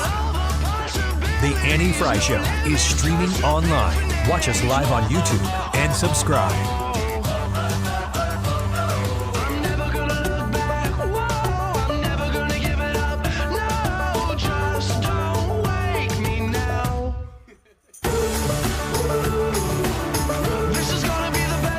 Stewart's American Mortgage and the Bagel Loan, looking to make your financial situation better. Start with a Bagel Loan phone call to Stewie. Stewie's the only person who has the Bagel Loan. I have refinanced twice with Stewart's American Mortgage and have a beautiful low mortgage rate because of him, because he guided me through this process. I trust him as a client of his. When you call him, you can talk to him about how a Bagel Loan can work for you. So new purchases, you can use a Bagel Loan. Refinances, you can use a Bagel Loan. You are going to save a lot of money when you do your mortgage through Stewie and Stewart's American Mortgage because he charges you $0 in closing costs. 314-324-4440. That's 314-324-4440. Reach out to Stewie and talk to him about how he can help you get the best possible deal on your mortgage. You can Google the Bagel Loan for more information, but you can reach Stewie directly at 314-324-4440. NMLS number 226715. Diabetes, high blood pressure, anxiety meds, everyone's on them. If you're a 50-year-old male, maybe a bit porky, and you may even have type 2 diabetes, $1 million of term insurance may only cost you about $200 a month. Call Term Provider. Speak with Big Lou at 800-700-6898. Big Lou will find a term life policy for you even if you have type 2 diabetes, are overweight, or have high blood pressure. Term Provider has helped thousands of people like you who think they can't afford term life insurance. To buy $1 million of affordable term life for you, all you need to do is call Big Lou at 800-700-6898. Lou will make sure the scales are tipped in your favor. Call 800-700-6898. Big Lou will answer your call and work to fit you into a term life policy that you can afford. Remember, Big Lou's like you. He's on meds too. Call 800-700-6898. 800-700-6898 or biglou.com. You're listening to the Annie Frey Show live from the Air Comfort Service Heating, Cooling, and Insulation Studio. Air Comfort Service is proud to support Greater St. Louis Honor Flight. Sign your veteran up for the Honor Flight today at gsl.honorflight.org. And for heating services, visit aircomfortservice.com. The Mark Reardon Show. On one side of the coin, you've got a communist country that is an enemy of the state, collecting more data than you could possibly understand from text messages on your phones, and that's a bummer, and that's terrible for our national security. Weekdays from 3 to 6. I've paid my dues, time after time. Inauguration Day on 97.1 FM Talk. We've got you covered all day. This is the Annie Frey Show. Find the podcast, on-demand audio, and more at 971talk.com/Annie.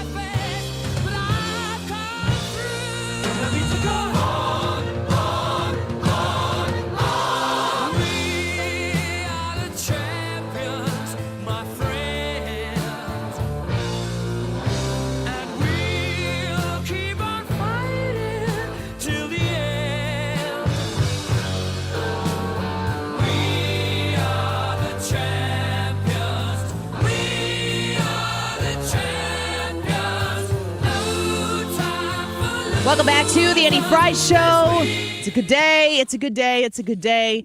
And we have a lot of news and information that's going to continue to come here and hit us hard. We're going to speak with Hans von Spakovsky in about 40 minutes from now, I think. And we're going to ask him about these executive orders that have taken place. Right now, it looks like they're getting ready to go to the congressional luncheon. I kind of forgot that they have to eat lunch.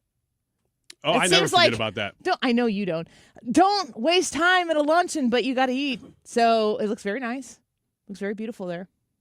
Is that's in the statue room? I'm so excited that I know these places now, that I've seen them just as like 100% like a tourist.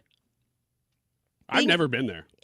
You have to go. I just was talking with Trisha. I'm gonna say this on the air, man. Make it real.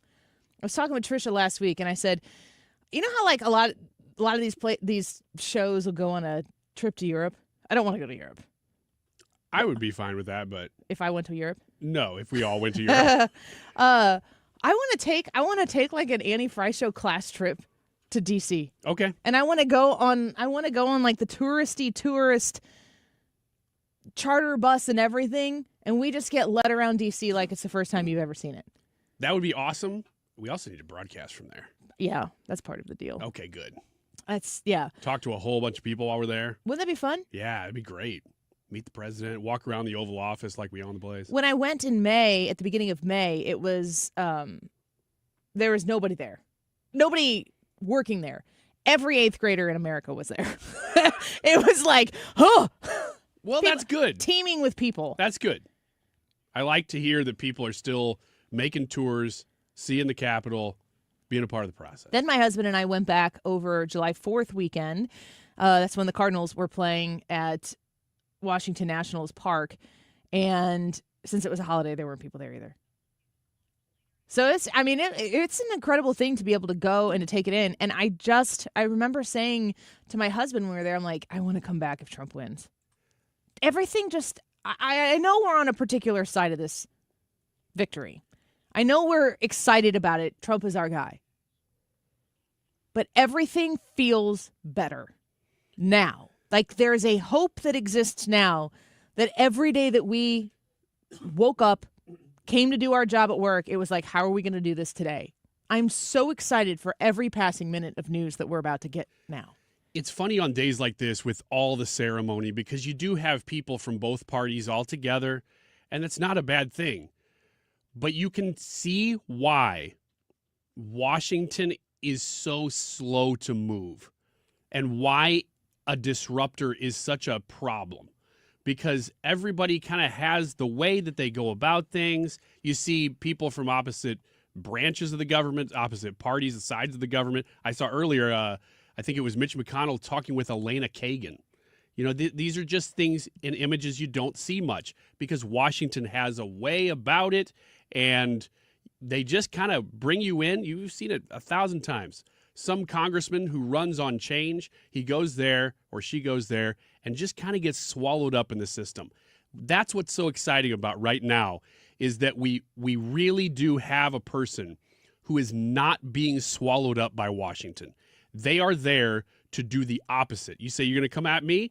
No, I'm coming at you with equal and opposite force to change this place. Yeah. There's a steady drumbeat to what happens in D.C., and if you disrupt it, everybody gets out of line, everybody gets like disconfigured to the point where CNN, this is just the information that's coming in right now it's really important to dig in deep to some of the storylines that are happening around, of course, yes, Donald Trump is President Donald Trump once again.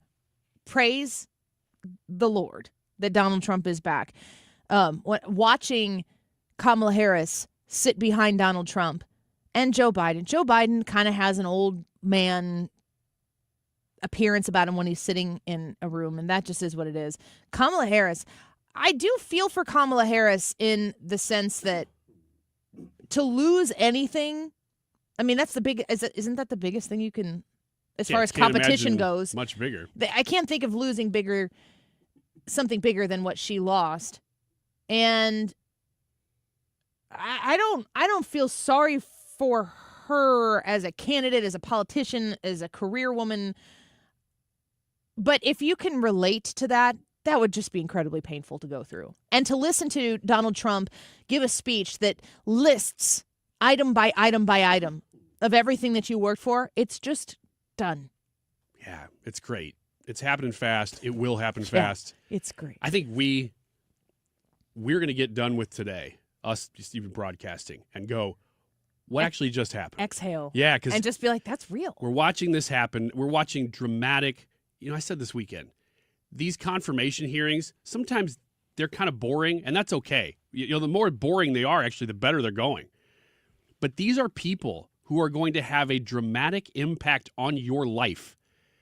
So that's why we're covering it. That's why we're talking about, you're talking about Health and Human Services Secretary. That's somebody who could affect all the food you're eating. You talk about the Pam Bondi, head of the DOJ. This is somebody who's going to affect law enforcement across the entire country.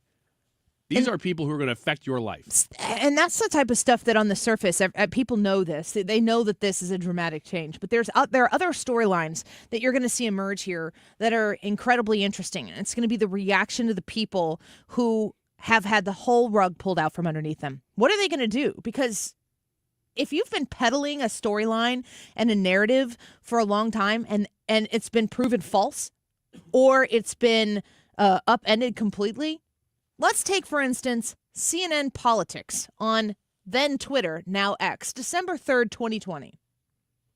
CNN Politics tweets, President-elect Joe Biden says, this is December 3rd, 2020, so this is in that period of time after the election, before the inauguration. President-elect Joe Biden says he's concerned about reports that President Trump is considering a host of preemptive pardons for his adult children and lawyer Rudy Giuliani, as well as the possibility of one for himself. The reason why I highlight that December 3rd CNN Politics tweet is because that tweet today at 11:17 a.m. was retweeted by Jake Tapper of CNN with an image of the executive grant of clemency provided in his final act from former President Joe Biden to his 5 family members. Be it known that I, this day, Joseph R. Biden, Jr., President of the United States, pursuant to my powers under Article 2, Section 2, Clause 1 of the Constitution, have granted unto James Biden, Sarah Biden, Valerie Biden Owens, John Owens, Francis W. Biden, a full and unconditional pardon for any nonviolent offenses against the United States which they may have committed or taken part in during the period from January 1st, 2014 through the date of this pardon. Jake Tapper, with a screenshot of that, retweets CNN Politics tweet of Joe Biden's concern with Donald Trump's contemplation of pardons for his family. Not the action of Donald Trump doing this. It was a thought crime for Donald Trump to even have considered this manifestation that the left, you want to talk about fantasies that we heard about Rachel Maddow talking about before. And if I didn't provide any more context to that, you'd be like, what are they talking about? The Rachel Maddow comments about Donald Trump's speech and the fantasies that he was dabbling in when he was speaking about it. These people on the left manifest this thought crime of Donald Trump that he could potentially offer pardons to his family. And they did the dang thing themselves this year. And Jake Tapper is pointing it out to his followers in a retweet of a CNN Politics post in December of 2020. This is a pivotal moment in time. Yes, because of executive orders. Yes, because of Republican Congress. Yes, because of a Republican president. But the key issue here is, what is the culture doing? What is the legacy media doing? Will they react, or will they continue to beat their head into the wall? I'm seeing a Rachel Maddow. She's sticking to the bit. Yep. And if you're MSNBC, I don't know why you'd stop now.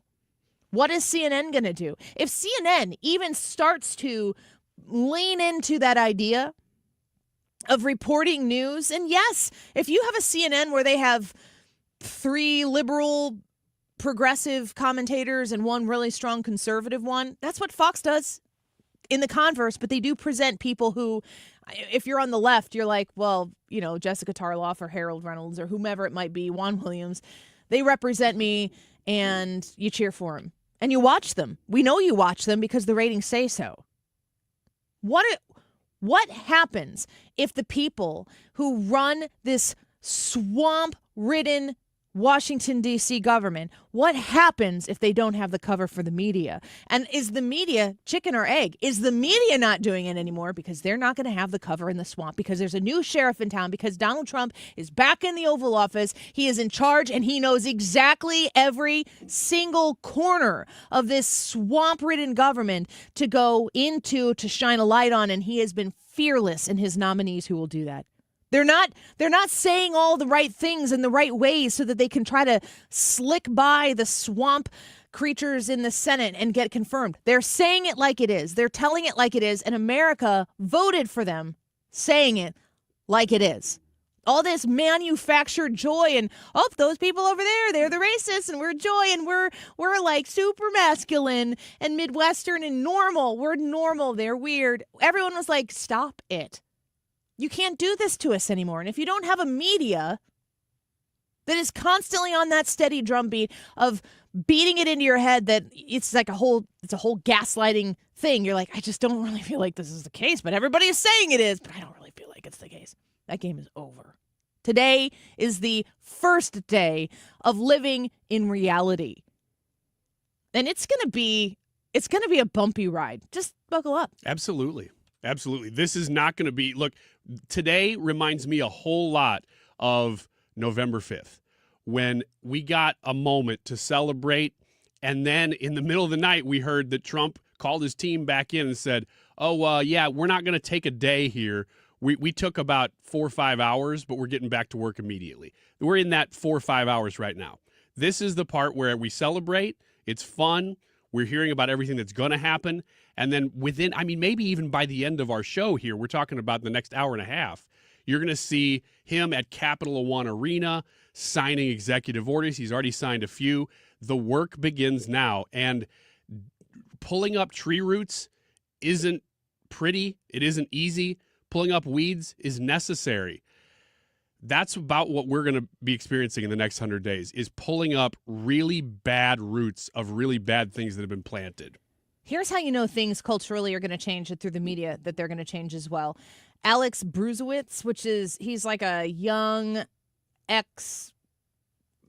he's with X Strategies, but he's been kind of a lead on young influence on social media for the Trump campaign. Not always my cup of tea, but he wasn't out there trying to persuade me to vote for Donald Trump. He said on X, here to support, I'm going to put this up here on our live stream, here to support Donald Trump and America. And they are at the inauguration. And here you have a picture of Theo Vaughn, Jake Paul, Logan Paul. I don't know who John Shahidi is, but he's got 500,000 people following him. I guess he may be like an agent or whatever. But this is not these faces, these massive influencers that are reaching into people's lives via videos, podcasts, audio, all of that stuff. These people had a huge, huge impact on Donald Trump's reelection. When folks like this come in and say, yeah, we're kind of for this guy, and we're sick and tired of the micromanaging, big government, big management of your everyday lifestyle. We're kind of wanting to do something else. Donald Trump keeps talking about how the youth of America, he's like, everybody thinks they're liberal. They're not as liberal as you think. These people, like the influence that came in to make this a change election, came from new places, which is why I think the staying power is bigger than it's been before. You were talking with Will Cain last week about the generational shift that's happening in America. He's a very, very intelligent guy. He's on 97.1 every night. He's getting a Fox News show, or may have already started. He is Gen X. A lot of us are Gen X, millennials. You guys were talking about how many millennials and Gen X are in this government now. That gets overshadowed by the fact that Donald Trump is 78 years old. We talk about that a lot. We don't talk about the fact that J.D. Vance is one of the youngest vice presidents we've ever had. You know, these are generational shifts that are happening, not just in culture, but in government too. It's just amazing to see the celebrations that are taking place, to see the reaction that is taking place. Brad, you're manning a million things over there, and the different celebrations that are going on, the executive orders that are happening. Of course, the luncheon is taking place right now. It really is. It feels like a whole different vibe shift right now, with a new generation of people in there, with the ability to influence that new generation of people. I mean, there's going to be a lot more youth that are going to be open-minded to, okay, so what does this party stand for? What does this candidate stand for? People have been around the block a few times, and we're kind of getting to be close to that age of people. I mean, you've seen enough that you kind of know how it works. What goes around comes around, yeah. and on the whole, what people stand for. It's just it's a dramatically different, it's a very impactful change in politics on the whole. Let's take a quick break. When we come back, we've got more coverage of the events of the day. We're going to get to the news of those executive orders with Hans von Spakovsky at 2:05. We commented a little bit, I think, about this on the air, but the actual administration of the oath of office, there's a little controversy behind that. If you weren't watching, you may not have noticed it, but this is going to be something that is discussed. And we'll talk about that specifically when we come back. Did Donald Trump do the oath of office correctly? Did Chief Justice Roberts? Let's discuss when we come back.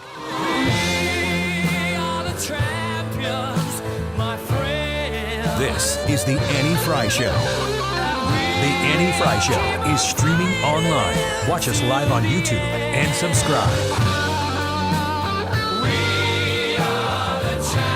Marie, is that you? Oh, hi, Barb. How you doing? Better now. Did you know we had a little health scare with Jeff? Oh no, what happened? Well, he had been short of breath and was really tired a lot of the time. He just thought he was getting old and was out of shape, but it turns out it was heart valve disease. How did you figure it out? He finally went to the doctor, and she was able to listen to his heart and detected the problem. I didn't realize it, but heart valve disease is more common than you'd think. They were able to replace the valve, and he's feeling so much better now. Oh, I'm so glad to hear that.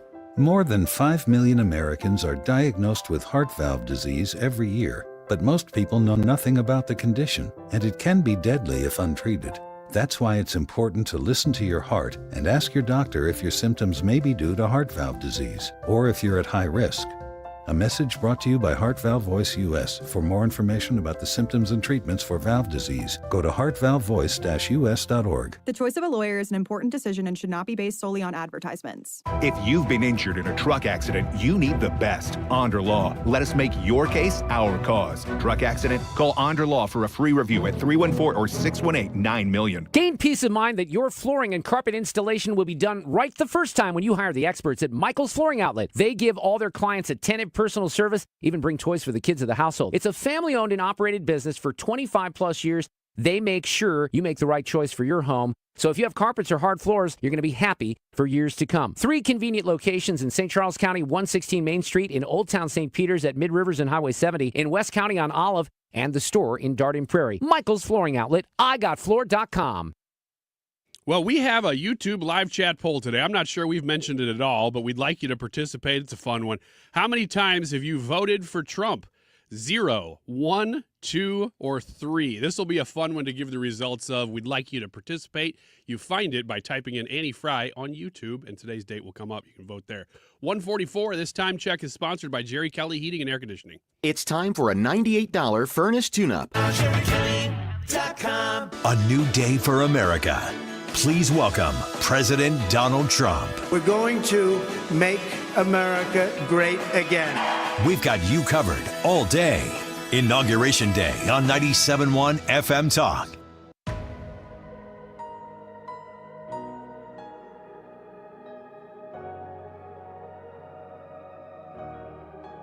This is the Annie Frey Show. Follow Annie on X at Annie Frey Show.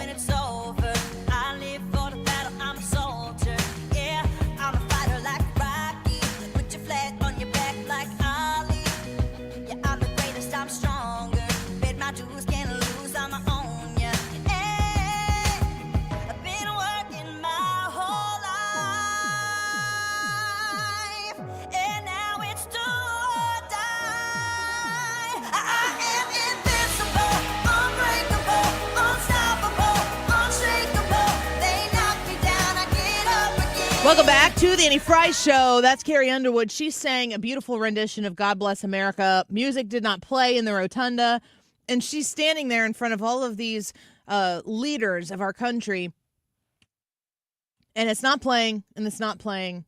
And then she goes, I can just sing it. And then she kind of invites people to sing with her, and she did a wonderful job. Carrie Underwood there singing Champion, of course. So there's a little bit of drama behind the actual administration of the oath of office. If you were watching along with us, we made this comment on the air or up in the studio here when they invited Donald Trump up to do the oath of office.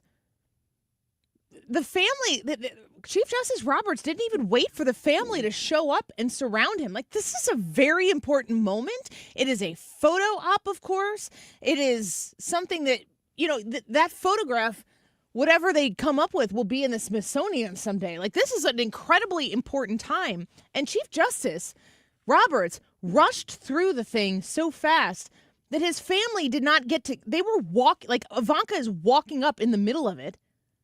I believe Melania was holding the Bible, which is he had 2 Bibles. The first one was the Bible that I think his mother gave him upon his christening or his confirmation. But it's a Bible that was given to him by his mother. And the other one was the Lincoln Bible. And, you know, the president puts his hand on the Bible, puts his right hand up and says the oath of office. He didn't put his hand on the Bible. I don't know that it was in position for him to do that. And Chief Justice Roberts was rushing through that Would Chief Justice Roberts be that petty or that nervous that he would, like, how does that, I'm trying to think to myself the logical explanation of how something like that happens. And it feels to me like that's unexcusable. I don't think it would be done on purpose. It is strange, though, on a day when nothing is rushed. Everything is, okay, now they've come in, and they're going to sit down, and now we're going to play this next song, and now somebody else is going to walk in. For the actual oath of office to be rushed, because you're right, his whole family is supposed to stand around him. Tiffany Trump had not even gotten to where she was standing, which was right next to Joe Biden, actually, before he had started speaking. And so John Roberts, Chief Justice John Roberts, is rushing through this thing, and the Bibles are over there on the left of Donald Trump being held by his wife, Melania. He's got his right hand up, and his left hand is just kind of floating. It's very, very strange. The visual of it was very strange. So he began, I'm gonna share this video here, and you can see it if you haven't seen it yet, but he's going to give the oath of office, or to say the words and repeat the words. Chief Justice Roberts starts saying to him, raise your right hand. Melania isn't even there yet when the conversation, or when the words start to be delivered, to be for the oath to take place. Yeah, now he's already speaking, and his family is just getting there. So she's not even up there with the Bibles ready to go by the time he's starting. It is, unfortunately, this is one of those things that people are going to talk about for a long time now. You know, people will say, when President Trump put his hand on that Bible and said that he would, that is going to be a detail. He didn't put his hand on the Bible. Yeah. People are going to use this as an opportunity to talk about how he's a fake Christian. People are going to use this as an opportunity to say that he intentionally did this, and that, you know, he made an oath, but he intentionally left his hand off the Bible. It's just, this is going to happen. It's going to be absurd, because it is possible. Sometimes things happen. Sometimes things don't go according to plan. And maybe Chief Justice Roberts is like, oh my gosh, what was I doing, when he goes back to look at it. I would like for the Chief Justice to put out a statement about what happened and kind of do a mea culpa on that. Yeah, because it is. It would have been awkward for Donald Trump to stand there. He's got his right hand up, but everybody's ushering in around him. Chief Justice is speaking already. For him to say, no, hang on. You can't really do that. You got to just follow what the Chief Justice of the Supreme Court is leading there as you're taking the oath of office. But doggone it, if that's not going to come back as a thing people are talking about for a long, long time, symbolically or whatever. Yeah, they're just going to make hay. Yeah. They made hay out of a lot less, honestly. But I will say, too, Donald Trump's face, he doesn't seem to mind. No. And look, if you're worried about, he didn't put his hand on the Bible, go back and listen to our 11 o'clock hour if you want to. Get the podcast or rewind or whatever you want. Listen to the prayers. They're awesome. And there are multiple of them. There are many different Christian speakers. I think there was a Jewish speaker as well. They were all offering blessings on this administration. Of course, we always talk about praying for your country. We've been doing that. I don't think this is anything. The reason we're even talking about it right now is to get ahead of all of the talking points, because there's going to be articles written tonight and tomorrow, and people will reference these things forever about, well, this is why this is, we're experiencing this because symbolically Donald Trump didn't put his hand on the Bible. You'll hear these things. You will. It's not done on purpose. It was just moving too fast, mainly from the Chief Justice. We do have people who are chatting with us right now who feel like Roberts did it on purpose. Really? I just think that if you're going to be passive aggressive about something, that's a pretty public way to be passive aggressive. Ooh, that's a rough one. Like you're gonna have to have. That's what I'm saying. Put out a statement. Have an explanation. Because truly, Trump doesn't look upset while it's happening. I think that the kind of heartbreaking thing here, in the midst of a wonderful, wonderful day, like this is not something that should ruin anybody's day at all. He's still the president of the United States, and that's good enough for me. But that the family couldn't be in position. I'm sure that Don Jr. is not very happy he didn't have a prime spot, and they all look like they're hustling in there. I'm glad you mentioned the preacher. specifically Lorenzo, this preacher who on this particular day, on Martin Luther King Day, as we have a new inauguration here of a new president, he delivered this, and we were all pretty excited in the studio listening to his Heavenly prayer. Father, we're so grateful that you gave our 45th and now our 47th president a millimeter miracle. We are grateful that you are the one that have called him for such a time as this, that America would begin to dream again. We pray that we would fulfill the true meaning of our creed, that we hold these truths to be self-evident, that all men are created equal.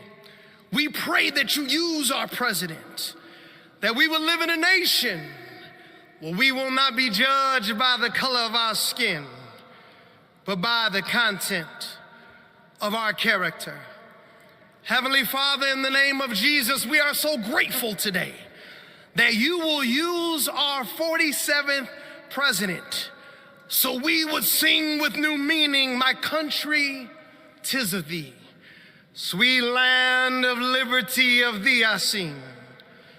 Land where my fathers died, land of the pilgrim's pride, from every mountainside.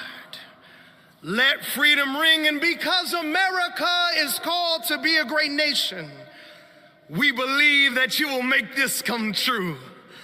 So let freedom ring. From the prodigious hilltops of New Hampshire, let freedom ring.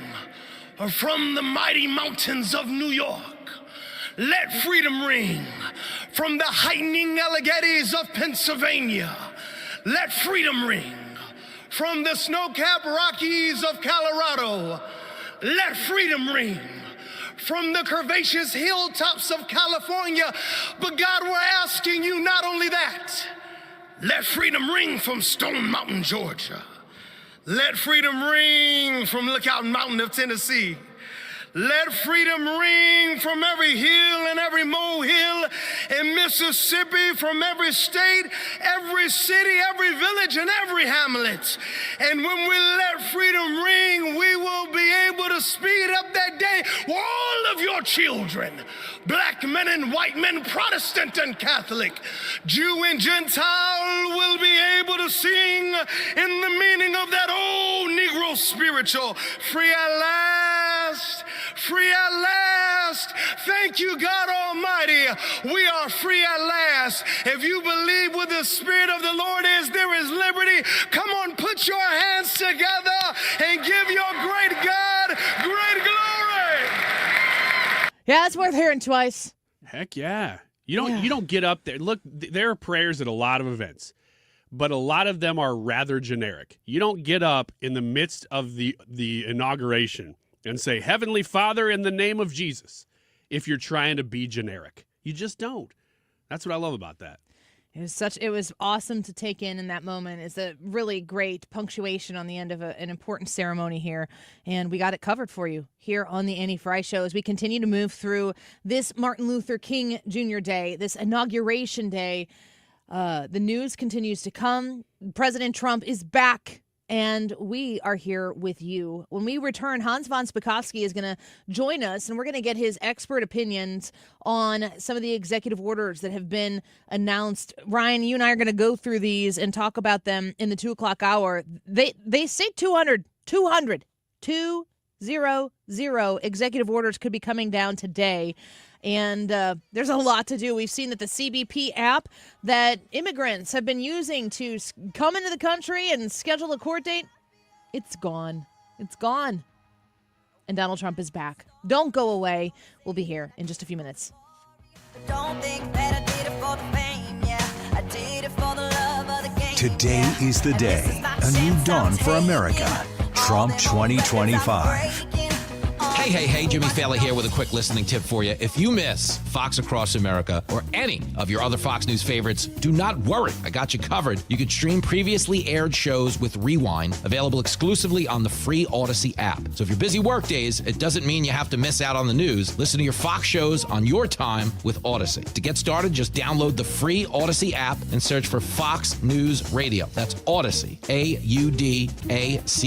I'm spelling it out in case you're a little slow like me. The choice of a lawyer is an important decision and should not be based solely on advertisements. If you've been injured in a car wreck, you need the best. Let us make your case our cause. Car accident? Call Onder Law for a free review at 314 or 618-9000000.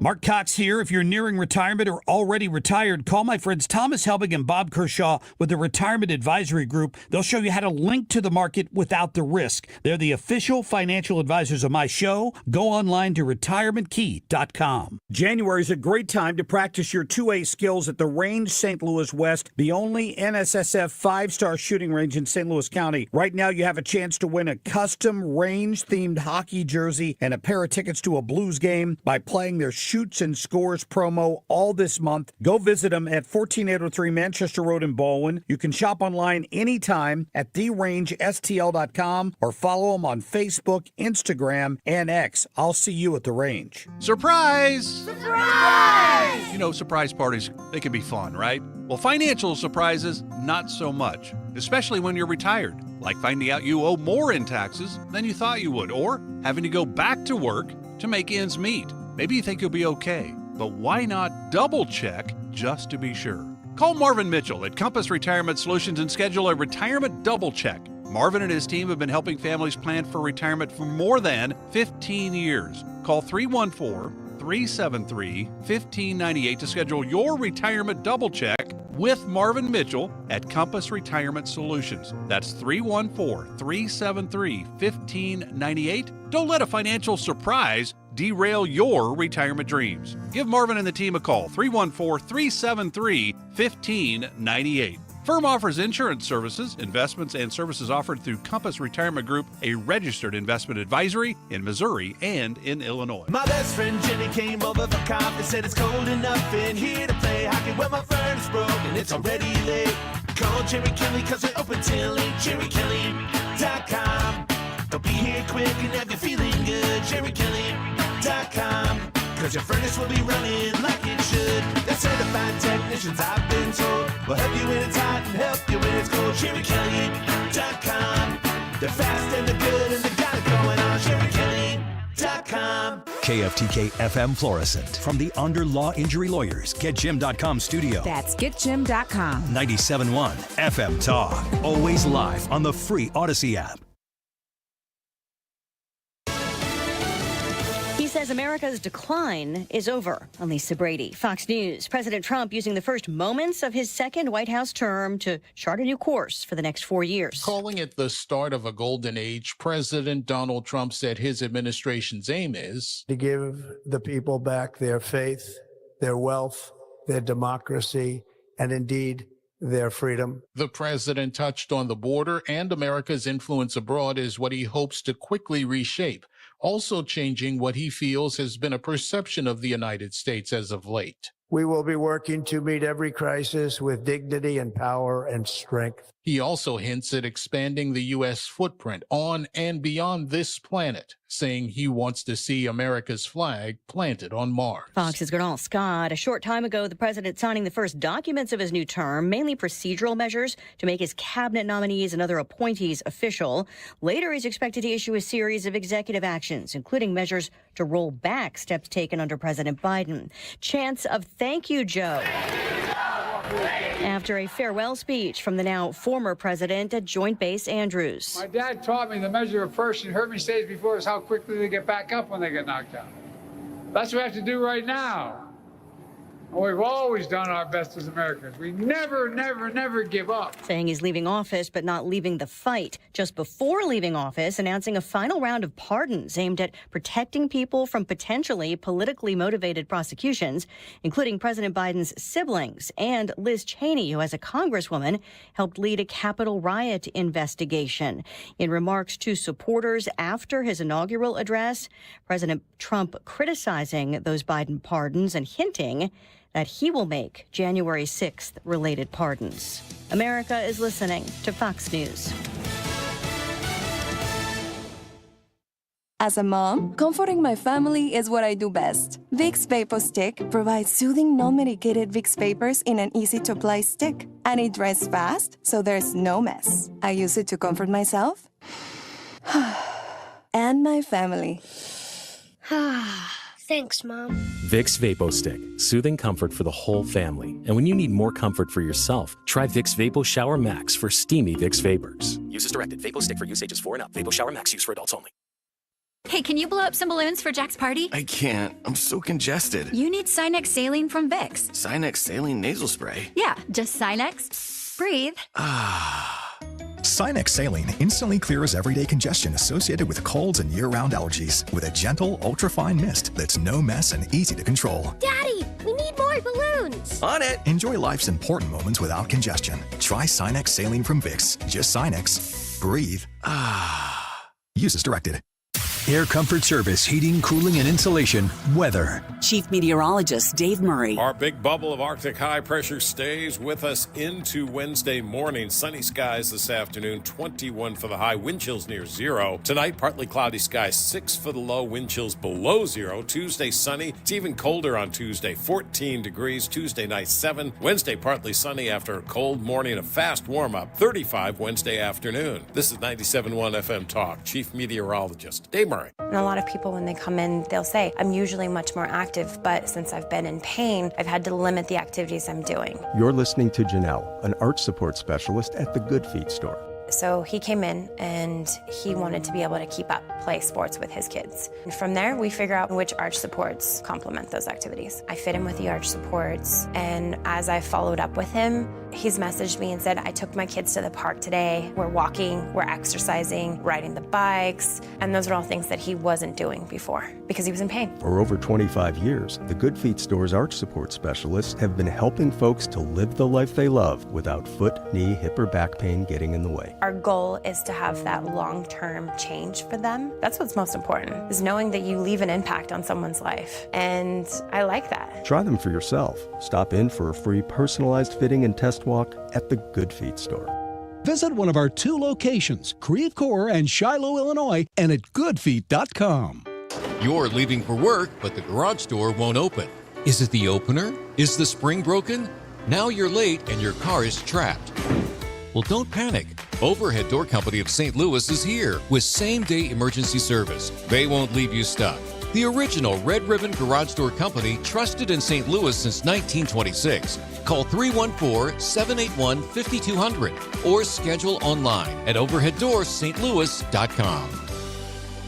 Why do the national tax resolution firms need the tiny fine print at the bottom of all their TV ads? Hi, this is Lance Story with the Lance Story Law Firm. You don't hear fast-talking disclaimers in our ads because the claims we make are 100% transparent. The Lance Story Law Firm primarily focuses on one thing, IRS problems, and we're regulated by the Bar Association, and we have a AAA rating with the Better Business Bureau. IRS issues are serious legal issues. The Lance Story Law Firm has helped thousands of clients navigate the best resolution plans, and we tell you up front exactly how much it'll cost. Tax resolution law is all we do. So before you send money to some out-of-town, high-pressure salesperson, give us a call at the Land Story Law Firm, located right here in St. Louis. Call today to schedule your free consultation with me, 314-260-6120, or visit LanceDruryLaw.com. The choice of a lawyer is an important decision and should not be based solely upon advertisements.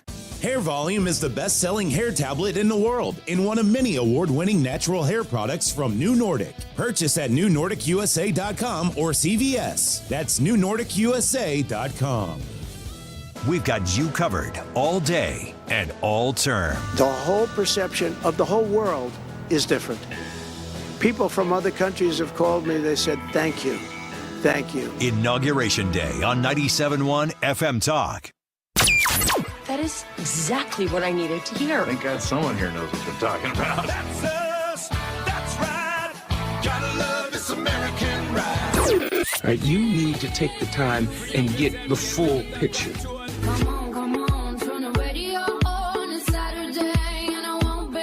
Don't get me wrong, I love the ladies. I mean, they rev my engine, but they don't belong in the newsroom. It is Anchor Man, not Anchor Lady. What do you want from me?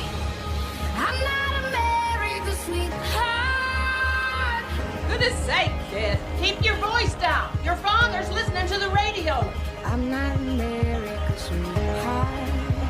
This is the Annie Frey Show. Welcome back to the Annie Frey Show. Happy Martin Luther King Jr. Day. Happy Inauguration Day. We do have a 47th President of the United States, President Donald J. Trump. He has announced today, the administration has announced today, that we could see upwards of 200 executive orders be put into play before the day ends. And I wanted to bring on our friend Hans von Spakovsky to talk about exactly that. Hans, welcome back to the show. Happy Monday. Lots to be celebrating today. And thank you so much for fitting us into your time today. Sure. It's been really exciting, hasn't it? Watching the inauguration and then seeing him immediately get to work on changing the government. I got to say, I've been really impressed so far. Yes, exciting is a great word for it. There's so much to take in that it's possible to miss things that we'll realize later, be like, he did that on that day? Hans, tell me about your thoughts on some of these executive orders and what's really sticking out to you, impactful measures that the new executive has taken. Well, two of the most important things that he did or he is doing is declaring two national emergencies, one on energy and one on the border. That declaration of a national emergency and the executive order he's going to be issuing allow him to do things like, and he said, he's going to send the U.S. military to the border to help the Border Patrol basically man the border. And because he's declaring it an emergency and he's going to be closing the border to illegal aliens, any aliens actually crossing, it means that when aliens are caught at the border, they don't have to be brought into the U.S. They don't have to be processed. They don't have to be given a date to appear before an immigration judge. They can immediately turn them around and send them back across the border. That is very, very important, as well as, you probably heard him say, he's designating the Mexican cartels as terrorist organizations. That puts a whole lot of tools of the federal government at his disposal. And look, it's the cartels. They're the ones making a fortune out of smuggling aliens across the border, and they are the ones bringing huge amounts of drugs into the U.S., including fentanyl, which is now one of the biggest killers of young adults in the country.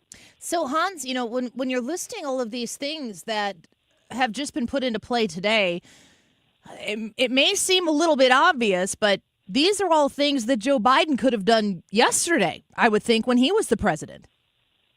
Oh, of course. Of course he could have. But this was against his ideology and the ideology of all the people surrounding him. They wanted an open border.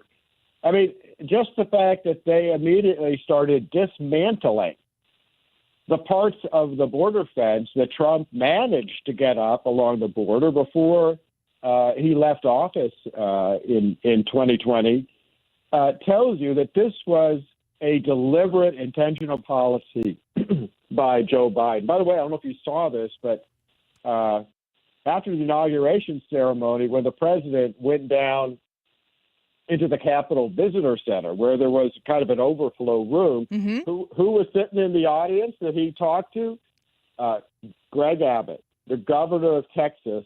And unlike Joe Biden, who fought everything that Abbott did to try to shut down the border, even having his Justice Department sue Abbott in court to prevent that, Donald Trump spoke to Abbott sitting in the audience saying, you and I are going to talk. We're going to get together. I'm going to do everything to help you instead of opposing everything you do. That graphically illustrates the difference between the Biden administration and the new Trump administration. Yeah, it's going to be wonderful to watch the action take place today, but also in the coming days. I mean, I heard Fox News talking about this a little bit earlier this morning, but they were talking about some of their colleagues who are in the news reporting business who weren't there during the first Trump administration, who may only know the pace of the Joe Biden administration. And they were kind of just chuckling, being like, buckle up, because there's going to be a lot happening. It's going to happen in the morning, and then it's going to continue in the afternoon and the evening, right, because Donald Trump doesn't sleep. You've heard some of these other executive orders. They said 200 today. I suppose that they know how to time those out so they can get them all done. What else are you seeing here in some of these executive orders that you're looking into to see the literature surrounding them, what they might actually mean? Is there anything that's piquing your interest more than others? Well, I mentioned beginning the other one. He's also declaring an energy emergency. And all you have to do is look at the things the Biden administration did to basically stop. They did everything they could to stop oil production, everything they could to stop coal production, to drive coal energy plants out of the country, to stop natural gas production, to not allow us to export fuel oil and natural gas out of the country. They've prevented all offshore drilling. They've frozen drilling inside the United States. And all that is going to be reversed. And people need to understand two things. One, that not only will bring the price of gas down, that will help reduce inflation. Because you, the average consumer, it hurts you when you're paying the highest gas prices at the pump that you've ever paid. But that's what causes, for example, helps cause food prices to go way up. Why? Well, think how much food in this country is transported by semi-tractor trailer trucks, right? Yeah. All across the country. The gas that goes into the equipment farmers use all across the country. High energy costs cause high grocery costs that cause high inflation. So by declaring that we are open again for energy development, it helps the entire economy, and that's really important. We're speaking with Hans von Spakovsky, Senior Legal Fellow at the Heritage Foundation, former FEC Commissioner and DOJ lawyer. I want to ask you a little bit about those very, very late pardons, clemency, whatever you want to call it, from Joe Biden to his 5 family members. Also from the USA Today, I read pardons from Joe Biden include Anthony Fauci, General Mark Milley, also including lawmakers who were in part of that select committee, Liz Cheney, Adam Kinzinger, and, of course, Senator Adam Schiff. These are blanket preemptive pardons, and according to the USA Today, they are for potential targets of President-elect Donald Trump in an unprecedented move to shield some of the incoming president's top foes from criminal prosecution. I presume that these are completely and totally legal for the former president to do before he is no longer the president. What were your thoughts? And what do some of these indicate? Yeah, unfortunately, they are legal. Can't really do anything about them. Actually, listen, you know who made the best comment about this kind of thing happening? Who's that? Joe Biden. In December 2020, Jake Tapper interviewed President-elect Biden about the possibility that Trump might issue preemptive pardons before he left office, which, of course, he didn't do. And what did Biden say? He said, "It concerns me, the type of precedent it sets, how the rest of the world looks at us as a nation. You won't see me doing that." And he was right about it then. Unfortunately, he was lying.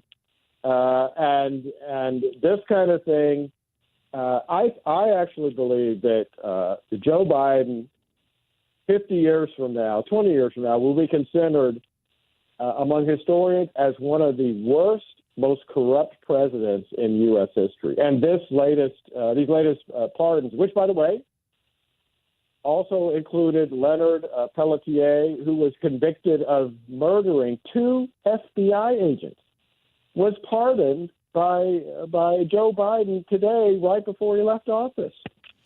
Hans, do the pardons extended by Joe Biden for let's see here, how do the blanket preemptive pardons, do they keep these individuals from being prosecuted in a state for crimes? No.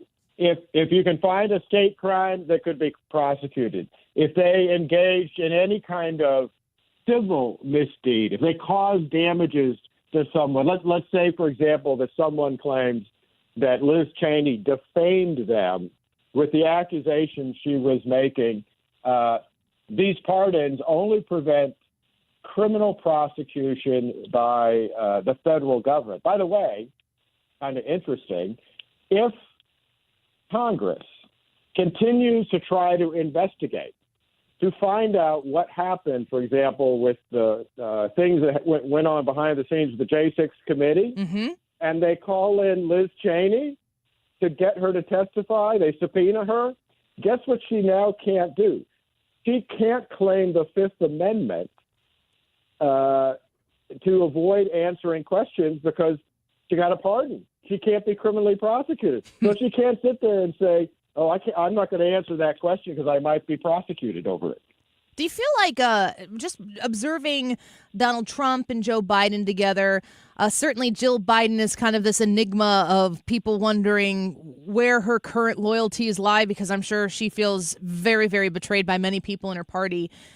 If those investigations were to come out, and of course we've heard Donald Trump talk about wanting to drain the swamp, if those investigations were to be pursued and testimony was compelled, is there any way to surmise that maybe they'd want to talk a little bit, especially if they can't be prosecuted for what they say?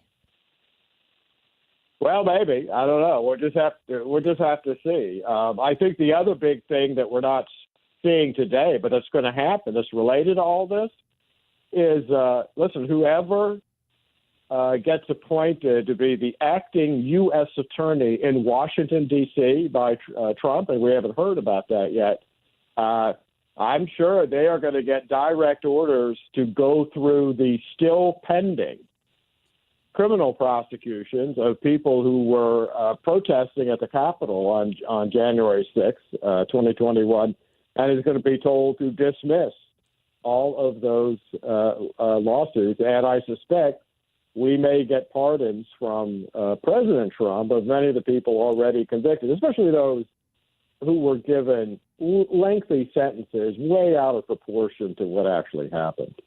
Well, we know that there's a lot more in store for today with the discussions of potential Senate confirmations of the likes of Marco Rubio and maybe Ratcliffe at the DNI. So lots to talk about, Hans. It's a Monday, but we are so grateful you came on with us today. It's a good day, and it's better when you're here. So, Hans, thank you for your time today. We appreciate you. Sure, thanks for having me. Of course. Take care. Bye-bye. Hans von Spakovsky, Senior Legal Fellow at the Heritage Foundation. He knows a lot about the way that swamp works, having been a DOJ lawyer as well.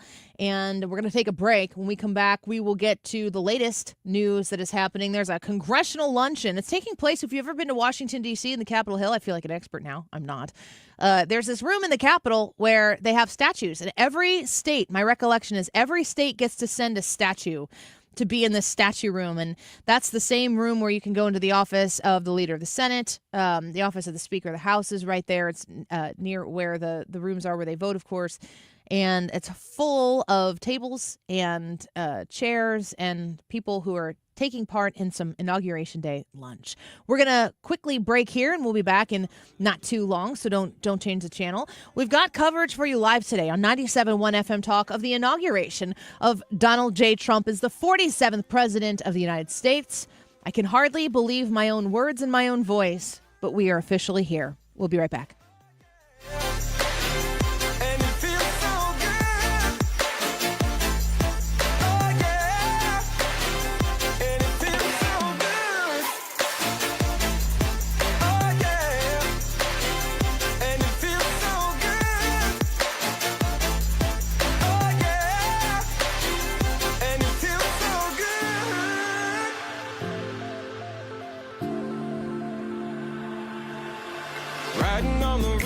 STS-armory.com. You can visit their website, or you can go into their beautiful store in Pontoon Beach, Illinois, and find out how they can help you with your purchase that you're looking to make. You might know exactly, to the everything when you walk in the door. This is what I want. These are the accessories I want. This is how I want it set up.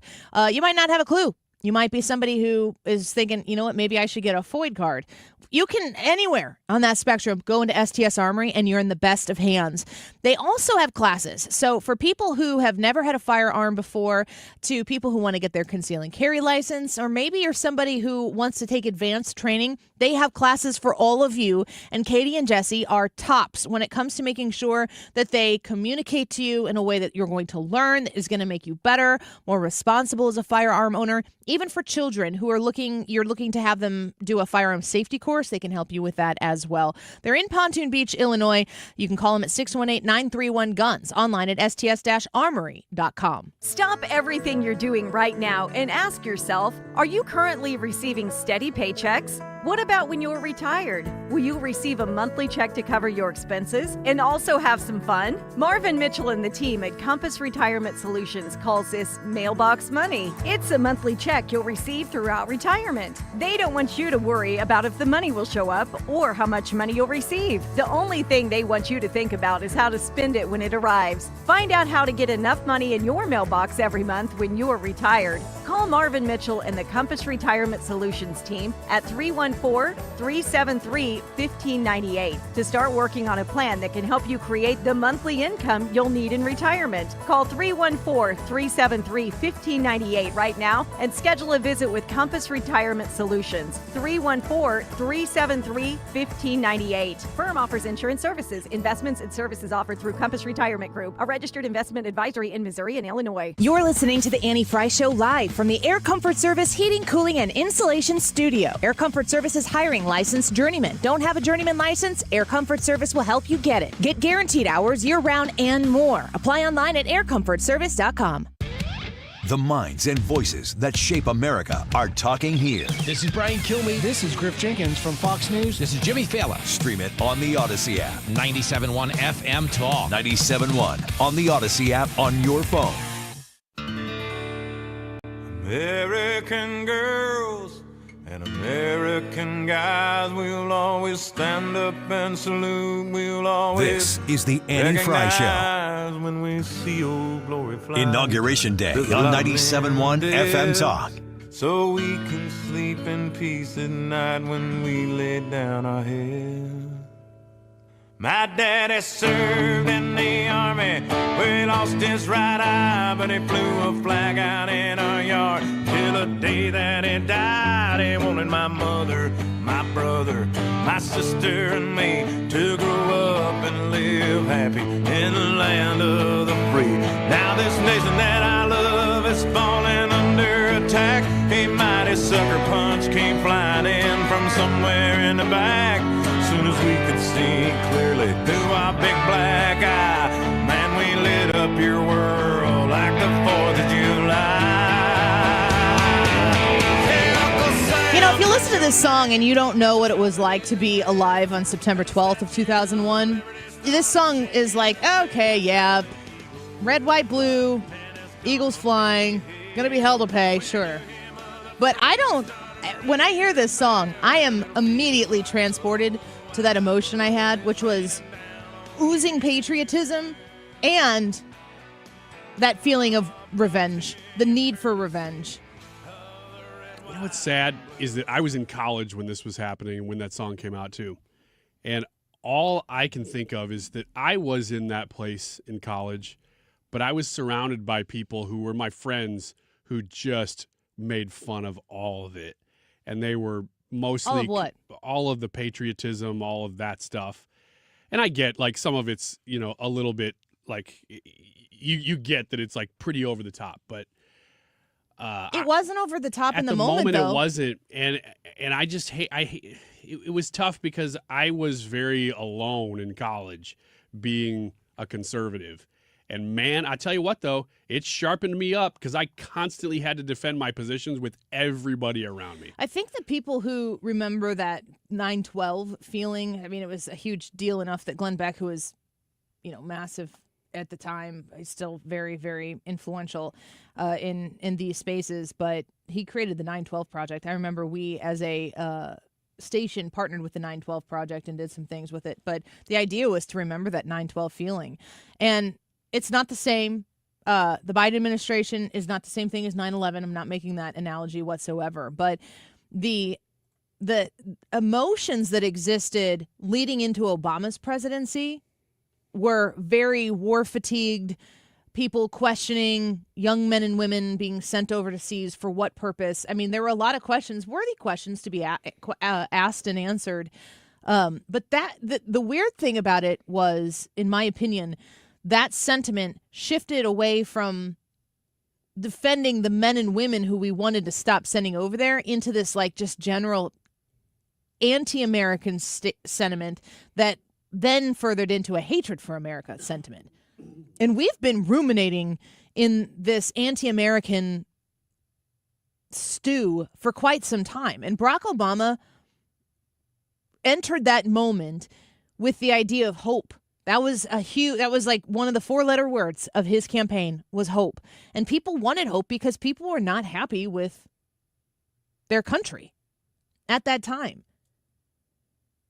And I can't help but think that, save 4 years of Donald Trump's first presidency, where they just, I think, were, as my late grandpa would have said, the Democrats were too big for their britches. Didn't consider the fact that Hillary wouldn't just be ushered into the presidency. When Donald Trump won, it was such an affront and an offense to everything that the Obama Hope Change Coalition had built that they had to burn it to the ground. And what they really did was to go all in on that anti-American sentiment. I've said this before, and I'll say it again.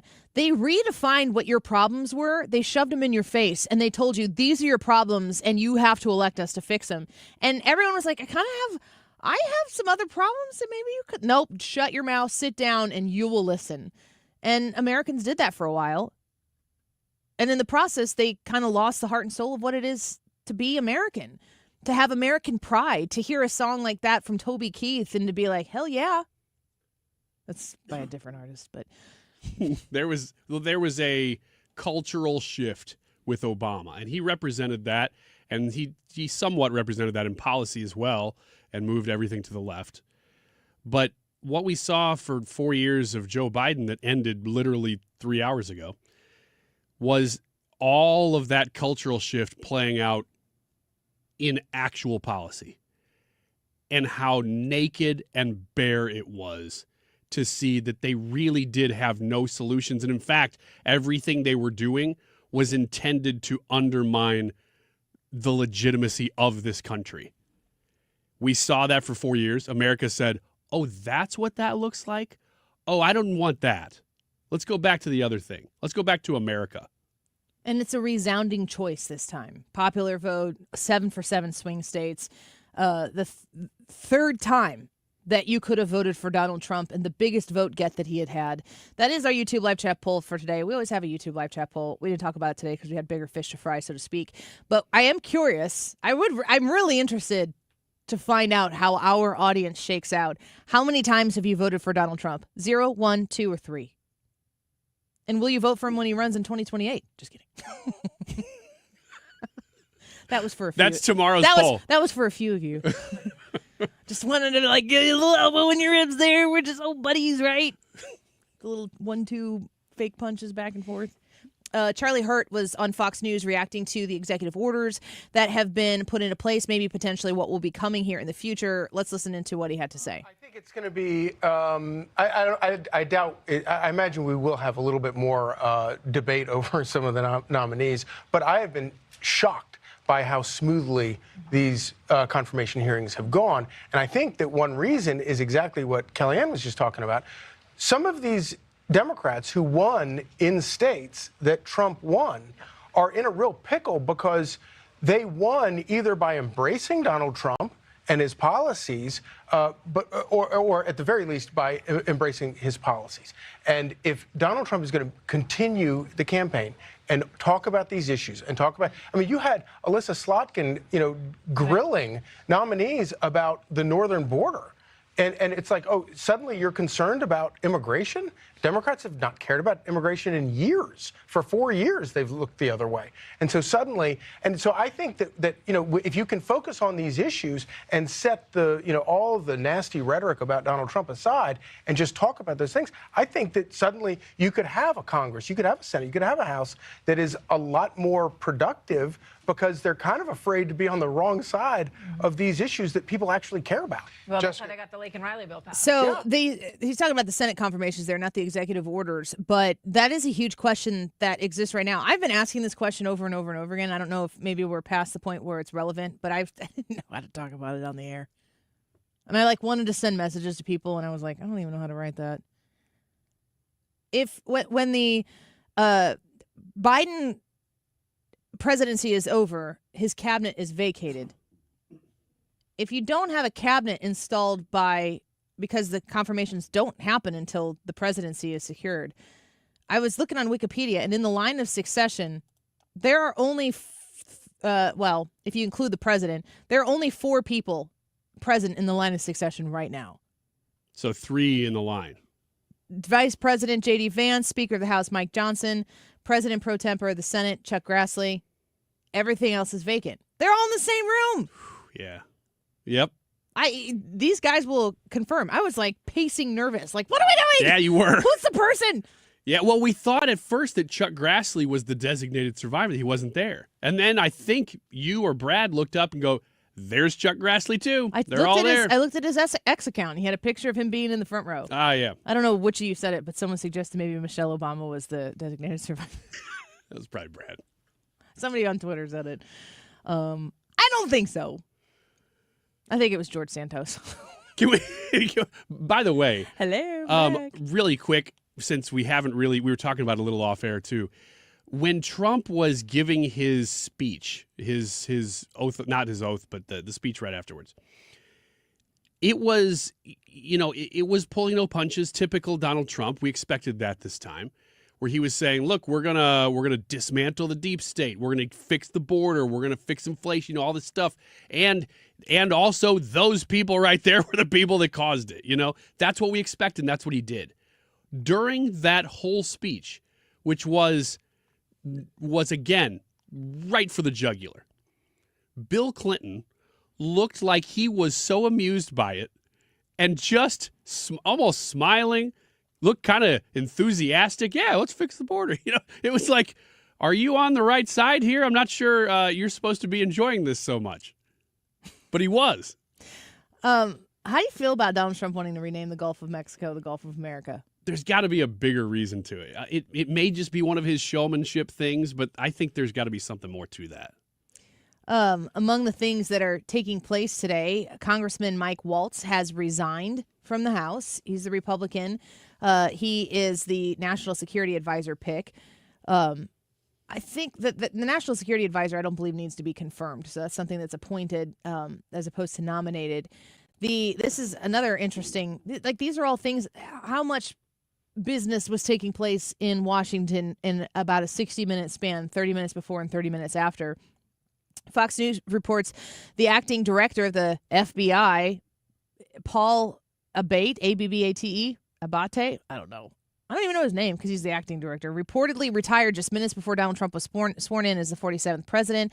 The former FBI director, Christopher Wray, announced on December 11th that he would step down from the bureau before Trump took office, and Wray's resignation went into effect Sunday.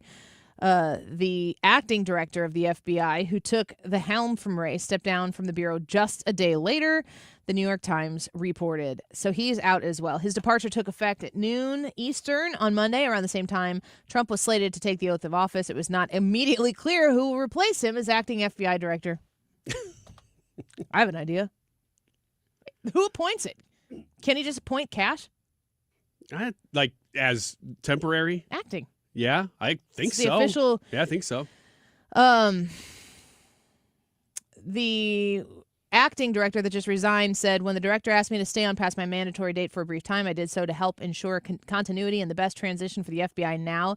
With new leadership inbound after nearly 4 years in the deputy role, I'm departing the FBI. I have complete confidence in you and your ability as a team to continue to carry out our mission of protecting the American people and upholding the Constitution. There will be a lot of these stories. Like, as the oath of office was taking place, I was just kind of watching Twitter react, and I'm like, Biden pardoned his whole family? Oh, yeah. Is that for real? And then you find out a little bit earlier today that, Fauci gets a pardon. Was it Christopher Wray? Not Christopher No. Wray. That's names in my head. Mark Milley, General Mark Milley, is Joint Chiefs of Staff among Liz Cheney, Adam Kinzinger. Dude's running for Illinois governor. I'm just telling you right now. Well, he's free and fair now. He can't be prosecuted for any of his crimes. Donald Trump is also in a day one order. I'll read from Fox News here. President-elect Trump will sign an executive order ending birthright citizenship for children of illegal immigrants, incoming White House officials said on Monday.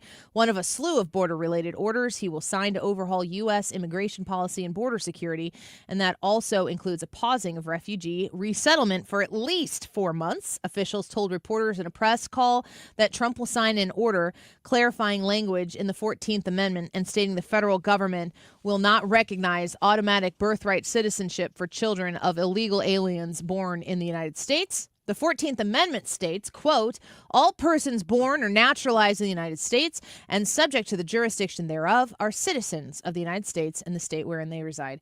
I'm not a constitutional scholar, but my recollection is that this being part of the Equal Rights Amendments has something to do with making sure that if you were a slave and you were born into this country, it was a reinforcement of the citizenship status of people regardless of former slave status. It was a reinforcement of the rights that American men and women have in this country in the midst of segregation in the way that existed. You've got some more of the executive orders that are on deck for today. Ryan, is there one specific that you're particularly interested in or you think that we need to talk a little bit more about? Well, the border ones are probably getting the most attention because they will impact things in a public way, in the biggest way, or in the sort of the public eye the most. But there are some national emergencies. He actually addressed some of these in the speech itself that he is going to declare regarding electric vehicle mandates and things like that. These are economic EOs that he's going to sign. He intends to declare a national emergency today, aiming to cut red tape and regulations for the energy industry at large. So not just with EVs, but with drill, baby, drill. He said that in the speech. Second EO that's going to affect the Alaskan resources. Incoming White House officials have told lots of people, and he addressed some of these things in his speeches already. So I like the economic ones that he's going to implement that are just going to take a lot of the red tape away. I heard Karl Rove before the show talking about how much this is going to impact the economy just based on how much just crazy spending these industries have to go through to comply with all the Biden rules that he's immediately going to remove.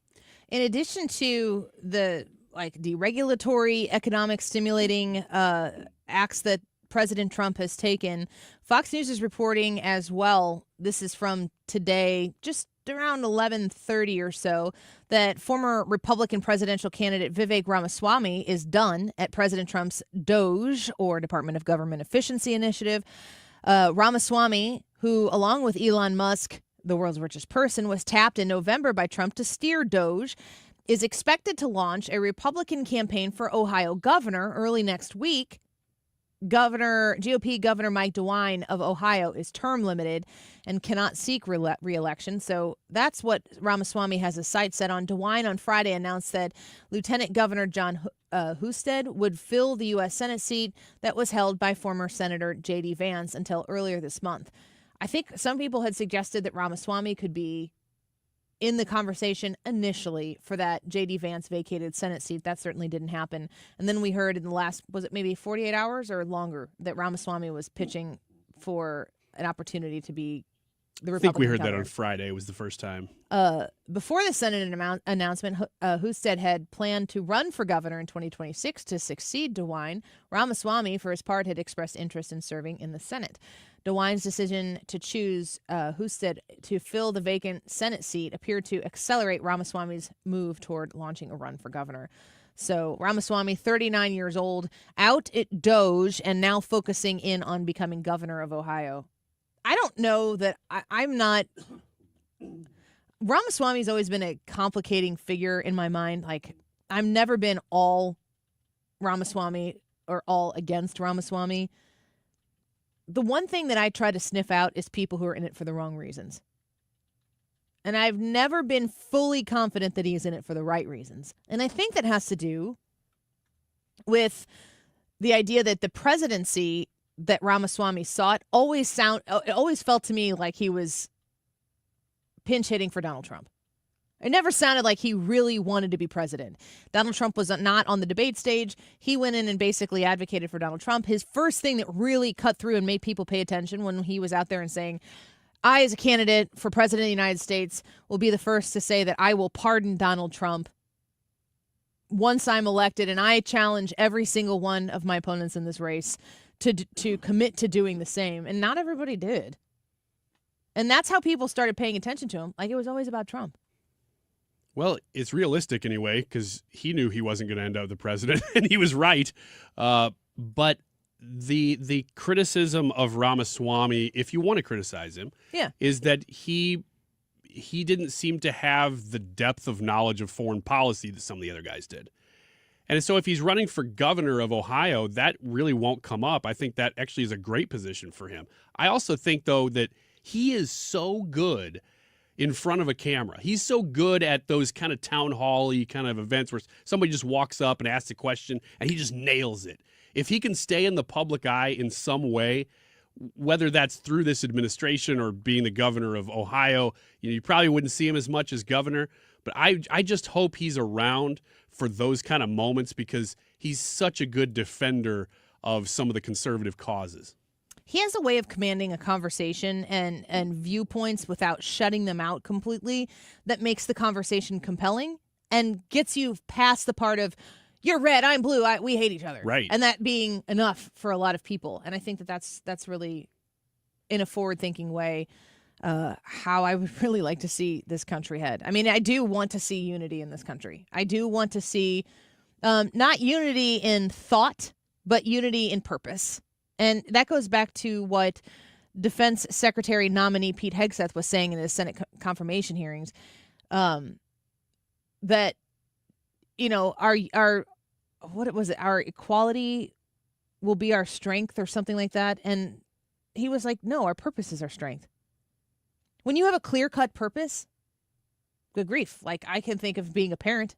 My purpose in life completely shifted when I had children. When you hold your child, everything you do is done for a different reason. You might do the same things. You might still participate in some of the same activities. But when you have when you get married, when it's not just you anymore, if you have a significant other who you love more than life itself, you live for a different purpose. And when you have a unified purpose as a country, you have another bigger than yourself reason to do the things that you do. And reinstilling that in our United States military has to be priority number one because everything else kind of falls in line when you align the purpose. Yeah, and it was a good point that Pete Hegseth made because unity for the sake of unity doesn't actually work. Something you don't even really think about until you sit down and go, yeah, unity for the sake of unity is actually just showy. Yeah, and I mean, I've seen sports teams, even like grade school teams that I've helped coach or help participate in or observed certainly from other places where when you see a team that clicks, when you see a team that comes together and buys in, they don't have to be the most talented team on the floor because I've seen teams where you have 5 really talented people on the basketball floor. They're all 5 better than any other 5 that are in there, but they don't serve the same purpose. It doesn't work. Same thing goes with our country. We're going to take a quick break. We'll be back right after this.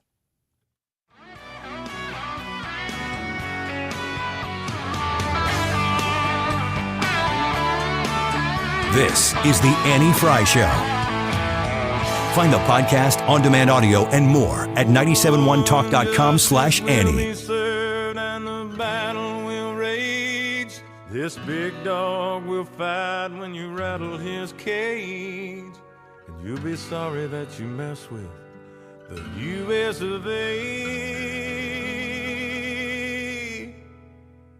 'Cause we'll put a boot in your ass, it's the American way. Hey, Uncle Sam, put your name at the top. The Retirement Advisory Group is hosting another Protecting Your Retirement educational event, but it's been a while since the last one. So time has passed, and now you're thinking about retirement, maybe even in 2025, maybe in the next couple years. You need to come to this free seminar Thursday, January 30th at the Frontenac Hilton at 6:30 p.m. Here's the thing. When you're going into retirement, there could be a huge difference in, do I retire in 2025? Do I retire in 2026? Did you want to maybe retire in 23 or 24? And you're just like, I don't know if I can trust it. Everything's costing more. I should keep squeezing a few more work years out of my career before I hang it up. You need to go to this event, and I would love to see you there. I'll be there from about 6 to 6:40 or so. We stay and introduce you to the event, but we're there for 30 minutes ahead of time. That's Mark Cox, Mark Reardon, and myself. We want to meet you, and we want you to meet Thomas Helbig and Bob and Tammy Kershaw, these people who know all the tips and tricks to make sure your retirement is on schedule. Reserve your spot today at 314-993-9494, retirementkey.com. If you need a new garage door, this could be your lucky day. Entries are now open for the $5,000 sweepstakes at Overhead Door Company of St. Louis. The winner will be chosen at random to receive $5,000 towards new garage doors, openers, or front entry doors of their choice. Deadline to enter is the end of the month to win the $5,000 sweepstakes with Overhead Door Company of St. Louis. Enter now at overheaddoorsstlouis.com. You can't win if you don't enter at overheaddoorsstlouis.com. I can see clearly now thanks to the doctors at Ophthalmology Associates. Doctors Greg Birdie, Ranjan Malhotra, Robert Brusati, Andy Royer, and introducing Samuel Berry. You can too. Call 314-966-5000 or check out youridoc.com. That's youridoc.com. The question today is, how many times have you voted for Trump? 0, 1, 2, or 3? Let me clarify. This doesn't include the primaries. We're talking about for president of the United States in a general election. 0, 1, 2, 3 times. We're going to give you the results of this poll in just a couple minutes as we close things out. Hand it over to Mike Elam, who's here for Mark Reardon. It's the YouTube live chat poll. It is 2:48. This time check is sponsored by Jerry Kelly Heating and Air Conditioning. It's time for a $98 furnace tune-up. JerryKelly.com.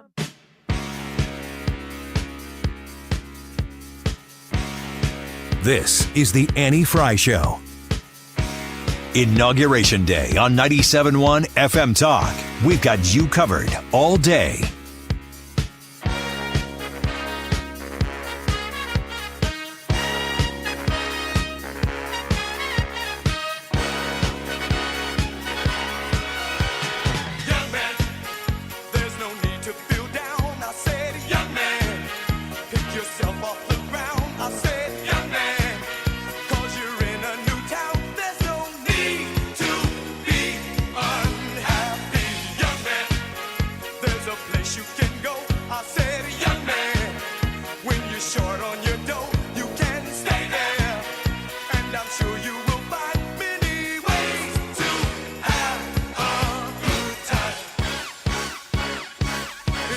Did you see the rally that he did yesterday at the arena?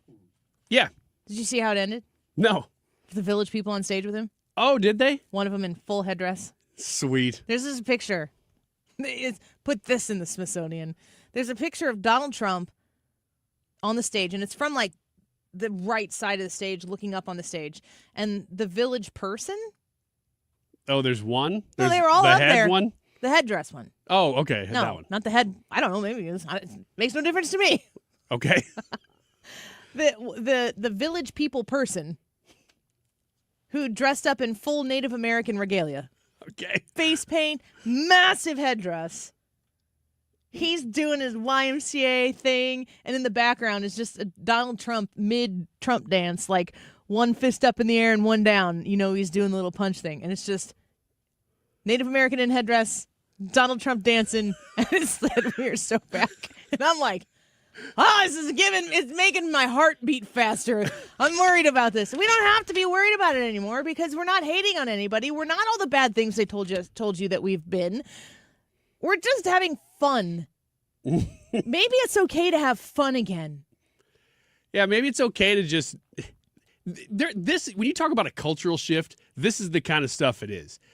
Because there are so many people who are just so tired of walking on eggshells thinking about, did I say the wrong thing? And they have absolutely zero intention of ever hurting anybody's feelings. But shoot, if I stepped out of line and I said the wrong phrase at the wrong moment, I could lose my job or get canceled or I could never get hired in Hollywood again or whatever it is. Check out that picture on the live stream right now. Brad, have you seen this picture yet?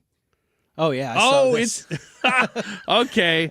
Yeah, that'll be in school books. I don't think it. I think so, not public school books. Send your kids to a pro. So that's the guy, the original Village people guy.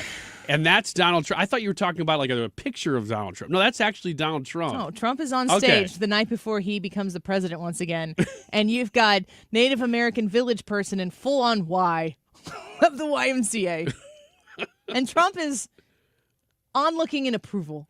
It's just amazing. Now, do we know, were there other Village people there? Yes, they were all up there. They were all there. Yeah, okay. there is the guy in chaps. He was up there. Oh, yeah? So they were doing the whole thing? Yes. Okay. Yeah. Okay. It was a moment to behold. I didn't know if there was division within the Village people over Donald Trump, but apparently not. I think they're making bank in 2025. They probably are okay with they're that. like, all right, let's go. Which, honestly, is about as American as it gets. It's pretty amazing.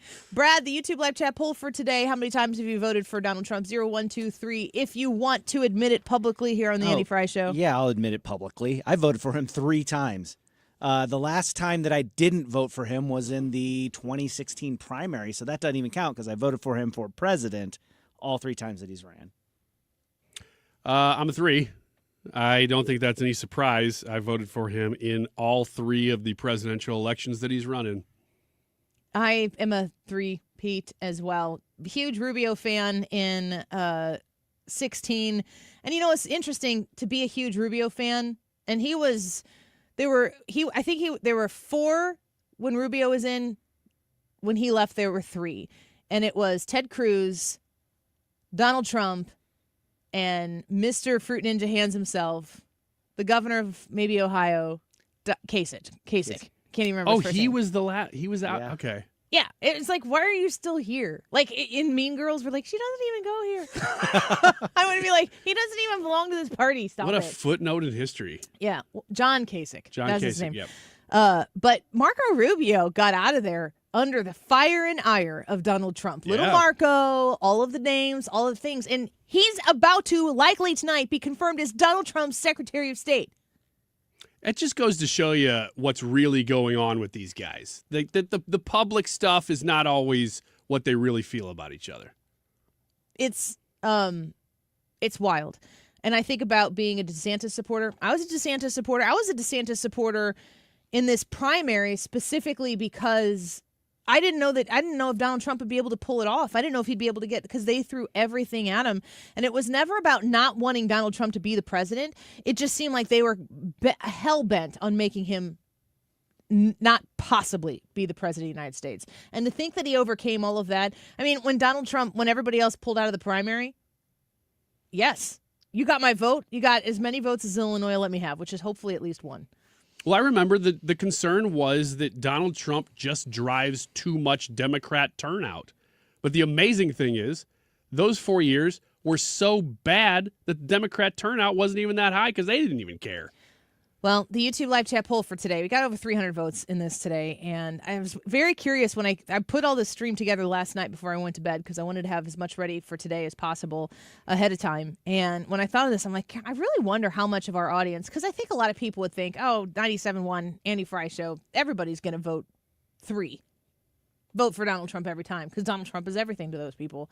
So I was kind of curious how this might shake out. We're all 3 for 3 in here today. The votes as they shook out with 320 votes as they continue to count up here. 3% of you voted 0 times for him. 6% of you only voted for him once. I'd be curious if those 6% which one time did you vote for him? Right. The most recent or the first? Yeah. Were you persuaded for him or against him? Or just 2020? Yeah. Yeah. So it was you. 2 votes for Donald Trump, 21% of you, and 71% of 321 votes have voted all 3 times for Donald Trump. And today, you folks have gotten what you voted for. Donald Trump, the 47th president of the United States, making things happen all day today. The news will not stop, and neither will we. Keep it here on 97.1 FM Talk. Have a great day. Go Fighting Irish. That's happening tonight, too. There's lots to take in, and you're going to want to keep it here for the Mark Reardon Show coming up next.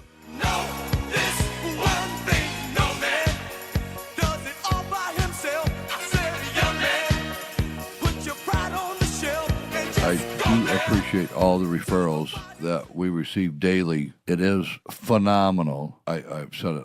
I can't say it enough how much I do appreciate the referrals. With that being said, if you do refer me, you're in great hands. I will not sell homeowners that work hard for their money, just like myself, crap that they do not need. But if you want good quality, man, you can't even say cheap anymore. I don't think I can even say cheap by the... You can't even go by price. Oh, okay, that's another commercial. Call me, Bart Inman, one easy number, Missouri and Illinois, 314-293-2600. Remember, it's the only number, Missouri and Illinois, 314-293-2600 or bartinman.com. Now that's Bart with a B.